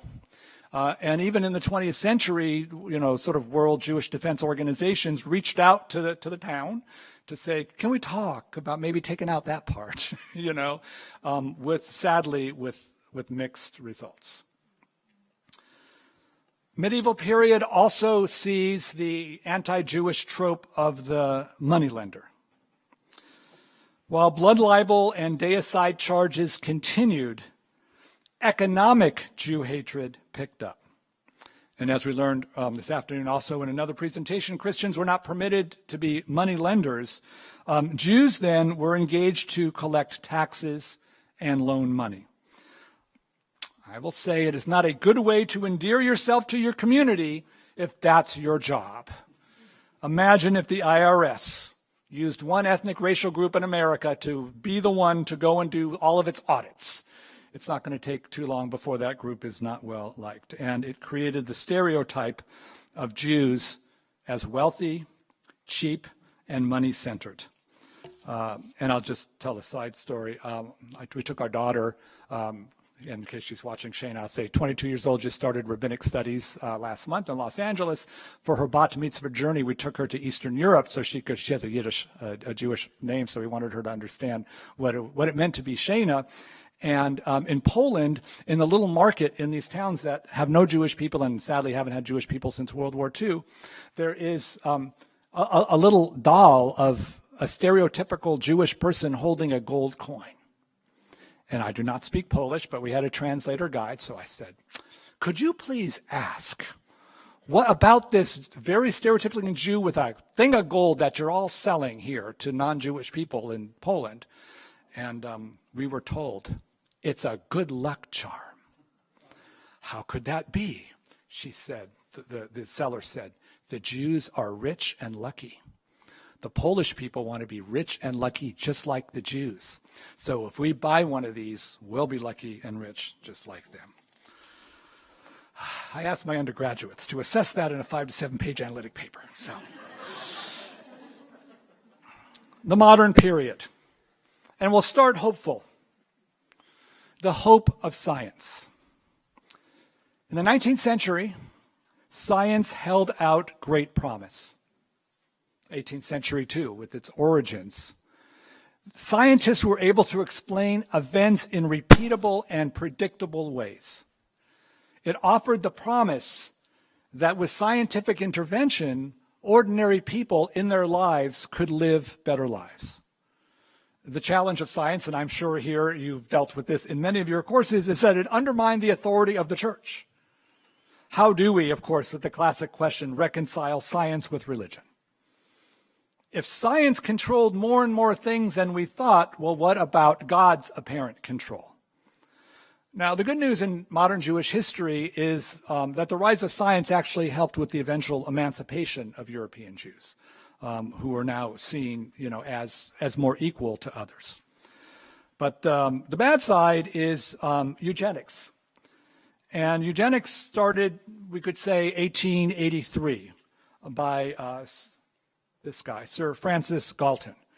And I'm just looking at him. Yeah, it looks like a geneticist kind of guy. According to him, genetics was about, quote, improving human genetic qualities, unquote. It offered great promise as a way using the expertise of science to make people better, to make better people. This was the dominant social ideology of the sort of white Western world. Eugenicists included Winston Churchill, Margaret Sanger, Theodore Roosevelt, George Bernard Shaw, Alexander Graham Bell. I mean to say that, well, earlier today we were talking a lot about anti-Semitism as a marginal movement in different places. Eugenics was quite central. In the best possible way, their goal was to eliminate genetic diseases by applying science. You figure out who was getting what disease, you could then figure out why they got it, and then hopefully figure out how to stop it. And of course, you all know where this is going because eugenics changes course. So this is William Z. Ripley, believe it or not. Okay, so that was a generational joke. I do it as a test because my students do not laugh. There was something called Ripley's Believe It or Not Tourist Museum in different places. So he has no relationship to that. What he did in 1899 was publish a book called Races of Europe. He was a US-based anthropologist, and he is best known or worst known, and I've just put the spelling up there because if you use a lot of vowels in a word, it makes it sound more authoritative and scientific. So that's the word Teutonic. And this is not the subject for today, but this is called the social construction of race.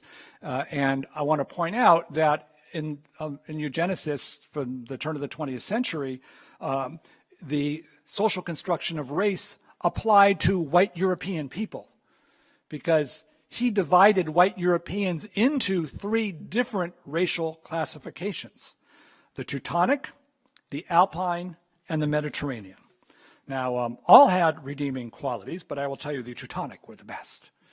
They were hardworking, they loved liberty, they were industrious, and by the way, they lived in Northern Europe. Scandinavia, Great Britain, but not Ireland.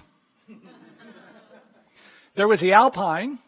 The Alpine was, Switzerland, Austria, the Alpine countries. And I'll just say that Germany was initially Teutonic in 1899. And then after the Great War, after World War I, everyone said, Germany caused World War I. How could they be Teutonic? And every edition after World War I has them demoted to Alpine. And then there's Mediterranean. Mediterranean was Southern Europeans and Eastern Europeans, so what they called Semitic stock for Jews in Eastern Europe were also considered the lowest one. Italians, Greeks were considered the lowest.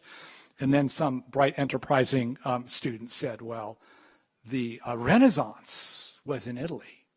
They have the greatest artists in the history of the world. How could they be genetic idiots?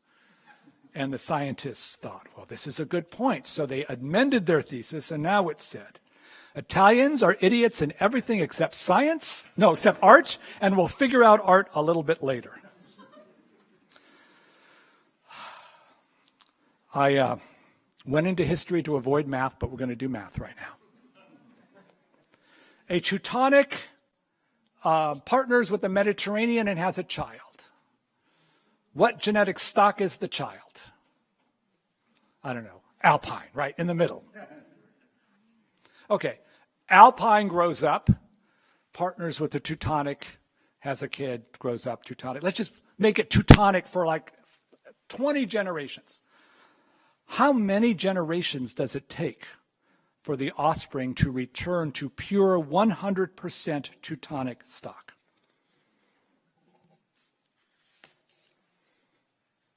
Math majors? It's an XY axis and a curve.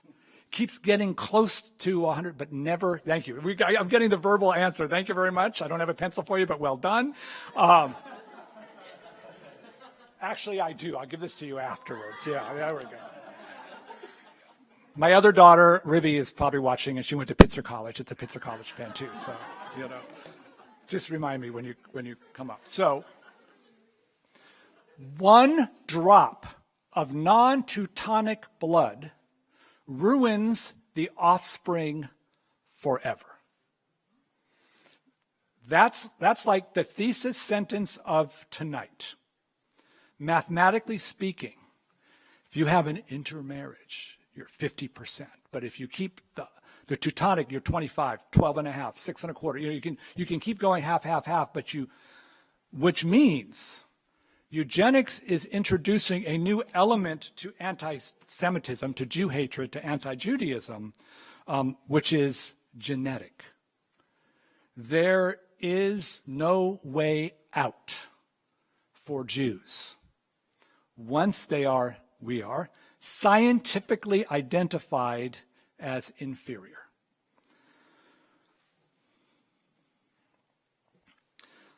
While I don't like the title of this book, I do love books that give the thesis.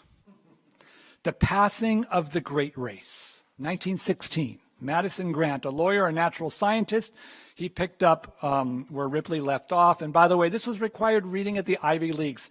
And like, if I had my students read it, the course would be racism. How do you know it? But when they read this in 1916, it was science. And the midterm and the final required that you believe it and internalize it. So in 1916, the Passing of the Great Race, Grant argued that intermarriage between these new, and now I'm speaking of the Jewish immigrants, the Europeans, with old stock Americans, was literally destroying, through dilution, the nation's prized genetic heritage. The book was successful. It ran through many editions. A quote from the book: "These immigrants adopt the language of the Native American. They wear his clothes, they steal his name, they're beginning to take his woman. But they seldom adopt his religion or understand his ideals." According to Grant, unless the United States excluded all inferior racial and ethnic groups, the superior Nordic strain, the source of what he called rulers, organizers, and aristocrats, would be swamped by the group he called the weak, the broken, and the mentally crippled. Saturday Evening Post, one of the most popular magazines of its era, and it's now from the 1920s. Kenneth Roberts cautioned against the admission of so many Polish Jews, whom he called human parasites, and that was the quote. He argued that if you mix Nordic with Alpine, Mediterranean, and Semitic stocks, you would get, quote, "a hybrid race of people as worthless and futile as the good-for-nothing mongrels of Central America and Southeast Europe." Scientific racism.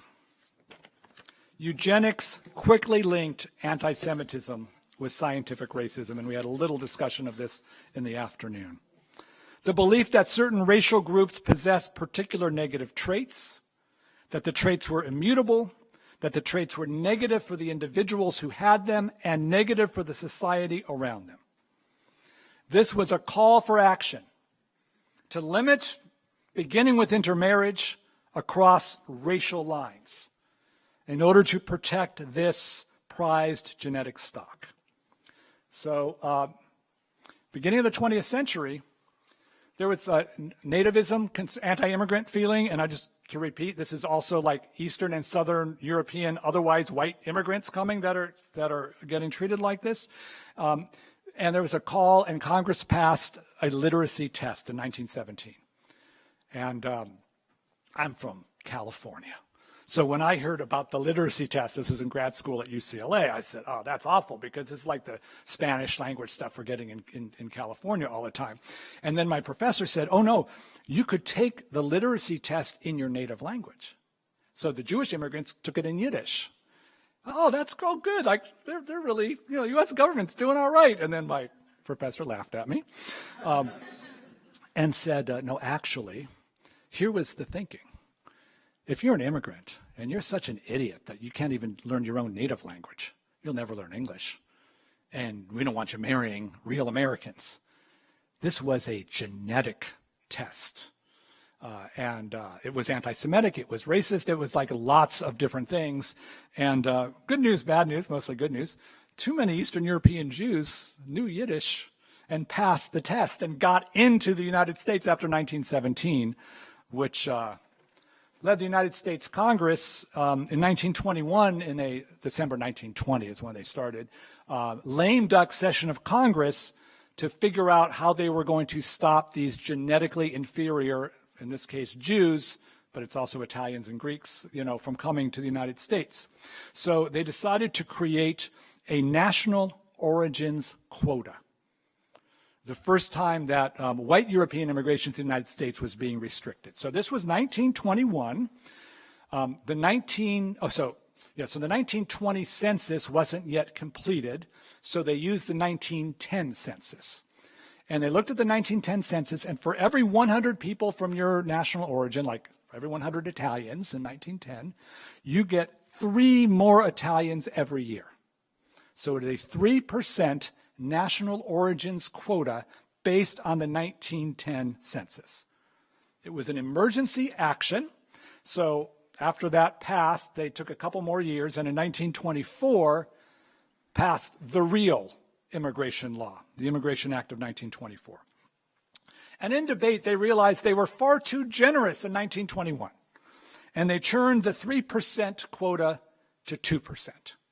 And by 1924, the 1920 census was ready, so they used the 1890 census. And wait a minute, did he just say that the 1920 census was ready, but they used the 1890 census? Let me check my notes. Yes. 2% of 1890. What's going on? All right. Let's take a snapshot of the racial definition of America as understood in this social construction of race, with the Southern and Eastern Europeans counted as non-white, in 1890 versus 1920. Jewish immigration began in 1882. It really didn't get big until after 1890. It ends, by the way, for all intents and purposes, in 1924. So there were nearly 2 million Eastern European Jews who came between 1890 and 1920, which means they would much prefer 2% of their version of white America than 3% of a more diverse America, even if that diversity is still essentially all white presenting. And to make it even worse, which we can do, the quota spots for Great Britain and Northern Ireland were 65,721. So you're living in London. You're walking around the streets and you're going, gee, I think I want to immigrate to New York City. And you walk to the U.S. Embassy, and there are not 65,720 people ahead of you in line, and you get to immigrate. Effectively, Northern Europeans had free and open immigration after 1924. 85% of all the quota slots went to Northern Europe. Italy got 5,802. And since, in this case, the Italian migration was usually young men interested in coming and make money and then going back to Italy to buy land, they did not have families. Only 50% return migrated. So half of this population, you couldn't even bring family reunification with 5,800 a year. So, in fact, the United States Congress opened genetically privileged immigration, opened wide, and essentially shut down those who were looked down upon, which I call state-sponsored anti-Semitism by the United States Congress, and supported also by the president, who did not veto this. How we doing? I'd like to say it gets better, but I'm on page 8. It's only getting worse. Protocols of the Learned Elders of Zion, and we did get a little bit of discussion on this earlier today as well. There's opposition to modernity in the Russian Empire, and this was a document published in 1903, and there's debates about whether it was first published in France or in Russia, but it made it back to Russia pretty quick. It purports to be the minutes of the secret meeting of the Jewish elders, where they conspired to control the world through banks and newspapers. If you're ever interested in reading the protocols, I urge you not to. They're extraordinarily long, very dry. I have my students read edited versions of it. It becomes historically significant because it becomes the defense for anti-Semites who now can see Jews as aggressive destroyers of the world. And in its worst case, in the Shoah, in the Holocaust, in World War II, Hitler was able to rely upon the protocols as his evidence that if I don't kill the Jews first, they will kill us. And I think that is where, in the history of anti-Semitism, the protocols become worse. There was a debate a few years ago. Amazon was selling the Protocols of Zion online. And all these Jewish self-defense organizations got very upset. You're selling hate speech. You've got to take that. Don't sell that. And then all the Jewish studies professors got really mad. We said, we teach that. We need it for our students. Put Amazon in a tough spot. So don't check now. Wait till after the lecture. But they ended up putting a little box on the field if you try to buy the Protocols of Zion to let you know that, that these are a forgery. And of course, now we're leading to the Shoah, to the Holocaust. Because what we see in World War II is a combination of several elements of this modern, now scientific form of anti-Semitism. I have to call it pseudo-scientific because we know it's not actually science, but it's also important to know that at the time they believed it to be science. Eugenics. Jews were genetically inferior to other races. Jews were, in fact, according to Nazi ideology, subhuman. Protocols of Zion. Jews were in conspiracy to take over the world.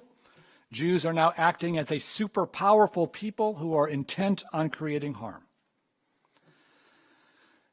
And this is where I argue that we can't use the term anti-Semitism in the ancient and the medieval periods. How does one remedy these actions against Jews? If it's theological anti-Judaism, Jew hatred, discrimination, if supersessionism, the resolution is for Jews to convert to Christianity. Now, while I as a Jewish person don't recommend that because I'd like to keep the Jewish people here and alive, the objection is resolvable.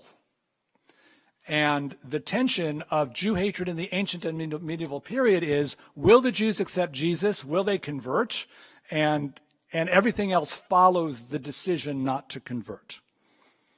If it's economic anti-Semitism, moneylenders, get a new job.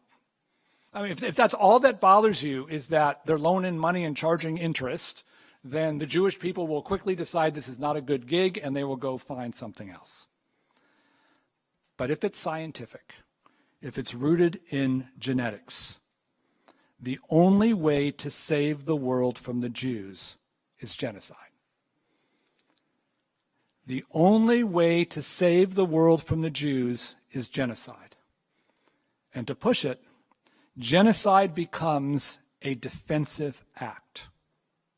We need to do this to them before they do this to us. No form of Jew hatred prior to the modern period has genocide as its only resolution. And my scholarly point is we must reflect that profound difference and the fact that it was 1879 when it was invented and it referred to this in specific, not to remove that word anti-Semitism from its specific historical pseudoscientific eugenics moment. Because of the Shoah, the Holocaust, and how it was created and defended, we need to locate our use of anti-Semitism to that period and to this moment. The contemporary scene. Last 5 years, 6 years now, have been the worst anti-Semitic incidents in American Jewish history. Pittsburgh, Poway, Colleyville. Even as white Jews have gained privilege in the U.S., we are also facing specific violent anti-Semitic acts, a general mood where Jew hatred has been centered in our culture, political leaders who are espousing anti-Jewish tropes, and this is the subject of my current book, which is Antisemitism from the Political Right and the Left. Here's how it goes. Anti-Semites from the political right argue that Jews are subhuman and therefore a threat to society. Anti-Semitism from the political left says Jews are super privileged and powerful, the opposite of being subhuman. Jews are superhuman, and because of that, the Jews are a threat to society. It seems in 21st century America, Jews can't win for losing, one way or the other. To put it most bluntly, white Jews have, especially since World War II, benefit from a larger system of white supremacy in America. We do enjoy the privilege of whiteness.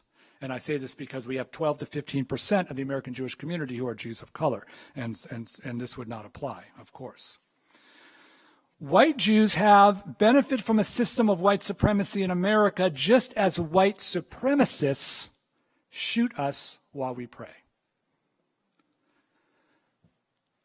How do we hold both of those simultaneously? This to me, when I speak to American Jewish audiences, I sort of pause on this moment because we got to hold both.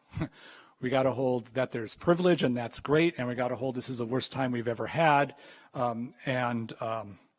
Well, in Jewish tradition, Rabbi, I think the Rabbi was sitting over here, there's something called the Nechemta. You always want to end on a positive note, and I was thinking when I was working on this, what's the Nechemta, right? What's the positive note that we can do with this? And I want to go with this notion on both ways.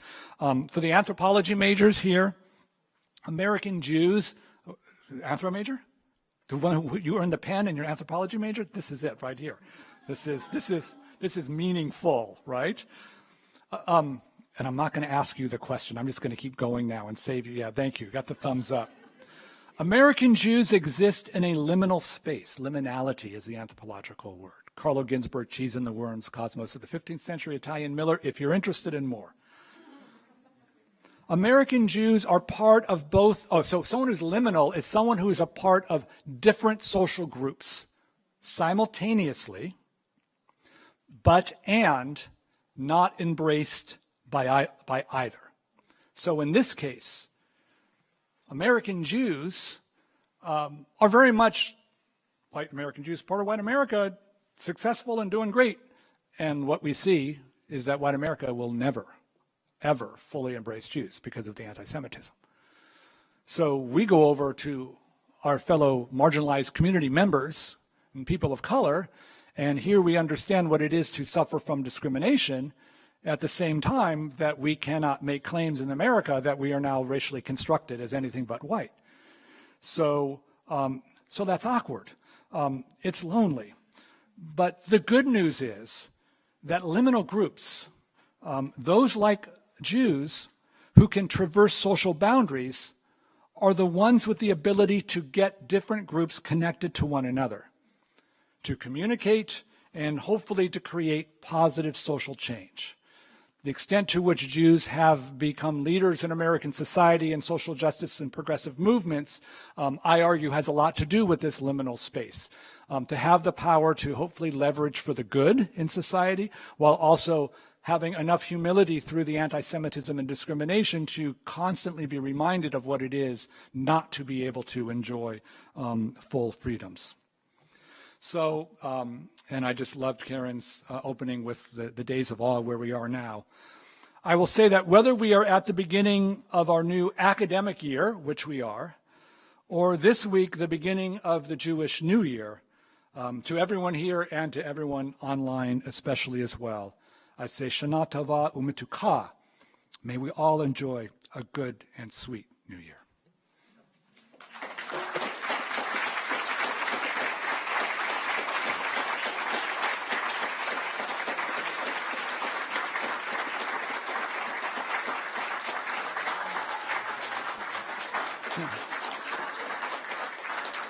Thank you. I would like to channel my inner Rabbi Eddie Feinstein and say, please form your questions in the form of a question. And are you going to take the questions, or should I? How do you want to do that? Okay. Oh, and I'm told to all of our friends watching online, if you could come to the microphone to ask your question, that would be great. Okay. Yeah, hi, I'm Michael Sparchak. I'm in the religion department. Thank you so much for the lecture and for being here with our community. We're super grateful. One of the things that I study is a decline in U.S. Christianity, right? That's something that in the last 20 years or so, we've seen like a tremendous sort of decline in self-identification of people who are, Christian, really religious. Jews are kind of still holding strong, but Christians are declining. Hold on, if I could just pause you there and bring you to every Jewish communal space I go into to say that, I would appreciate it. Okay, I'm happy to do that. Is the decline in like explicit Christian affiliation good news or bad news for Jews? Oh, wow. Okay. My first answer was, I'm not a scholar of Christianity, so I don't have to answer that. And then you threw in that 4 Jews at the end, and I'm like, now I have to answer it. Okay. So now I'm going to enjoy the benefits of the tenure I enjoy at San Francisco State University. It's bad. My career thesis, and my field is Jews and politics, is that Jews tend to follow the political culture of the society around them. So, all right, I'm a Pacific Lutheran. I'm now going to quiz you all. What region of the country has, I'm going to do the Jewish one first, so Rabbi Cadden, you don't have to answer, has the highest synagogue affiliation rate? What region of the country has the highest synagogue affiliation rate? And all right, or what has the highest church affiliation rate? We could do the Christian side. No, I hear a lot of answers, but none of them clear. So were you going to say? Northeast. Thank you. That's what I call the correct incorrect answer. Thank you, President. Because I set up the question to elicit the correct incorrect answer, which is Northeast, because when I ask Jewish audiences, what's the highest synagogue affiliation, they always say Northeast. That's what I thought too. Someone said Southeast, I heard. So whoever said Southeast, that's correct. The South. All right. So more Southerners are members of church per capita, and more Jews are members of synagogues in the South. Lowest church affiliation rate by region? Sorry. Yeah, right here. Lowest synagogue affiliation rate also in the West. So when Jewish immigrants come into a Christian community and they're asked, what church do you go to? The answer is, I go to the Jewish church. I go to the temple. I go to the synagogue. Because when Christians are sort of communally mandated to join a church as part of life, and a Jewish person moves into that community, they will emulate that in a Jewish way. And when Christians then are not doing that, I would argue that Jews would tend to follow that as well. And I'll also say the affirmative, as synagogues are working for, and Rabbi, I know I'm walking right into your job description, but you're retired now, so you're good. We're trying to figure out how to bring in more people, right? And our rabbis are going to evangelical church leaders who are bringing in tens of thousands of people to figure out, in a good way, I know, I just crossed the line. So try to figure out ways in which, and I will frame this as radical inclusivity can be applied in synagogue spaces. And now I'll go to the next question, please. Anyone else, please come on up. Thank you.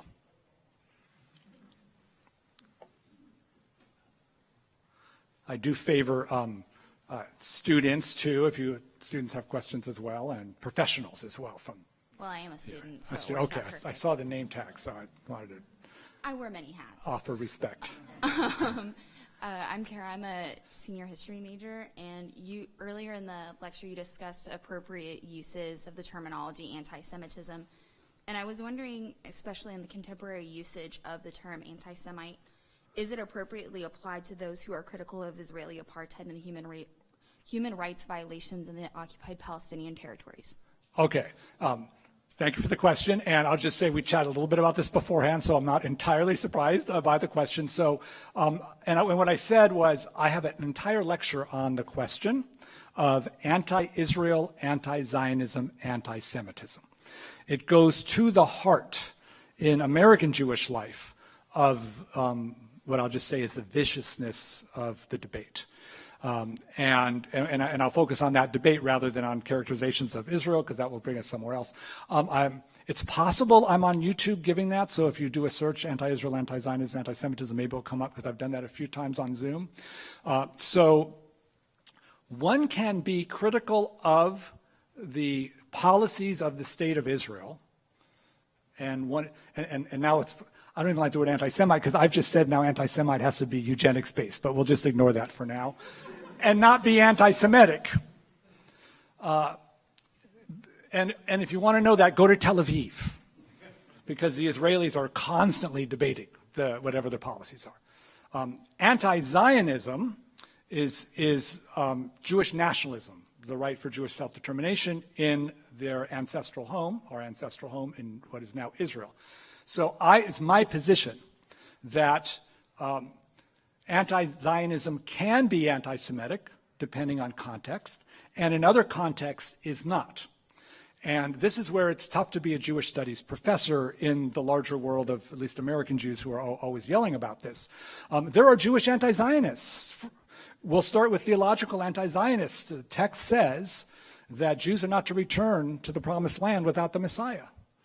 And in 1948, we returned, and there is Rav Kook, who is a leader of the religious Zionist movement, was able to come up with an articulation of text that brought almost all of the Orthodox community into a form of Zionism.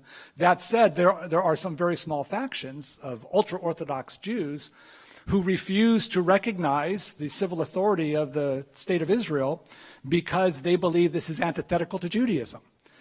We would not call them I would not call them anti-Semites, and they would call themselves, are you ready for this? Jewish, for that. So I look in anti-Zionism for the invocation of anti-Semitic tropes, or any of the tropes from the ancient or medieval period. I have seen depictions of Jewish settlements in the West Bank, Judea and Samaria, occupied territories, or Palestine, depending on where your politics are, that's what you call that, with bags of money around each of the Jewish homes. And I called my colleague, I said, that's anti-Semitism, right? Because that's the Jews as money. Before we can debate politics, but we can't debate politics when we go to anything that I had here. So that's where my line is. And most of the time most of the time I don't talk about it, but I talk about it a whole lot more than most other people do because I have tenure. So, so that's how that goes. And I let folks know. I said, here's the thing: if you're gonna make the charge of anti-Semitism, actually, I do have a story for that. You got to be darn sure, because if we make it and we're not sure, we are going to weaken and undermine for the next time.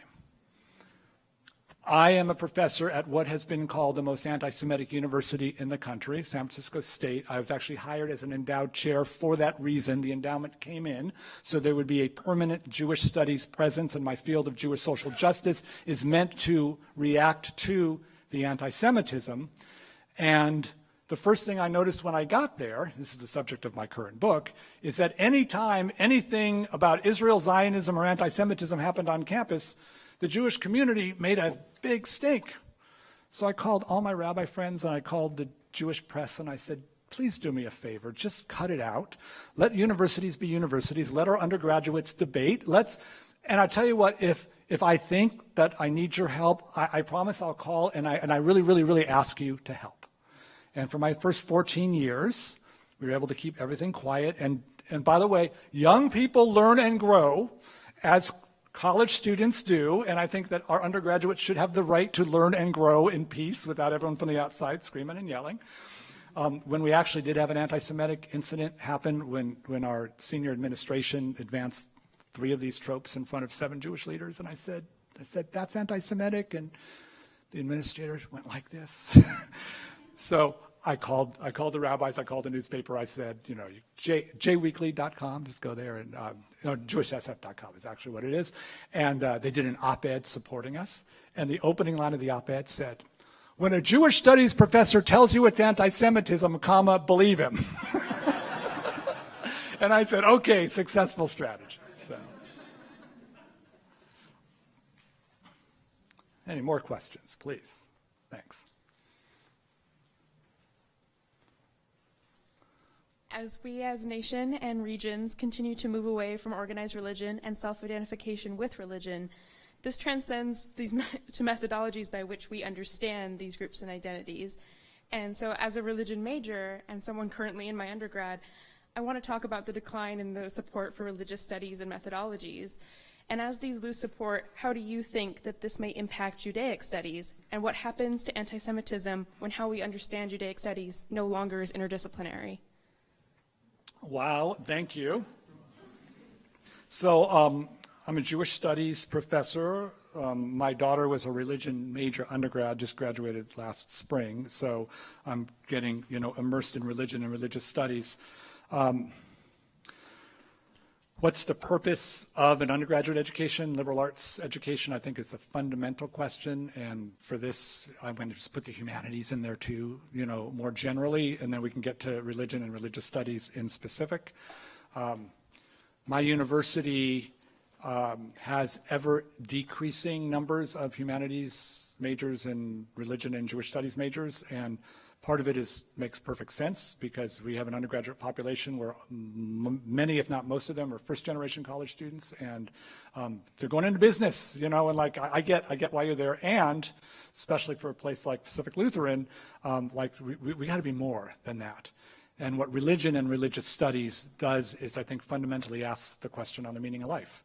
And for goodness sake, if you're 18 to 22 years old and you got 4 years here to think about the meaning of life, wouldn't it be nice to get to think about the meaning of life and to enrich and to deepen that experience? So I am a member of the choir. Thank you very much.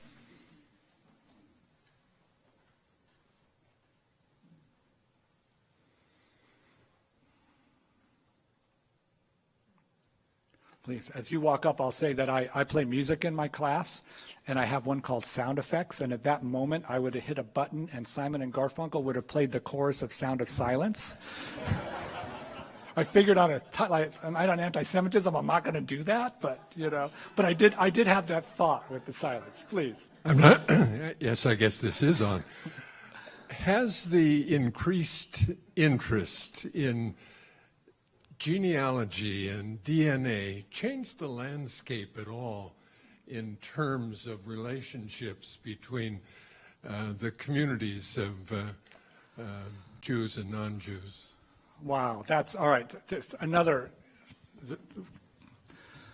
I'll start with 10 years ago, a Russian PhD student who was on a Fulbright in the U.S. came to interview me on Jewish attitudes towards DNA tests. That was her dissertation. And I was like, they're fascinating, right? At that point, I hadn't done it, but now I've done on Ancestry or one of those. I am 99.5% Eastern European Jewish. 0.5% Asian. And as we do the applause, I'm going to actually flip that the other way in a minute, And I said to her, this is not a dissertation topic in a nice way. I said, what's the issue with DNA tests? Who doesn't like them? And she said, when I interview Southeast Asian Indians, they don't like it. I said, what's wrong with that? They said, oh, well, if you're in a particular caste, and then you do a DNA test and you discover you're not, it undermines the entire social order. And if 1.3 billion people in India all got a DNA test, there are implications beyond mere curiosity. And now to get to tonight's topic, anytime Jews are defined as a race, Jewish people get really nervous because of eugenics, because of the Shoah, because of Hitler. So the notion that there could be a DNA racial test that says I'm Jewish what they're doing is they're taking, for the science people here, mitochondrial DNA from a particular moment, and they're doing the mathematical formulas against the population centers to determine that my mitochondrial DNA is similar to other Eastern European Jews who are in their database. Science, sorry to this for the scientists, is also socially constructed because it does change over time and we learn things, and the extent to which DNA testing on Jews could be flipped away from the curiosity and then towards the notion that somehow we are inferior by our genetic stock is troubling. And just to flip it one more way, the Civil Rights Act of 1960, oh, this is good, I'm going to bring in a lot of religious institutions here. Civil Rights Act of 1964 prohibits discrimination against a lot of different categories. Religion is one of them, except in Title VI of the Civil Rights Act, which is education. And that's because the Catholic university system got nervous in 1964 when Congress was debating this, that if religious discrimination was outlawed in education, then the Catholic system would collapse. And the lawyers said, church-state separation, don't worry. Lutheran schools, don't worry, you'll be fine. The politics removed the word religion, which means for Jews, anti-Semitism on the college campus is not protected by the Civil Rights Act of 1964, at least under Jews as a religion. Now, national origin is there, so if you happen to be Israeli and Jewish and face anti-Semitism, you can sue under national origins, not under religion. Race is there, because that's what Dr. King wanted.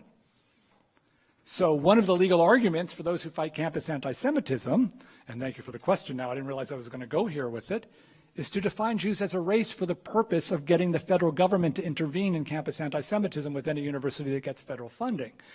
And this makes Jews really nervous because Jews aren't a race. And now for the lawyers around, the way they did the workaround is that there was an 1866 case, which then got reviewed in the 20th century, where the Supreme Court ruled that Jews don't have to be a race, but they have to be considered a race by the anti-Semites. And since when the action against the Jew was done because of the mistaken belief that Jews were a racial minority, then Jews qualify under Title VI of the Civil Rights Act to sue. And if you're interested, I can give you the link to the Louis Brandeis Center in Washington, D.C. is really behind this effort. And Ken Marcus, I want to give Ken Marcus a public shout out, who's an attorney who's figured most of this out. One more question. Oh. We had two students stand up too, so could I quickly get that one? I'll be less verbose. Okay. Yeah, I was hoping maybe you could sort out sort of what seemed to be three kind of conflicting things going on. On the one hand, the growth of anti-Semitic tendencies and incidents that you talked about today. And secondly is a movement that seems to merge anti-Semitism into a much wider white racism. I mean, if one looks at the manifestos of the person who shot Latinos in El Paso, Muslims in New Zealand, blacks in Charleston, and Jews in Pittsburgh, and Norwegians by a white Norwegian because they were socialists, they almost are identical. That we're in this crisis of, white Christian or white Judeo-Christian civilization being threatened. Mm-hmm. And then we get the bizarre thing of someone like Viktor Orban, who was at the head of Let's Keep the Muslims Out of Europe, going to Israel and being welcomed by Netanyahu as a great friend of the Jews, because he's exemplifying how you fight off the Islamic threat. And so we have these three very different kinds of things all going on at once. Can you help me sort that out? I was going to ask Marilyn, I'd love to be the 18th too,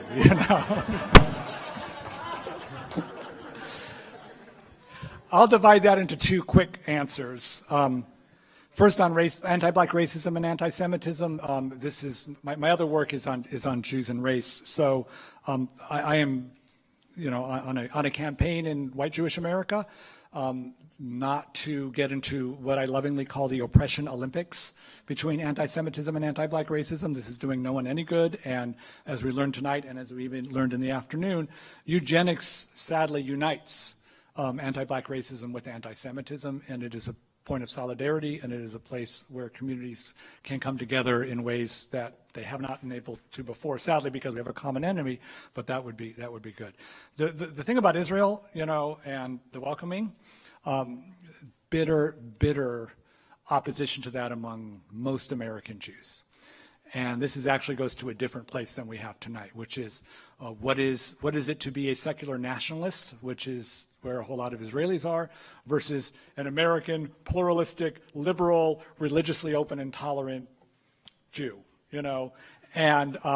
And here we have, when you grow up in America as a religious minority, as a Jew, you develop certain ideas about pluralism and what religion is and interfaith and all of the rest of it. And if you grow up as 80% of Israeli Jews do not identify as religious. They're secular, socialists in the beginning, and now, not so much. They are going to look for what is best for the national interests of the country. And if they perceive someone who is otherwise not friendly to the Jews, to embrace them, that's great. And I'll just say, because I am tenured and I'm going to do 2 quick questions at the end, almost all Israeli Jews are fond of the previous president, if not outright lovingly supporting. An equal measure of American Jews despise the former president. And my rabbi asked me to do a talk on Martin Luther King weekend about 6 years ago, which I usually do on Dr. King weekend, and then she called me and said, "You're not doing King, you're doing Trump." I said, "Why is that?" She said, "Because it turns out he's being inaugurated on a Friday morning, and when the congregants come in Friday night, they're going to need you to talk to him." I said, "What do I say?" She said, "I don't know, just don't piss anyone off." And what I said to them was, there's diversity among Jews. There's diversity among American Jews. There's diversity between American and Israelis. And when it plays between the ideas of nationalism, secularism, and religious pluralism, we have our internecine conflicts. So I know that you two wanted to ask. And I know, Samuel, you're doing really well to get everyone out, and I'm just saying my flight doesn't leave till tomorrow. So during World War II and kind of Hitler's reign, there was very obviously open propaganda of anti-Semitism against Jews. Has that propaganda gotten more hidden, and how has the internet kind of changed the visibility of that propaganda? Yeah, thank you. We talked about the internet as ultra-democracy earlier today, and that's, absolutely. So it's my belief that all this anti-Semitism and anti-black racism and anti-LGBTQ+, all of these things have always been here and have been quiet on the margins where they belong. And what's happened in the last 6 years is they have been centered and amplified. Here's the bad news.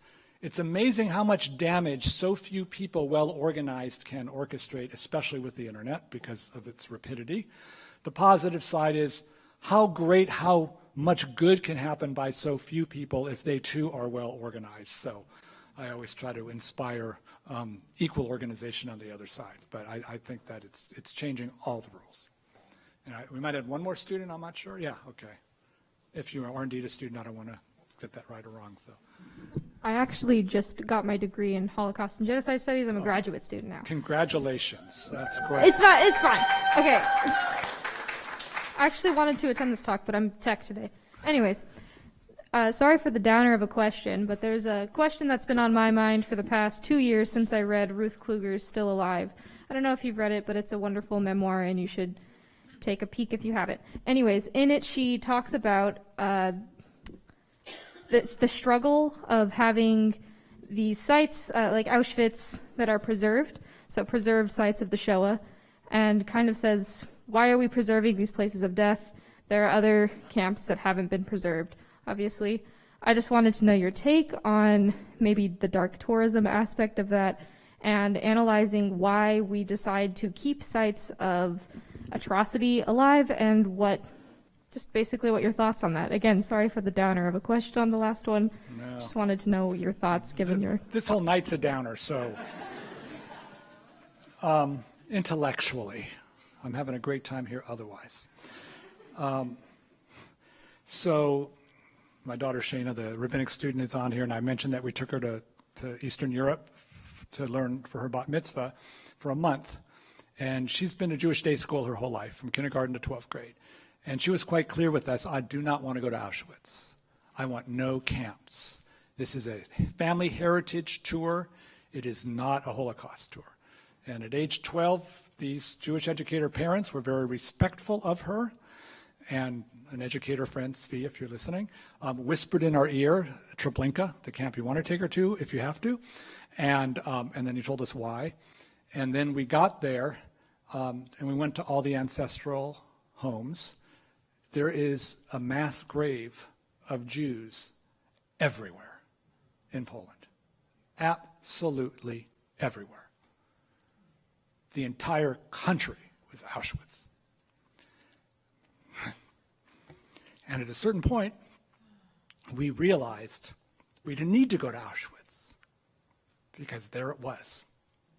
We were told to go to Treblinka because Treblinka was less well stated in terms of the idea that you're going to go there and actually get in touch with genocide. That doesn't, no. I mean, you will feel really bad, but you will not get in touch with, so don't pretend. That's part of the thing about going to Auschwitz, the performative nature of it, right, which is problematic. And we walked through, I'll just share an intensely personal story. There is a poem called The Last Butterfly. The very last, so richly, brightly, dazzling yellow.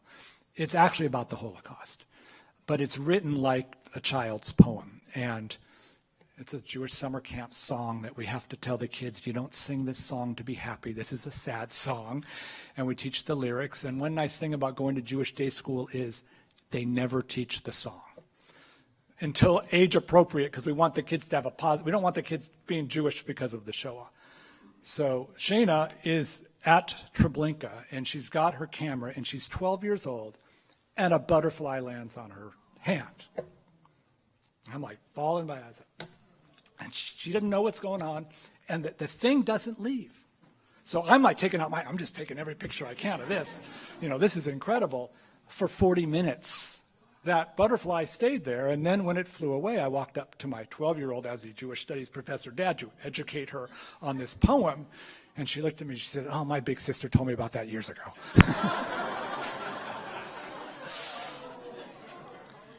When I teach this, I have a photograph in my PowerPoint of a minivan in Krakow in Poland that says, Auschwitz or Salt Mine Tour. And I think that hits what you may have been leading to, which is when you go to Poland, you can go to the salt mines or you can go to Auschwitz, and you could get your ticket for either right there. Yeah, so I don't know where else to go. So thank you, and I have to say that's actually probably the best last answer to have to sort of hopefully bring this all back. So thank you. Thank you.